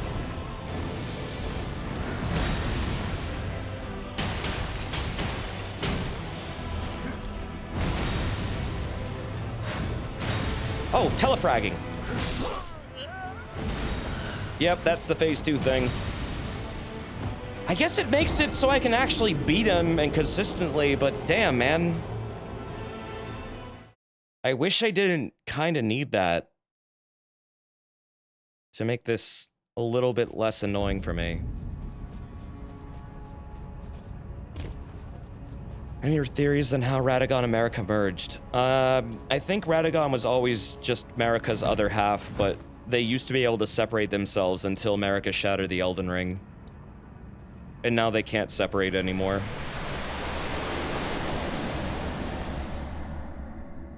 Do you have the Starfist upgraded? I don't, but they're also really slow. It's the same moveset, but it's significantly slower, and it's riskier. But, I mean, I could upgrade them, it just might take a while.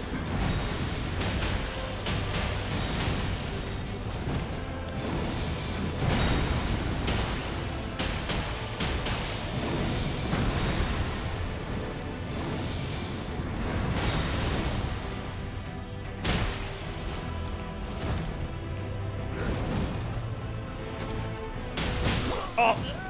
Greedy. You could switch to quick step. Yeah, I could switch to quick step.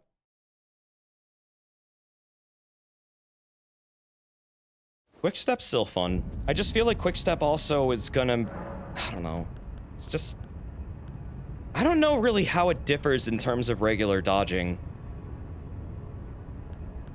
I don't know how like much more significantly better it might be. I've never really looked at it.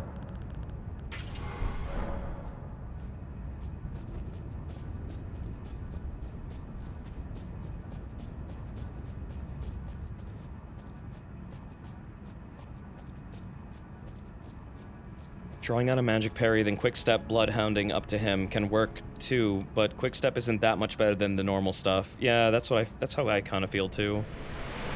It offers a different hitbox than dodging. I mean, it gives you full invulnerability for a little bit. I know that. It also doesn't move you anywhere near as far.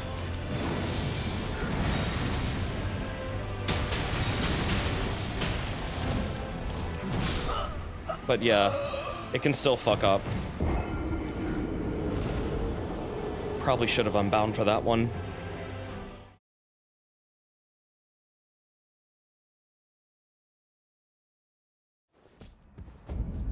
Hey, so how's your night been? What y'all been up to? Y'all having a good evening? Y'all having a good day? Huh? My day was alright. Not much going on, though. I need to wrap this up soon, however.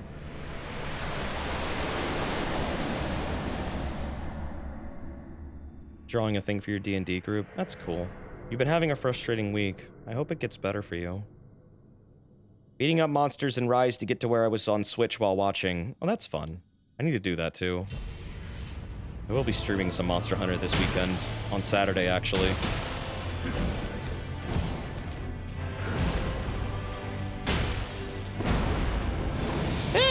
It's alright.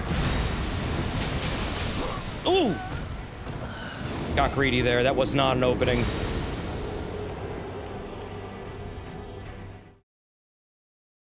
Oh, well, that's cool, Thistle. Look forward to seeing it. What do teams do? Nothing. Game crashed. God damn it. Honestly, that Twitch team thing is like super old and I don't really even remember it exists sometimes. To be totally honest with you. Twitch teams are a super under-realized feature that don't do jack shit. At all.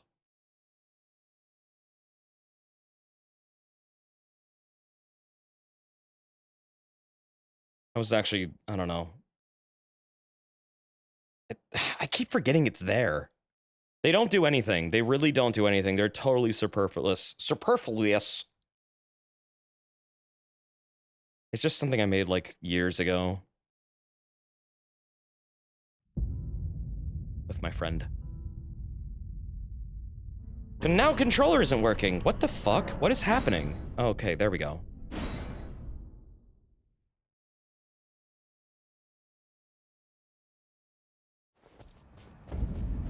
Well, I mean, again, I wouldn't really worry too much about Twitch teams. They're not really a thing at all. Honestly, they're so buried as a feature, they might as well not exist.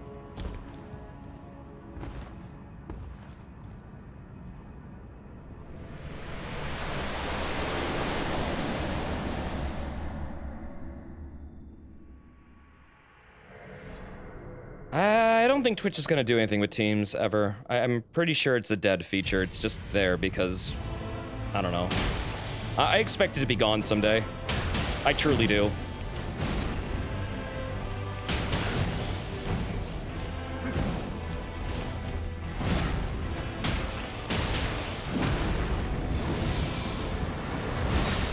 Oh!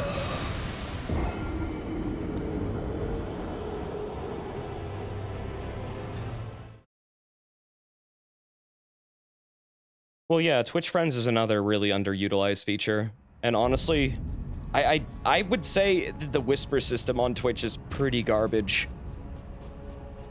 Like, it's really only good for if you're doing raffles or giveaways. Beyond that, I've seen nothing but problems with it. It's just not good for this site. I think Twitch knows that too, and that's why they're kind of getting rid of it. I've only ever really seen bots use it. I miss AutoHost too. I mean, now it's like personalized, but it's sometimes nice to just have an AutoHost running. Or like just to watch things with other people in the chat that are like all synced up.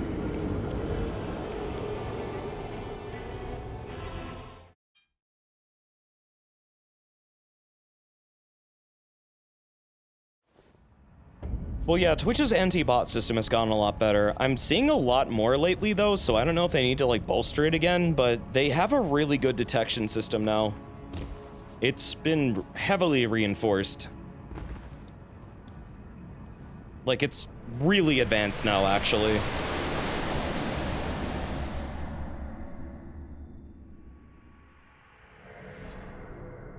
Yeah, I'm sure the engineers just need to, like, figure out what the exploit is now and then just get rid of it.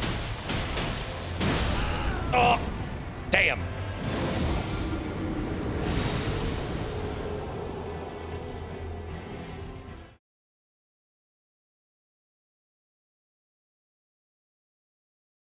Oh well. That was 4 seconds. Yup. That's all it takes. One hit, you're dead. Sometimes you win, sometimes you lose a fuckload.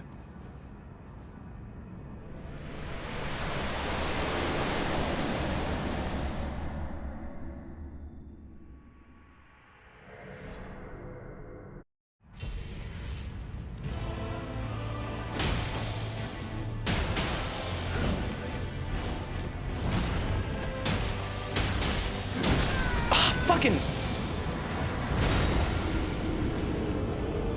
skill issue? No, it's an HP issue. This dude slings out AoEs like they're going out of style.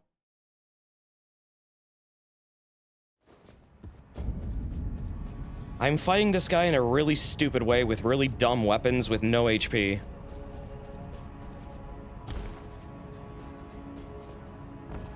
Some people can do this. I'm going to struggle.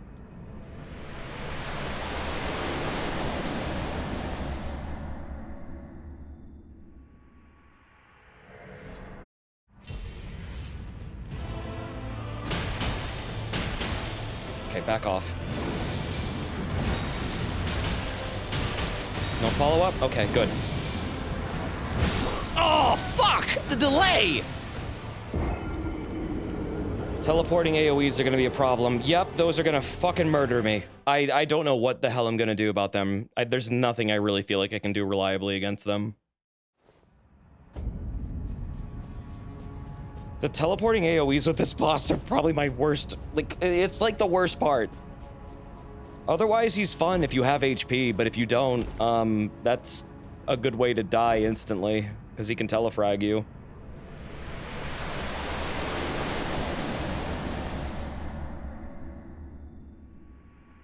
He can delay it too. God. What can't he do?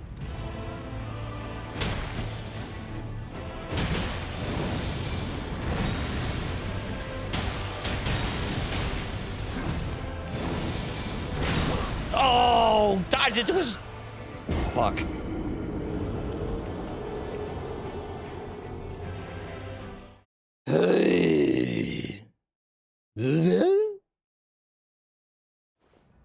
Actually, I wonder. Sometimes I can get a pretty good smack on him.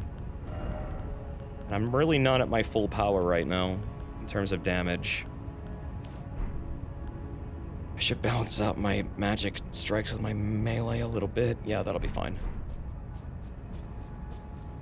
You got this, Desert. Well, thank you, Dire. Dire tem rempes. Thank you very much. Also, 18 months, it's a year and a half, dude. Thank you. I don't know if I got this tonight, but I'll get it eventually. I'm gonna have to go soon, though. I really do need to go. I'm actually overextending already. 10 more minutes. Maybe less. See if I can do it. I've pulled miracles out of my ass before. Oh, God. Please don't hit me. Ow! No! So that's 540 from one charge strike, so that means if I do the full combo, it's 1k. Okay. 1080. It's like 22 HP, or 22k. Oh boy.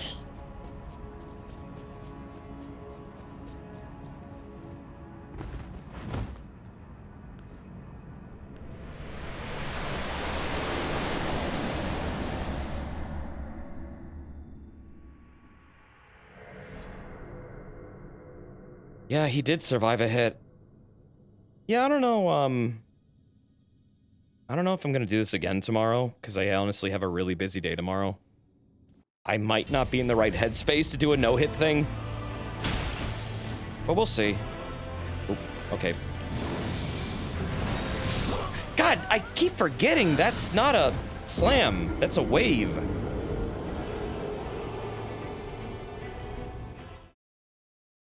His attacks look so similar. Christ. I wonder if he can change the output of that attack, like, on the fly. Because it does look like it's the same windup sometimes than his, like... It does look like a slam windup sometimes to me. I don't know. Maybe I'm just unobservant.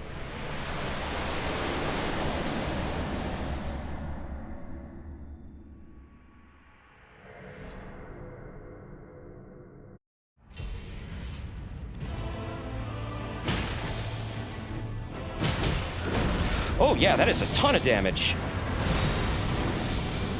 Oh, fuck, I saw that coming the second he didn't stop. I wonder if there's a tell in his initial windup if he'll actually do a follow-up. Because I can't spot it if there is. I hate that attack. Which one? The one where he raises his hammer and it starts glowing. Yeah, pretty much. It melts me immediately. I know it's gonna hit me. Sometimes. Ugh.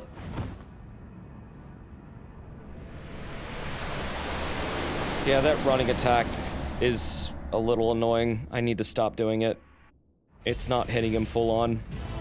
Just go to neutral right here. There we go. 938, not bad.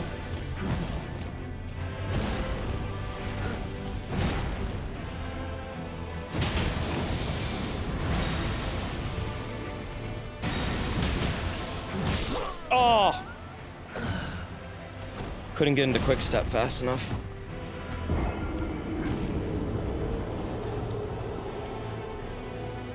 I mean, I could just go back to Bloodhound stepping. I got to phase 2 that way. Like, literally within, like, a minute of, like, using it. I don't know. Might as well just do whatever I need to do to get this done. This guy's a fucking pain in phase 2. I don't know if I'll be able to get it done in a reasonable amount of time. I can always try and do this off stream without Bloodhound step. I don't know, man. Ah. Well, oh, Chemo, if you're sleepy, please go to sleep. I don't want you getting a headache again.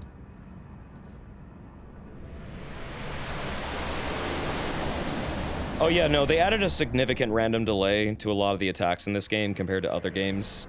Some people really fucking hate it. I think it's alright, but sometimes it's really fucking random what, like, the delay will be. To a point where it becomes a little bit bothersome.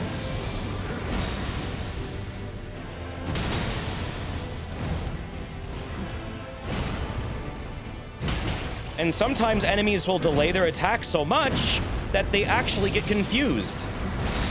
They confuse themselves. AoEs are the anti-Bloodhound step, by the way. If I'm in the AoE, it's a gamble if I actually get out of it in time. Yep, Margit has an attack where it can get a random delay that's so big, he'll forget he's supposed to attack you, and then, like, go back to neutral, and then do a different attack. I showed that the other stream. It's actually... That system needs some work. It's a cool idea to vary up fights and make things a lot, like, more dynamic and interesting, and then suddenly nothing is just, like, a dodge puzzle. It becomes, like, an observational puzzle as well. But also, it can be really fucking random. Like, if there were, like, several set speeds of it, that would be fine, but it's just, like, totally random what it can do. Bad dodge! Bad dodge!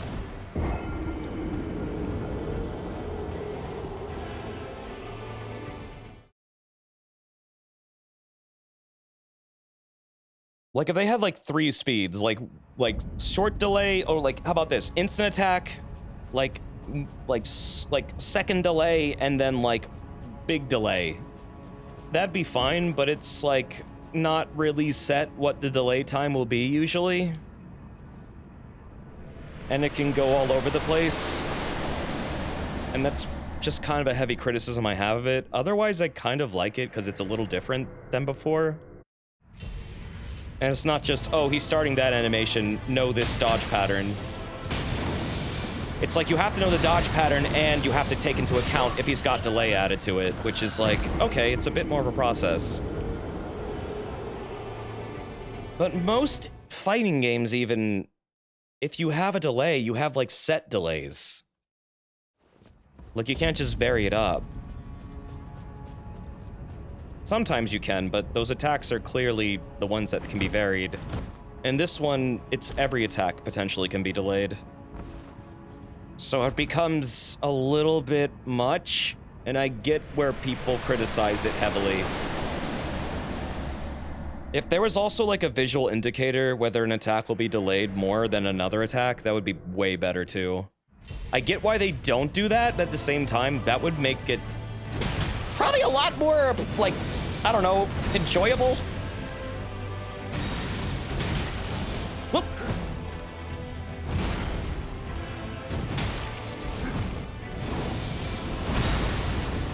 Jesus.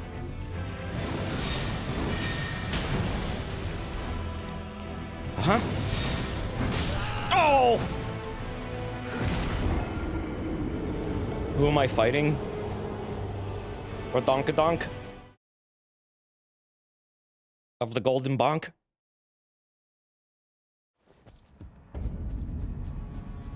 I want someone to mod this game so every attack he does that's an overhead swing is a bonk. Goes dunk. Most French bred games have a chargeable C button attack. Yeah, they do. But again, it's like, it's a distinct thing.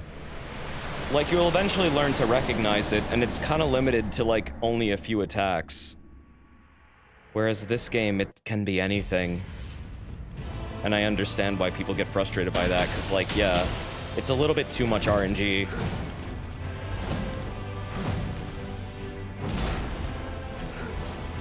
Damn, dude, you are all over the place today. Holy shit, that was a long combo.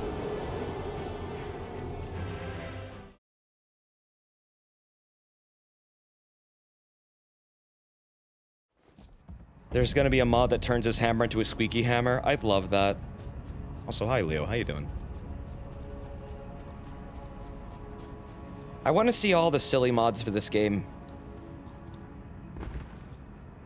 Hopefully one day I can view them without risking my my account getting banned. Yeah, I've heard Radagon's just kind of... You kind of just have to get used to the fact he can wildcard you at any point.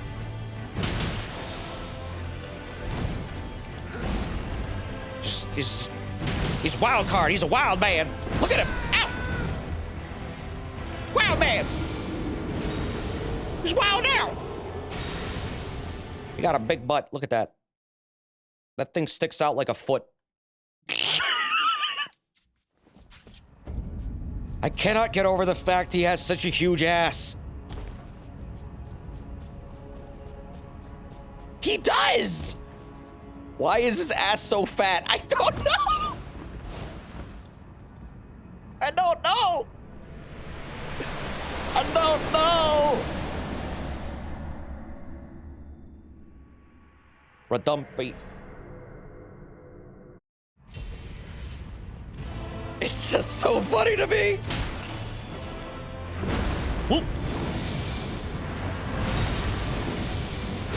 Oh! Damn it.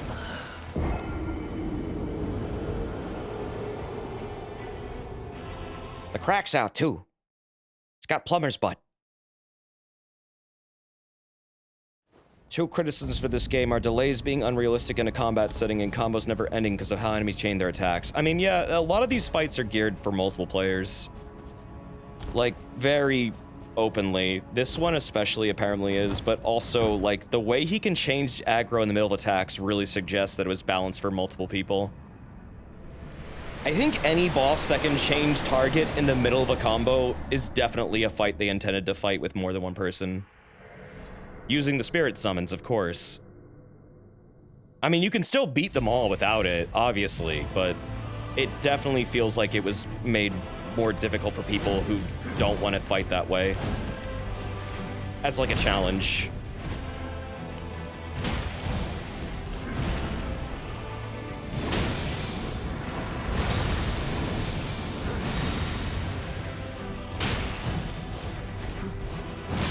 Oh!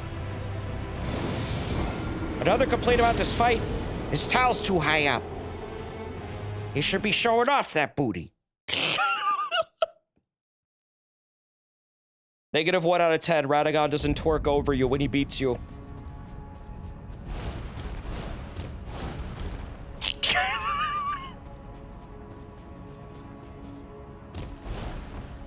God.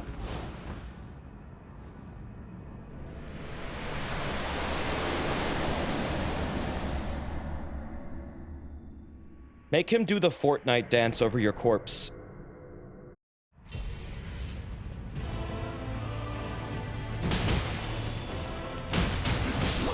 Ooh!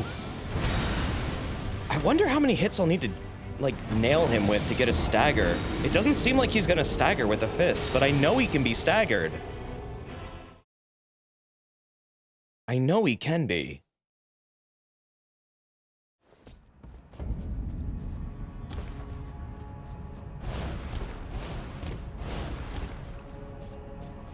Like, I know Ultra Greatswords can stagger him reliably. Fists, though, are another thing entirely.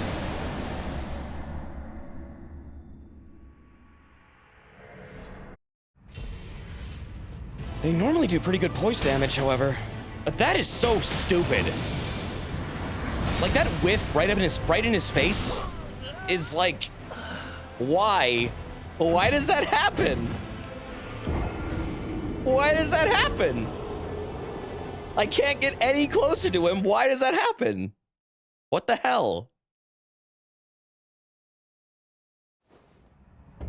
I'm switching to claws. Fists are just too frustrating for this. God damn it.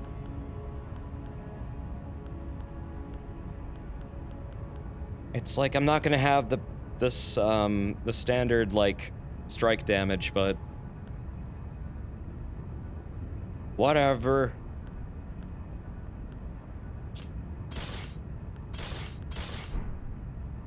Those are my strongest. For science, try running attack without locking on. I'm scared to not lock onto him, dude. I feel like if I don't lock onto him, I'm going to fuck up one of his, like, AoE fest strikes, and then I'm just gonna be totally open. But I mean, it's whatever. It's whatever.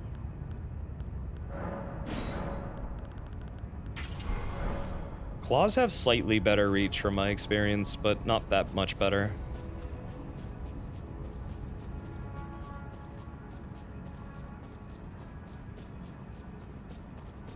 Who wins the Yonky Splunky, Dumpy Shulk or Twerky Radagon? I think I should end the stream soon.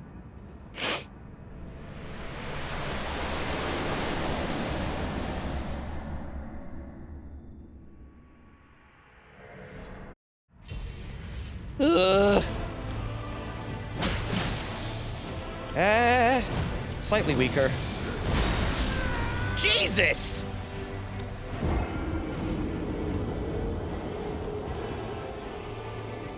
Wait, he can do that in phase 1? My god. I forgot he could do that. He told you to sleep. I told him, shut up.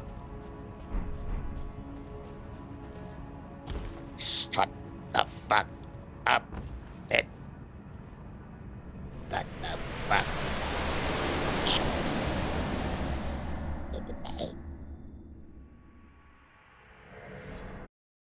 Get your ass. 762. Yeah, running attacks are significantly weaker. Whoa! Oh! Shit, I thought that was an opening. I'm never sure when he's gonna be open. Unless it's like right after attack like that, which is not often. Are you not running both spell damage talismans? They won't do anything for these. I mean, I could switch to, Carrion Slicer and then they'll come in handy, yeah. I could do that. But then I don't get my steppy. So, in exchange for this, I have to I don't get that. So, good luck switching weapons in the middle of combat. In a normal run, I would have my Bloodhound step my offhand. But, this is not a normal run.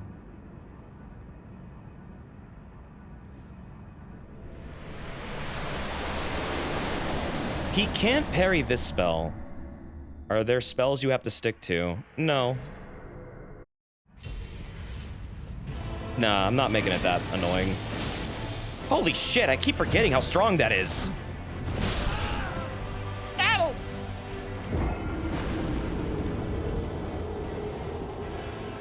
Ow! Oh. I'm wondering, though, if this will wind up doing more damage over time. I'm never sure, honestly. So 3 strikes was what, 2,000 something? I didn't see the final number.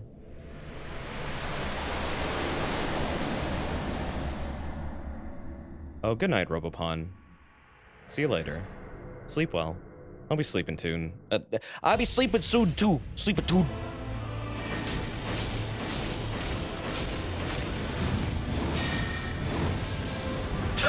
What am I doing?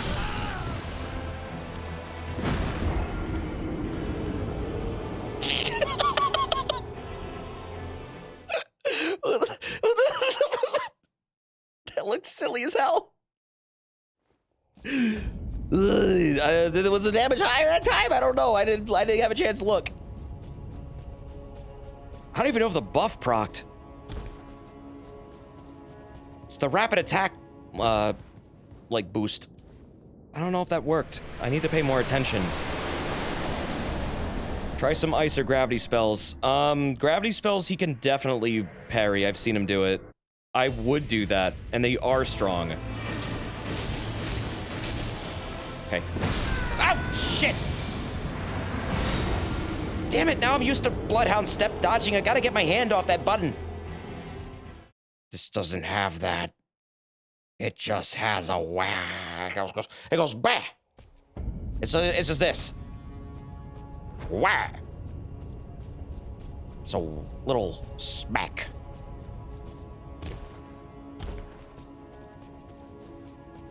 Not really the best attack.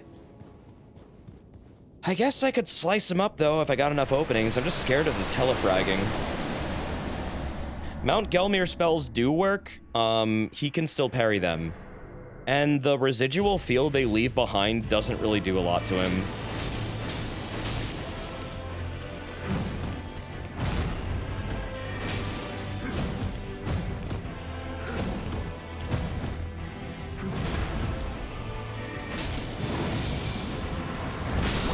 Fuck.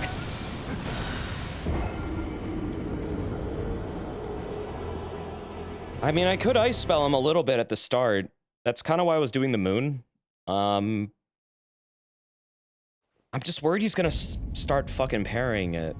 Because he can parry the moon immediately.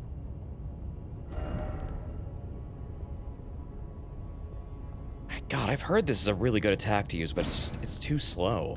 I can't get it right.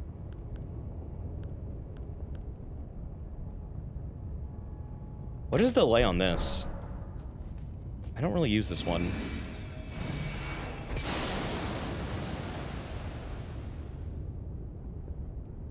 I don't know what the frostbite damage for that is, and I never see it documented anywhere, so I'm scared to use it at times. Staying far away will cause him to use really punishing attacks for that. He has an attack for every fucking range, honestly. In some ways, I feel like staying far away from him is worse because his attacks come out way faster. His ranged attack is like a fucking frame. It's amazing. You can dodge it, but you really gotta be ready for it.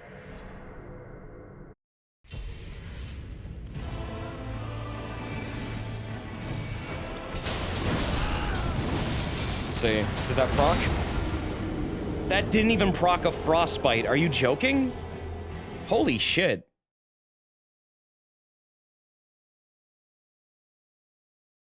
It does 50. Oh, well, that's not gonna be enough. Thank you. That's pathetically low. What the hell? I mean, he's gonna parry this if I don't do this right.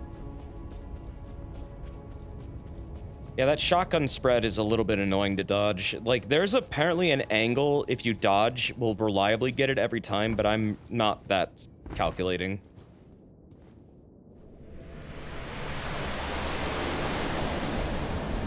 I feel like that attack should be way higher in frostbite damage. That should be a guaranteed frostbite, in my opinion.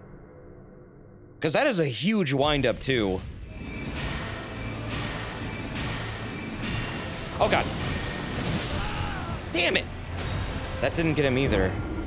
Yeah, you have to frostbite his ass like a ton.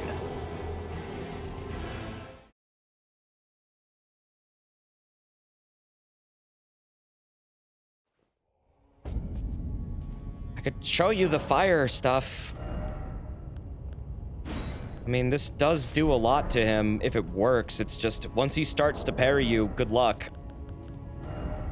Good luck. Oh, I don't even have the Flame Scorpion ring. Why don't I have that? That was on my list of things to get. Fuck!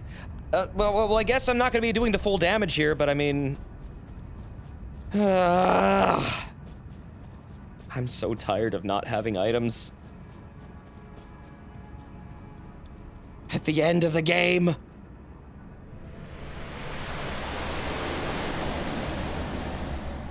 You decided last minute to skip it last DR stream. Yeah, I got impatient.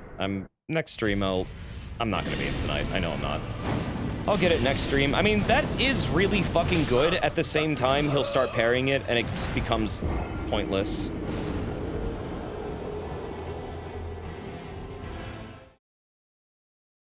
It can be charged, though. I know that.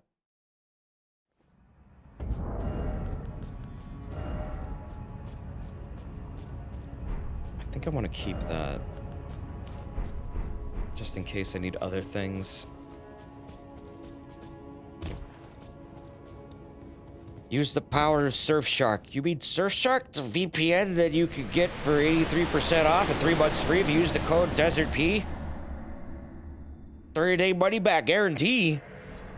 My God! If only we had the power of the surfing shark. Yup, parrying time. Yup. Yep, see the inherent problem there? If it's a ranged attack, he can parry it.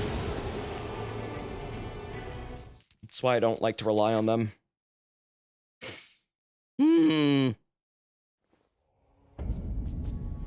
You replaced your malware installing VPN with Surfshark, and now you can watch Hulu from your hospital bed. Wait, you're in the hospital? Wait, whoa, when did this happen? Leo, when did you get in... How long you been there? I didn't know that. What happened? I'm sorry, dude. You don't want to talk about it, that's fine. No, you just have a hospital bed in your room. It's really comfortable. Oh. Yeah, they do be comfy. To each their own. I never thought you could actually buy those. How much do those run? Does it have, like, the buttons where you can adjust it? This does not do a lot to him, which kind of makes me sad. He does not give a shit about this attack, I feel like. I've tried. I mean, I could use the one attack where he won't parry it. Buy? Yeah, like you buy a hospital bed. I don't know. Nerd? Wait, why am I a nerd? Why am I a nerd for asking questions? There are no stupid questions, only stupid answers.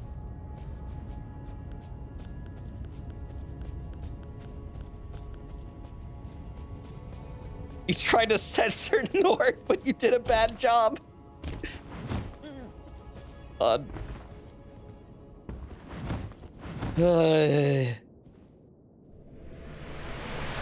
You can rent them? Oh. Also, you're getting hand surgery? Hope that goes well for you. Did you say nerds? No, I said node. Shot. Shot. I gotta get better about that one. Holy fuck. Like, yeah, it does a lot, but I'm hoping. Apparently you can just jump over it. I never thought of that before. It doesn't seem like an attack you can do that with, but whatever.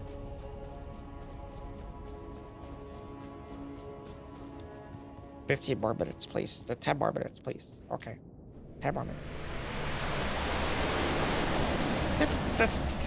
10 more minutes, please. I got this. Okay.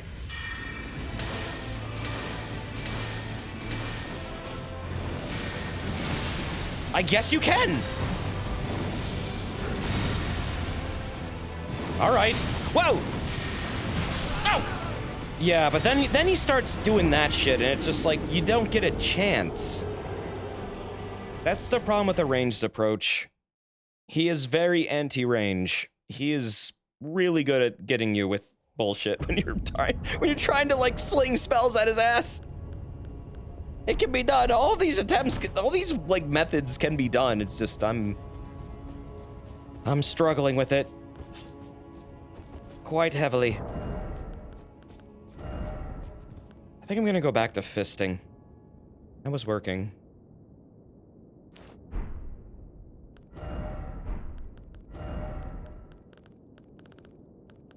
But just normal fisting.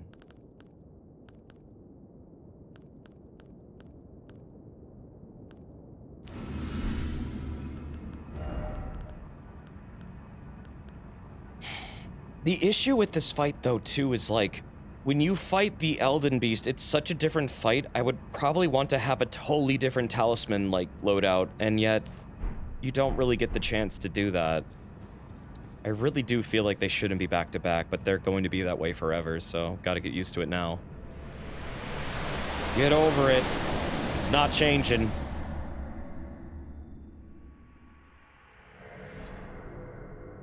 Are there any face spells you can't parry? I don't know.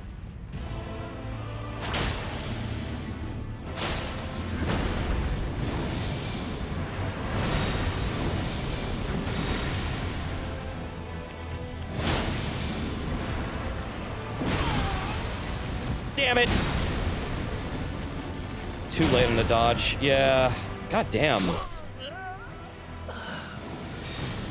You only have 5 seconds after killing him. Only window to change. There's no way I can do it that fast. I need like a macro. It would have to be a hyper precise macro. And I don't really want to do that. I don't even know if I can make that work that fast.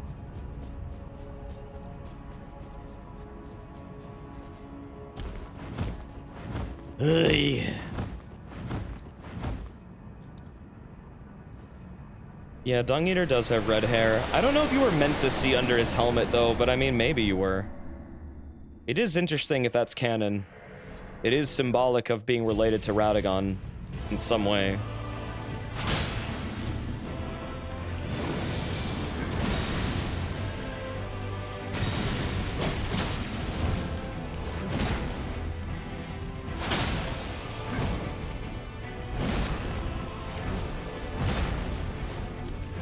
Okay.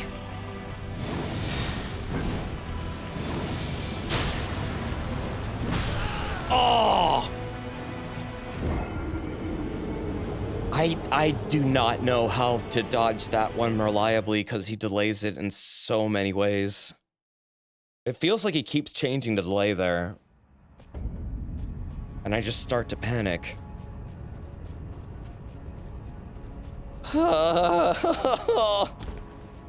What was the farthest I got? What was the build I got farthest with? This one?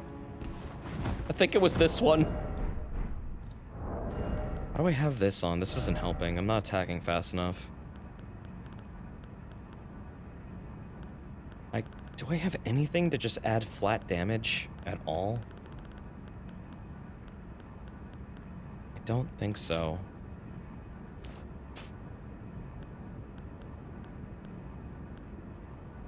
$579 without that.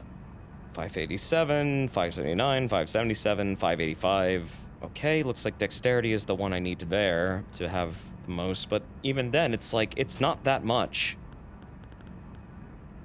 It's barely anything.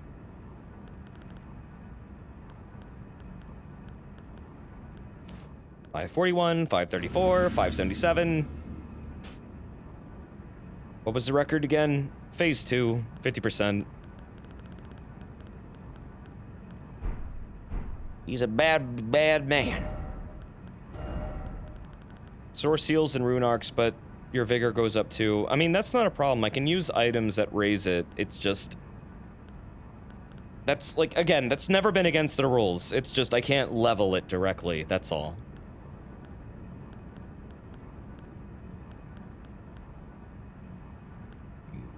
I mean, once he gets poisoned, if he does... I get a good fucking boost for a solid 30 seconds.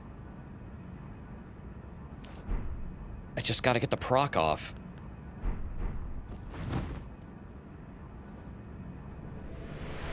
I could technically slot another fist and do Golden Vow before the fight begins and get it like just a good flat damage boost and switch back to my other thing.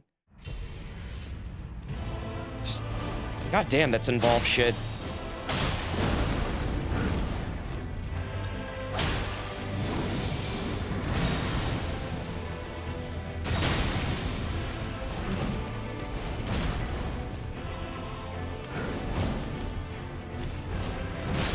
Oh, bad timing.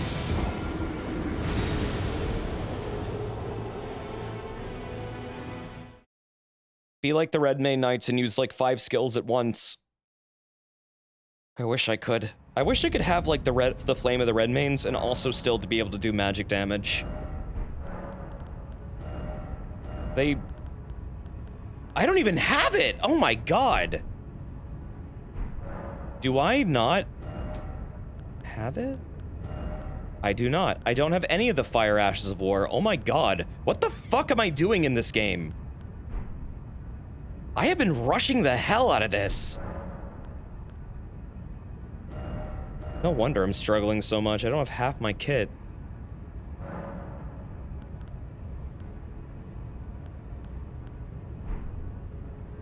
Huh. Wild. Streamer brain, it happens. Yeah, it does. If you saw my other character, they are so much better fleshed out. It is ridiculous. I'm getting so sick of that duality. I honestly feel like at this point I want to just switch over to the other character. Because we're both at the same spot in the game and they're significantly in a better place. To the point it's a little bit obnoxious. I'm starting to get jealous of my other character. The cooler Roshi. Only the cooler Roshi could truly beat him. Release the cooler Roshi. Not yet. Not that desperate. Cooler Roshi also struggles here, so, I mean, he's not... He isn't the direct answer, but my god, could he help out a little bit. You get it from a teardrop scarab at Fort Gale. Yeah, I know. It's just, I'm just completely ignoring some things that I feel like I really shouldn't be.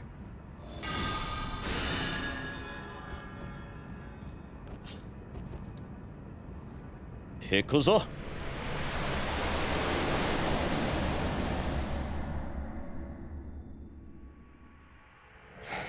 No, if you do a Flame Ash of War, you cannot also do magic damage. It's really limiting. Oh, that really doesn't do anything. Never mind. Okay. Did I lose my buff? I did. Wait, you can't swap weapons anymore? Did they stealth nerf this? What the fuck?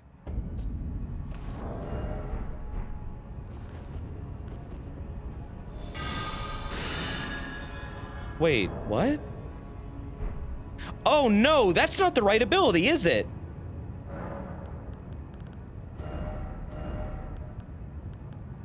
This isn't Golden Vow. What am I... Do I not even have that? Oh my fucking lord. What am I doing? I don't even have it. Tessa's getting upset. I'm getting really fucking upset. I am so sick of not having abilities. Okay. I need to go into the past and then beat my own ass and tell myself to fucking go back and do all that shit. So I don't have to do it at the ass end of the game. Show us cool Roshi. It's the same character, they're just better developed. I honestly have a way better chance at beating this.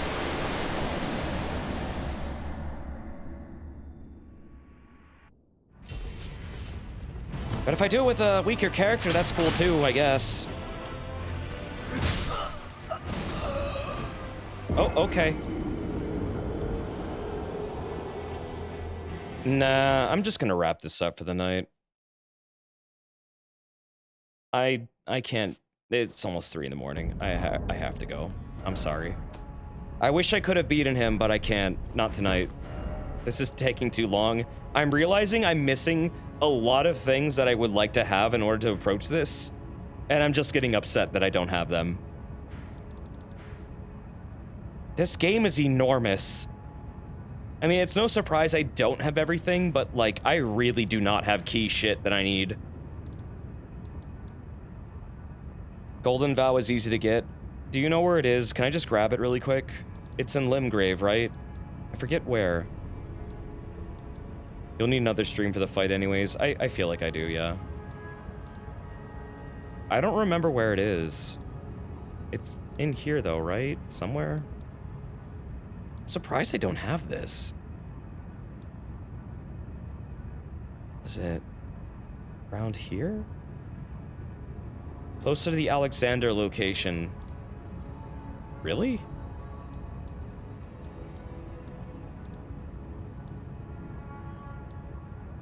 That would be, that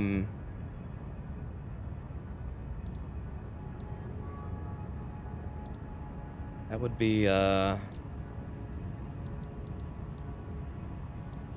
here. Where you fight the Black Blade guy? I don't remember fighting one. You mean the Black Knight?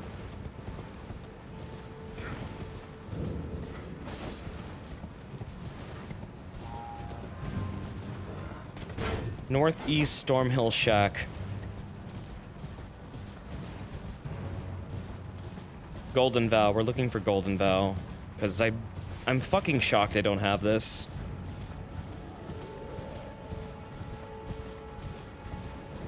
There's a mounted knight.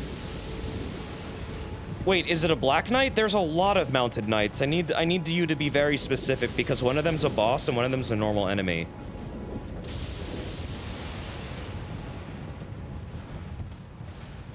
There's a Black Blade Catacombs where you can get Death Root. It's northeast of the shack. You can buy Ashes of War.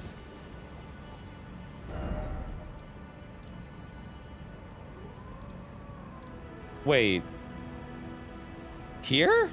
Death Touch Catacombs? It's in there? It's a Godric Knight. Is it the boss of those catacombs? It's near there, not in there. I don't remember this at all. It's right above. Really? Why do I not remember shit? Yeah, now I gotta go up.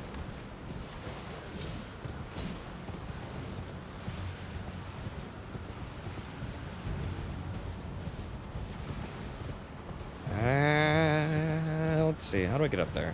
Over here. A Knight of Godric has this up here? Forgive me, I really don't remember this. Must have gotten this like a long time ago on my other character. Oh, is it that guy? This dude? You have it? Really?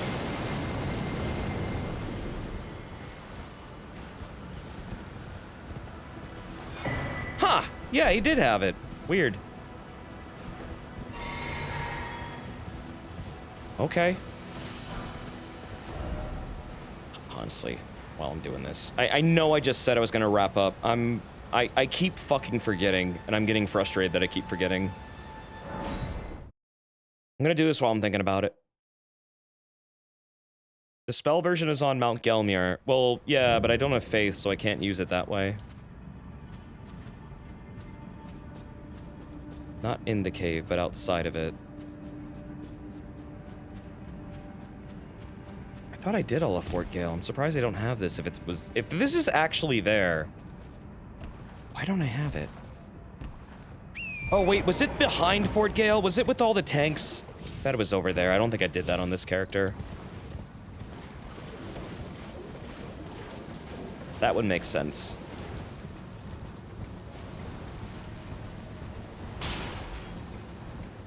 Let's get on up there.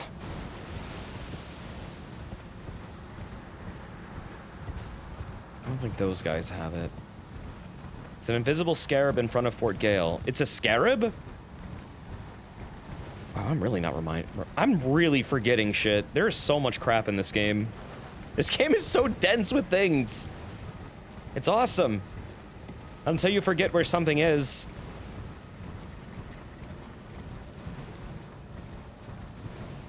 Then you're like, oh, now I gotta remember, look it up. Damn. It's near the T-Rex dogs. Oh, that's over here then.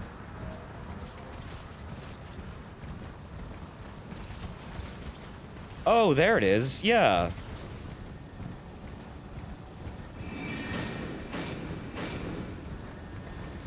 Let's see. Wait for it. Where's it going? Over there.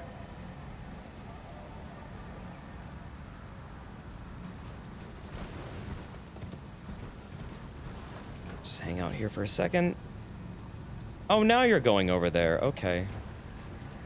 Oh, okay. God damn it. I'm just gonna hang out. Just wait for it. Whenever it's ready to come back around. You're kidding. I hate these things. I hate them so much.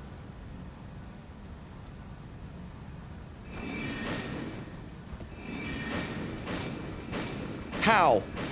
How? What the hell? Get his ass! I'm getting impatient. Oh, god damn it.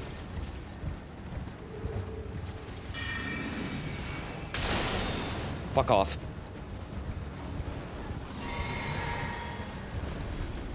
Oh, no. No! Come on!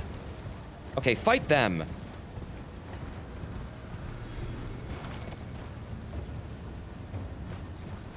That tank is getting a little too close. Is that tank fighting the dung beetle?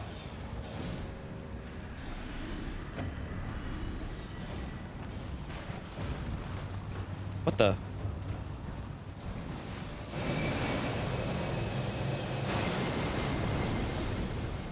There's so much shit going on here. I just want this beetle.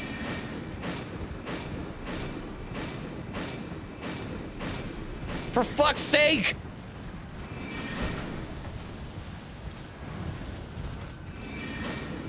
This is the worst. Did they have to make these things so fucking hard to hit? Like, for real.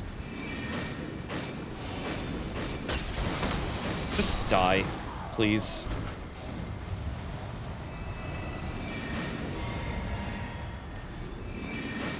Glintstone art kills them.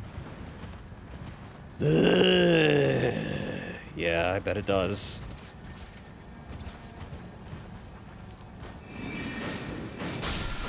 Damn it, finally!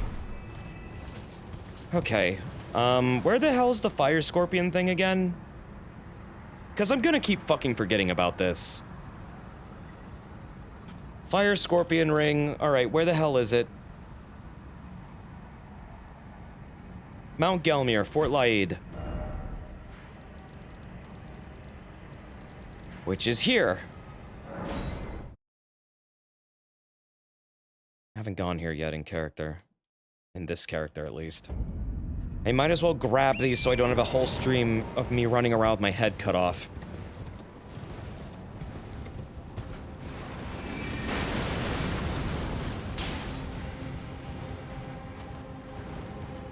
And then next time I'll just start with just fighting Radagun. Till the ends of time.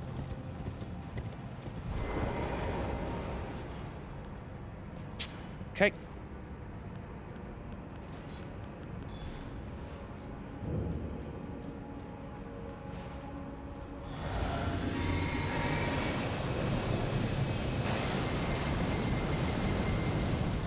Takes care of that. What do we got? Hammer.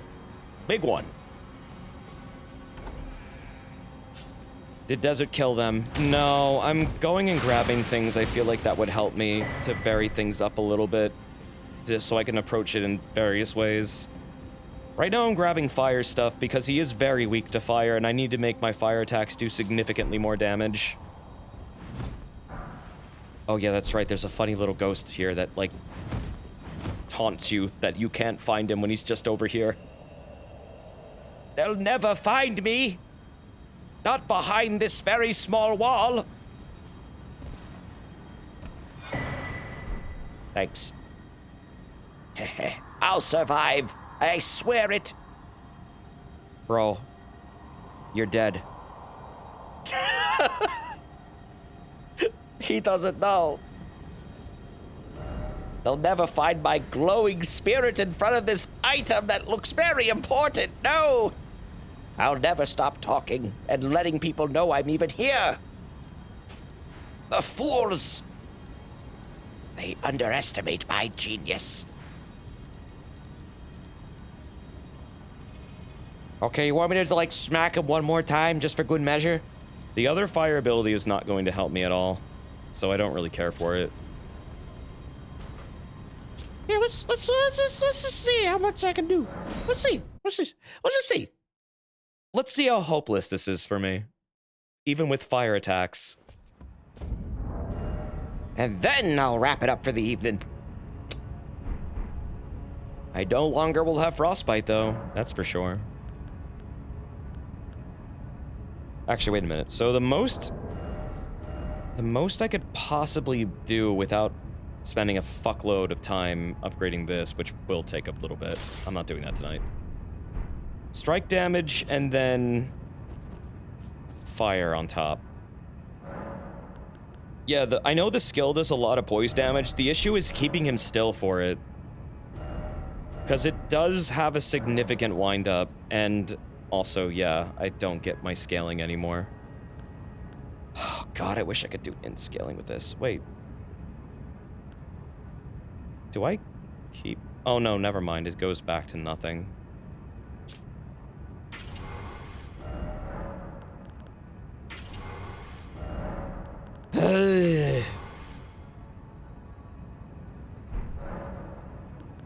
I wish I could have int scaling with the fire attacks. Oh my God, I wish I could. I could slap that in, but that gets rid of my Mega Ray. For the Elden Beast. Not terribly sure which I want more. It's like, yeah, you can beat up you can beat up Rata, but you're like, what are you gonna do when the Elden Beasts come for you? Nothing.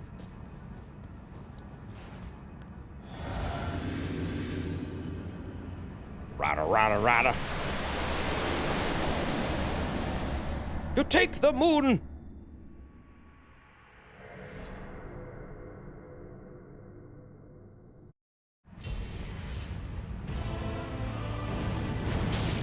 1,000, all right. Fucking Christ, I thought it was under that. So that's 1,018. I don't know how much poise damage that's doing. Yeah, with the backswing too. That didn't look like it even hit me. I don't even know if the Elden Beast is weak to fire. I'm assuming it's not. Damn. So how much do my fists do now? Flame does 40 poise damage. What are his thresholds, though? I don't know what his threshold is, and also that number will go down really fast, so... I don't know if I'd have to spam it. 648. It's not too different. No, that's about the same. I guess not too big of a difference, so it's not that big of a deal. You should get it in 2 or 3 of them. I want to see if I can do that. Oh, good night, Chemo. Head's buzzy. Yeah, I need to go going too, honestly. I got to get Pogona. Pogona? Pogona. Pogona. My brain's dying. Help. Help me. Thank you. My good. It's too big of a wind-up. How did that not hit? Wait, whoa. I did that right on his ass. I can't tell the difference between Dying Brain Desert and Normal Brain Desert. Dying Brain Desert will start saying things that make even less sense, and he'll start to do this a whole lot.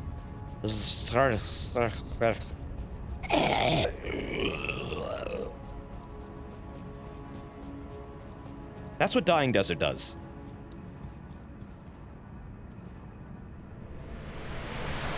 I start devolving into a primordial ooze. His ass is so fat it provides insulation against the flames. My fucking god. This man is too dummy thick. Ow! Can I even get 3 of these off? I don't know if I can pop 3 of these off. You want to see Dying Brain Desert, see the Reichert and Plasty streams. I killed them both eventually. But my brain was never the same.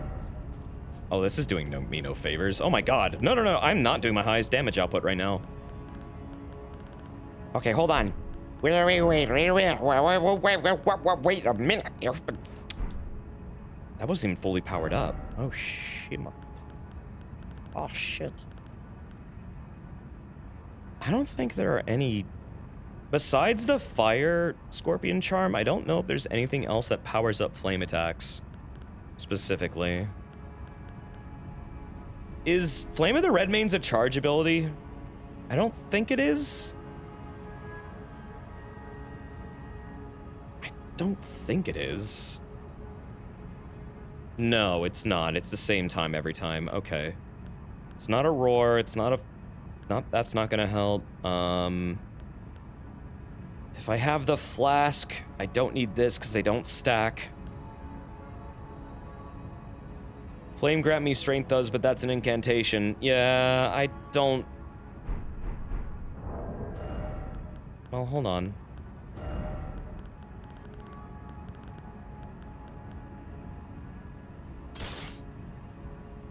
Well, wait, no. What level is it? Can I even use it? I only have level 10, but sometimes you can use them. Fire's Deadly Sin, 19, 41. I don't think this character even has that. No, of course they don't. Of course they don't. I probably have it. The Kularoshi definitely has it. I feel like I'm going to need like an emote after all these streams of just like, I don't know. Like something to signify like the Kularoshi. Something to remind myself of their exploits and feats that I'll never be able to achieve. The Kularoshi is the Gary Oak Throw Roshi's ass ketchum. Pretty much. Yeah.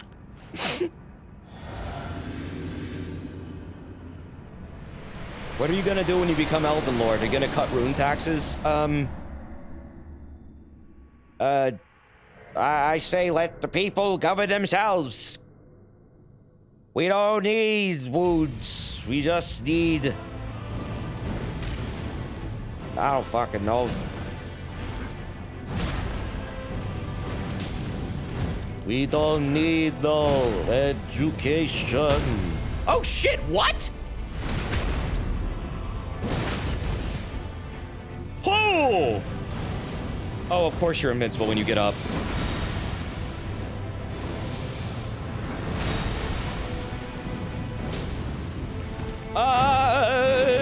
Whoa!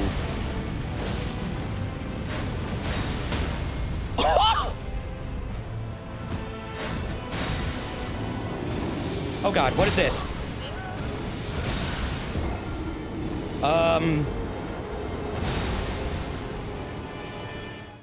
Okay, Flame of the Red Mains it is. Were those buffered rolls? Panic rolling, really. No, they weren't buffered. I just didn't know what that attack was. Oh no, no, no, no, no, no, no, no, I need to stop. I need to fucking stop. It's 3 in the morning. I need to stop. I have shit to do. Okay, 10 more minutes. Just 10 more minutes. Just 10 more minutes, please. Just one more time. Just one more, okay? Just one more, okay? Just let me see the amoeba, please. The fact you can red main him through a teleport gives me a lot of hope, honestly, because that actually stopped his little fuck you spell. I don't have to be right up in his face either. I can get 2 off right here, and potentially a 3rd. Oh shit! Oh! Okay, but he can do that. Didn't you say you were overextending? Oh. Oh. That's right, Tiny Desert. I never did. Yeah, you never said that. What they're talking about. Tiny Desert disagrees with you. That's 2 versus 1. Something tells me the majority has it. The eyes have it.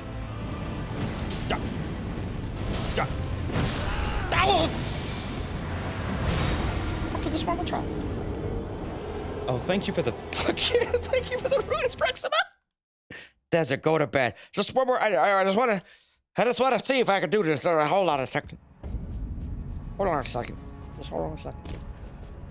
A second. To the flame government. Now you can tell the difference between normal brain desert and Diamond brain desert? Okay, good. I'm glad you could finally figure that one out, because I struggle too sometimes. Did you say thanks for the runes? Did I actually?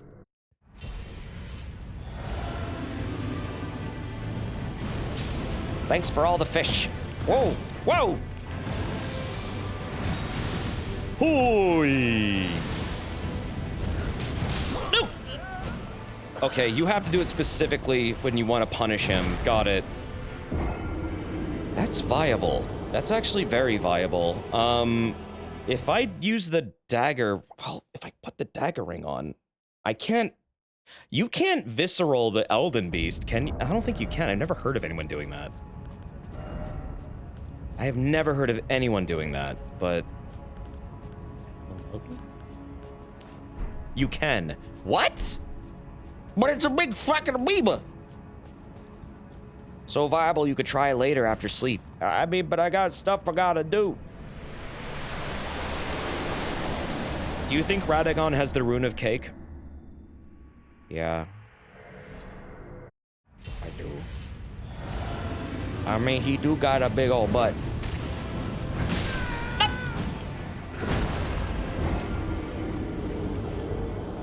I mean, look, he's got a butt crack. If you have stuff to do, then go to bed.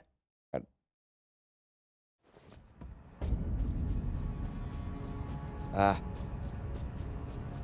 am now declaring this is my bed. Hello, I am streaming from bed now.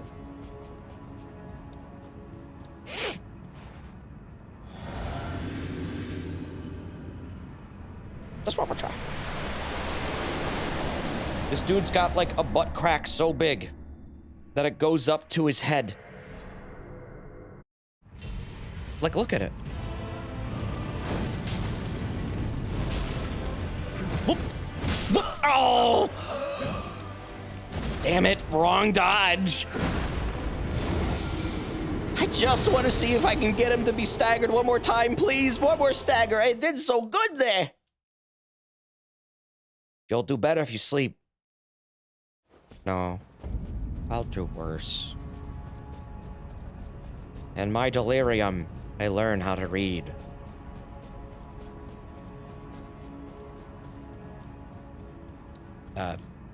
Attacks. I know how to read. Not that I would do that, that's for nerds. Remember when this was going to be a short stream?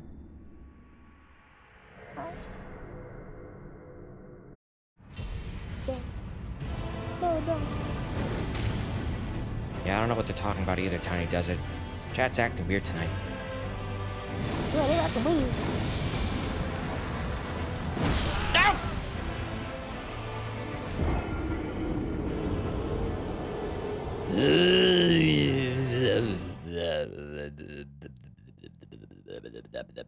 Yeah, that's a big old delay. My god, that attack is long. I never know when he's gonna fucking do it.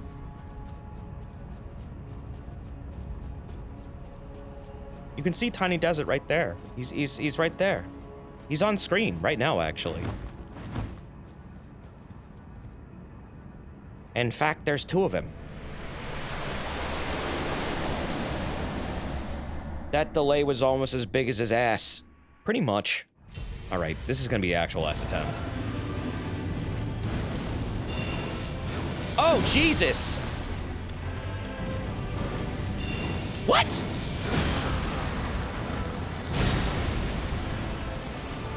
So... Oh my god.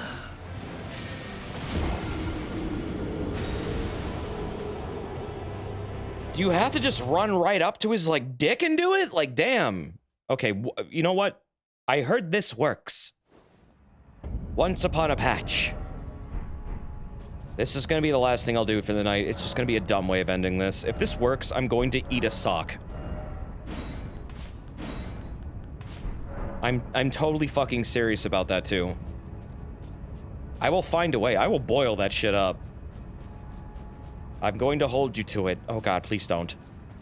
It's too much fiber. What if I die? Try boiling the sock in crab boil. It helps. Oh, okay. This is not going to work. This is not going to work. Jerma ate a glove the other day, but that dude's got like an iron stomach.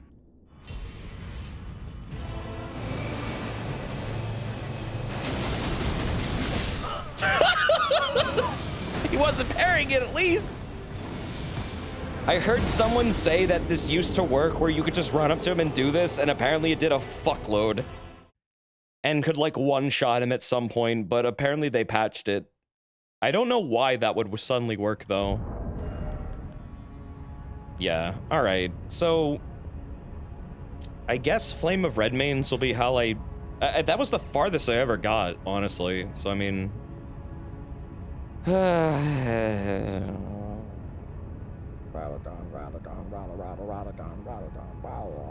Why is your butt so big? Why he butt so big, though? It absolutely can, but you gotta really set it up. I feel like it's not really something that is going to work, like, 90% of the time. He would try to delay an attack until your Zorb was over, and it would cause him to die because his Zur lasted longer than his health. Oh, is that why? Okay, yeah, they definitely fixed that then.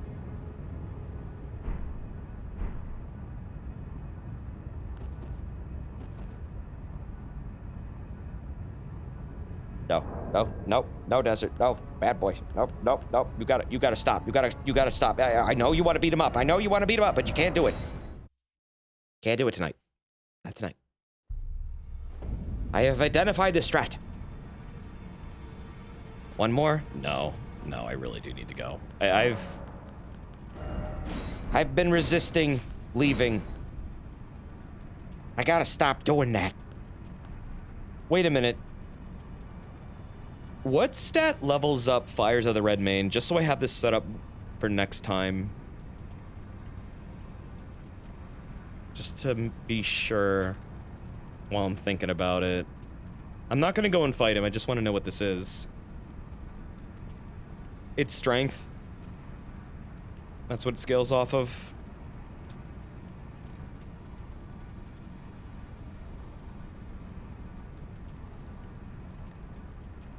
Very powerful on S-scaling strength weapons. Oh, good. I don't have any of those in my access. Oh, fuck. Ah.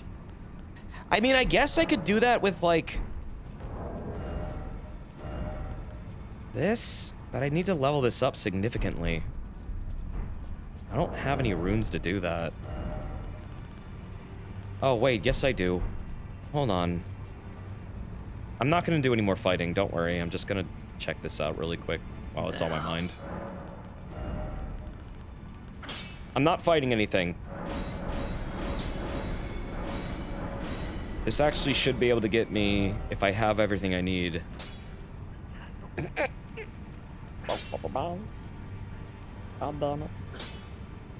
I don't have the final one either, do I? No, I don't.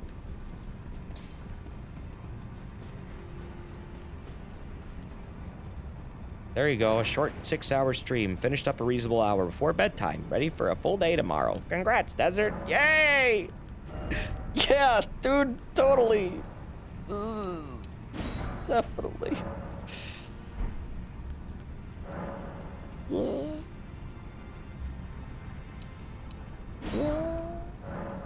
I don't have any smithing stones. Oh my god. Ugh. Oh no. No, I need to farm. God damn it. Okay, no, we're done. Which bell bearing were you looking for? I need the last stone one because I don't have level 9. Oh wait, no, never mind. I don't need them. No, never mind. I have them all. One of these I thought I didn't have. Oh wait, no, I have them. No, never mind. I have all of them. I have all of them. I don't know why I thought I didn't. Why did I think I didn't? Wait. No, I do have them all. Never mind. I'm so tired, I'm forgetting. I'm looking right at it. What? What am I doing? Playing a video game? Do you think this room smells like bird, like flesh and poop? Because this is where Dung Eater hung out. Oh, you know what I never noticed? I just realized this now. I guess that straight up shows you what he does to people. So yeah, he's ripping out all their organs, and those are all seedbed curses. Yep, that's what he does. He rips them all out and eats them. And then you start growing noodles for some reason. I don't know why you start growing noodles inside of you, but that's what happens. He just does something in his weird little ritual. You thought those were worms. No, those are seedbed curses. They're just like colorless here for some reason. I don't know why.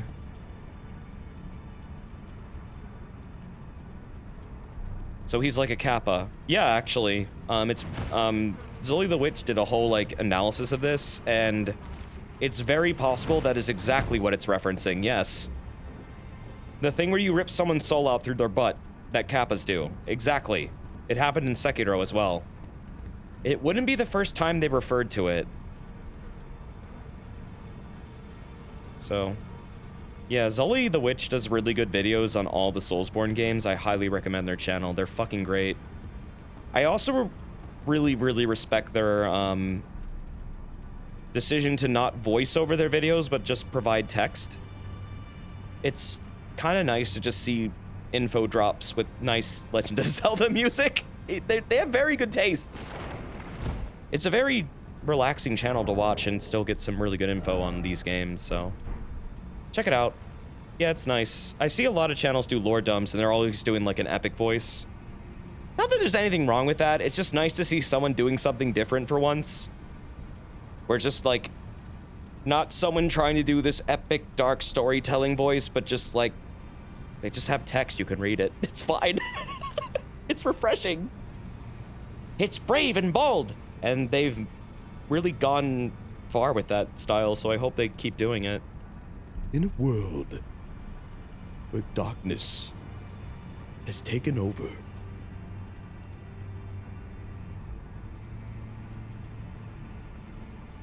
Ugh.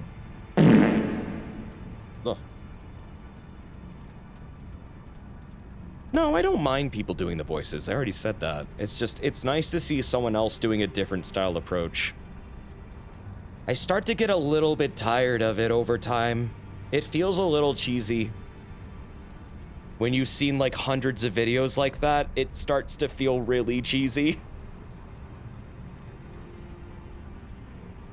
I'm glad people have fun with it though. There's nothing wrong with it. If you've made videos like that, I hope you keep making them and having fun. I'll still watch them. I still like them. I've watched plenty of them like that. Okay, I'm wrapping up. So, thank you for hanging out for Radagon beating my ass and me cheesing Horaloo because I'm a sore loser.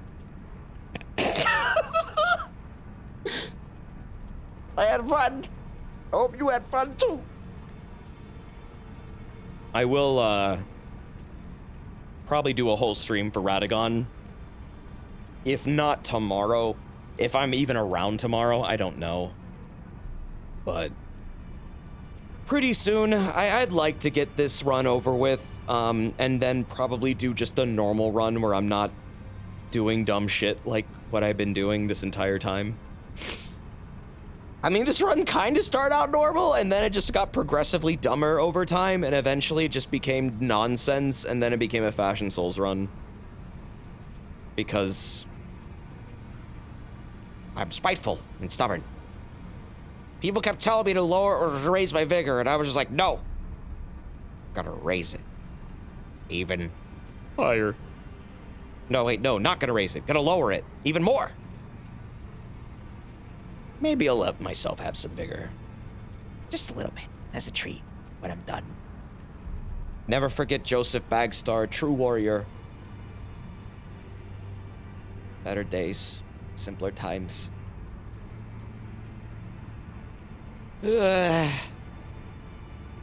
When did it all go so wrong? Fashion Souls doesn't explain the stat weirdness. Well, it's a glass cannon build. I mean, I could vary it up a little bit. I'm mostly just hitting soft caps, and I probably could sacrifice a stat to like get more health and have a more reasonable build. At this point, though, I'm just being spiteful. And I'm well aware of it.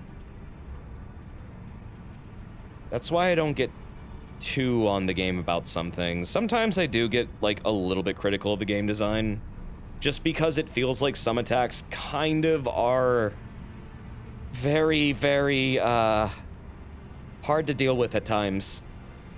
But whatever. I'm running a stupid niche build, so I shouldn't be too mad about it.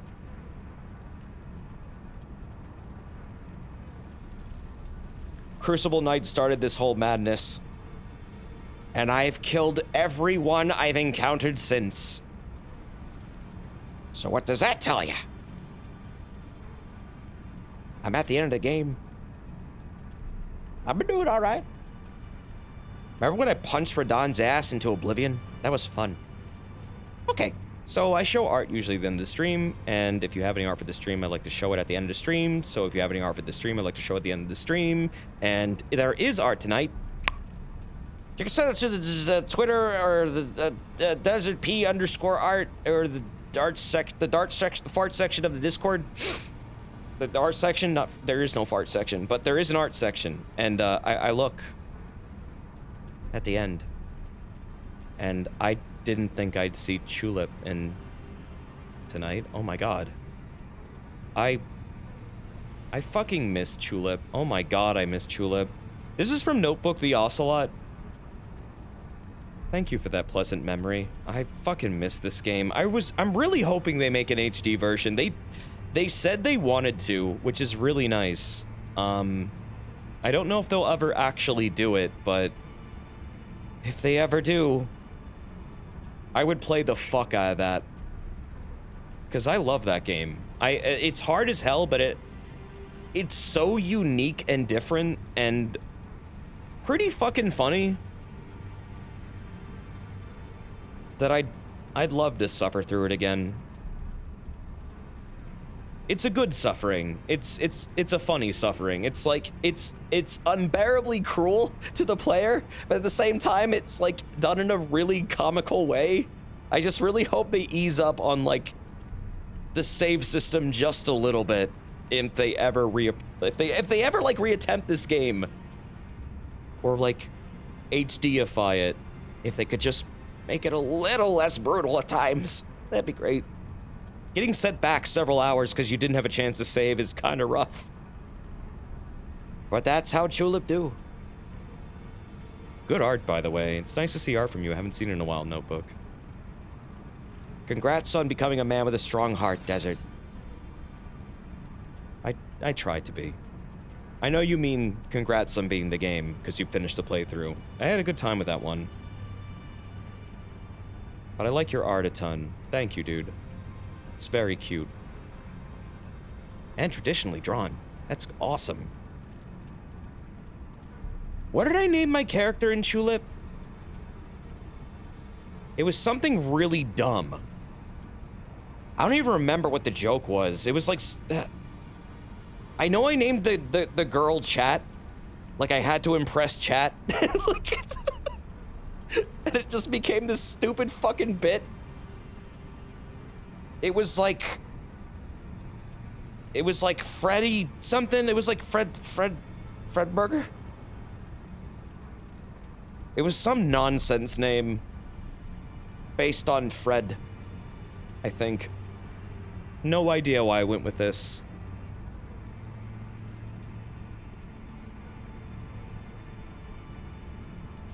I think that was it. Nah, it wasn't that. Oh well. I'll remember it someday.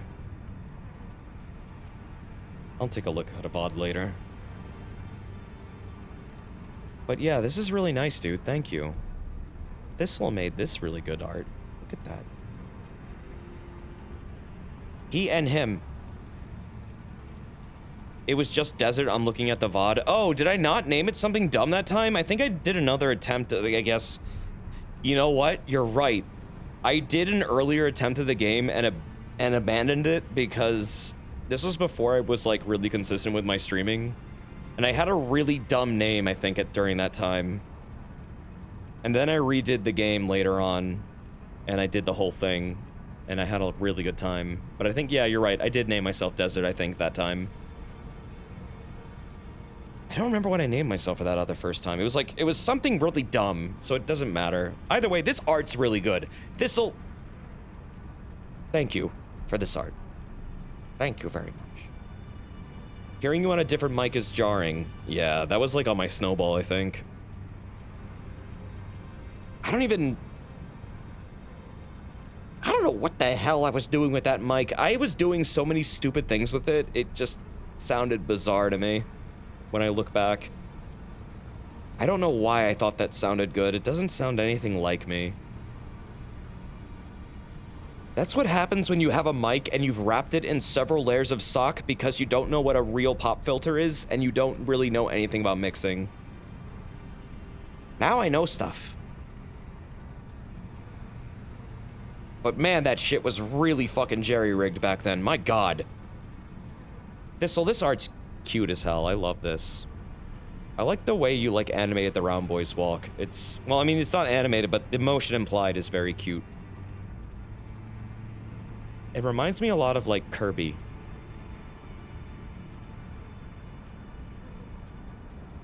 It's adorable, thank you. And I really, really like your version of the Pogona, too. He's very tall. He might be taller than me. Uh-oh. I'm not jealous. It sounds like it could be your brother or something. It's still recognizable you, but it's different enough to be, well, different. Yeah, I know, I know. Different mic.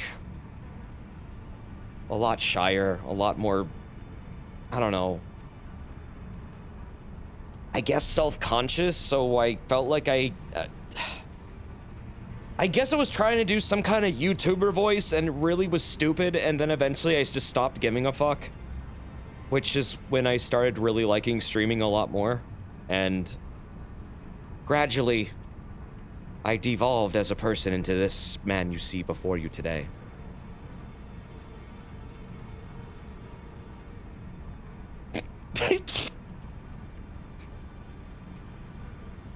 This festering pile of humanity.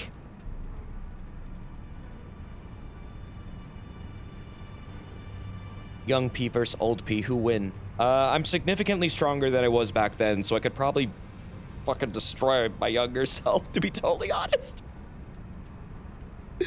So, like, significantly stronger. I could probably bench my younger self. My younger self would have no hope of doing that. But thank you, Thistle. And this is from Galajo. A Roshi Pogona. Regular Roshi, not the cooler Roshi, just regular.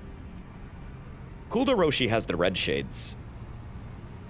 You're proud of those shoes? Those are really good shoes, honestly. Thistle, your anatomy's gotten really good over the years, I gotta say. Thank you, dude. And I just appreciate these different styled pagodas so much. Collaggio. Does it if you beat your younger self, then the future self will not exist? It'll be fine. It'll be fine. We'll just, call it the silver timeline. That's what Halo did. So, I mean, it's fine. Just, you know, nothing matters in the silver timeline. There are no rules. Up is down and left is right. And Master Chief has sex with spies because... I don't know! And Halsey lies her ass off to John because that's what she would do. Totally. I don't need to get a rant like this right now. All right. That is all the art actually tonight. So, thank you for joining me. Thank you for hanging out. And yeah, Joe Lexter, that is also a fucking issue as well. I have that episode. I really don't like the Halo TV show. I don't know if I'm gonna keep hate watching it, but I might, just because it makes me feel alive, and it's something to talk about. But my god, do not support that show. It is so fucking bad. It is so bad. It is, like, outrageously bad. I really hope their green light for a season 2 gets pulled. That show needs to get canceled immediately. It's just trash. I'm sorry, it's trash. Complete trash. I don't want that show, like, surviving, because I feel like it's going to just give us another era of really bad video game shows. Like, they could have done any sci-fi. Why'd you have to pick the one you wanted to ruin? Why? You will fail! Anyways, yeah, that show sucks. I think it sucks more than Picard. But yeah, thank you, fellas. Thank you for all of the art, and thank you for hanging out for the stream. Thank you for all your support. And we'll be fisting Radagon with some hot sauce next time, because that's apparently what's gonna work. We're gonna flame of red mains him and then beat his ass. And I have no idea what I'm gonna do against Elden Beast, because I don't know if they are weak to fire. I'm hoping they are. But I don't know.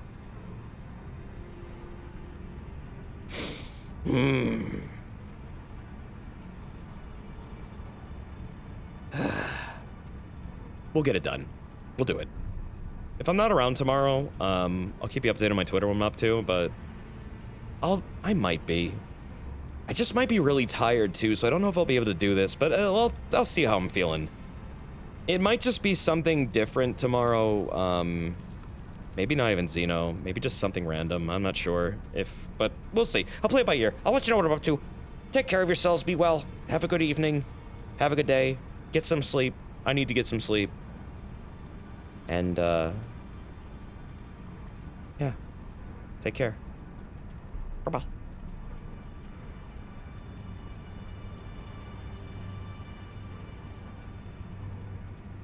Say goodnight, Tiny Desert. Yeah, good night.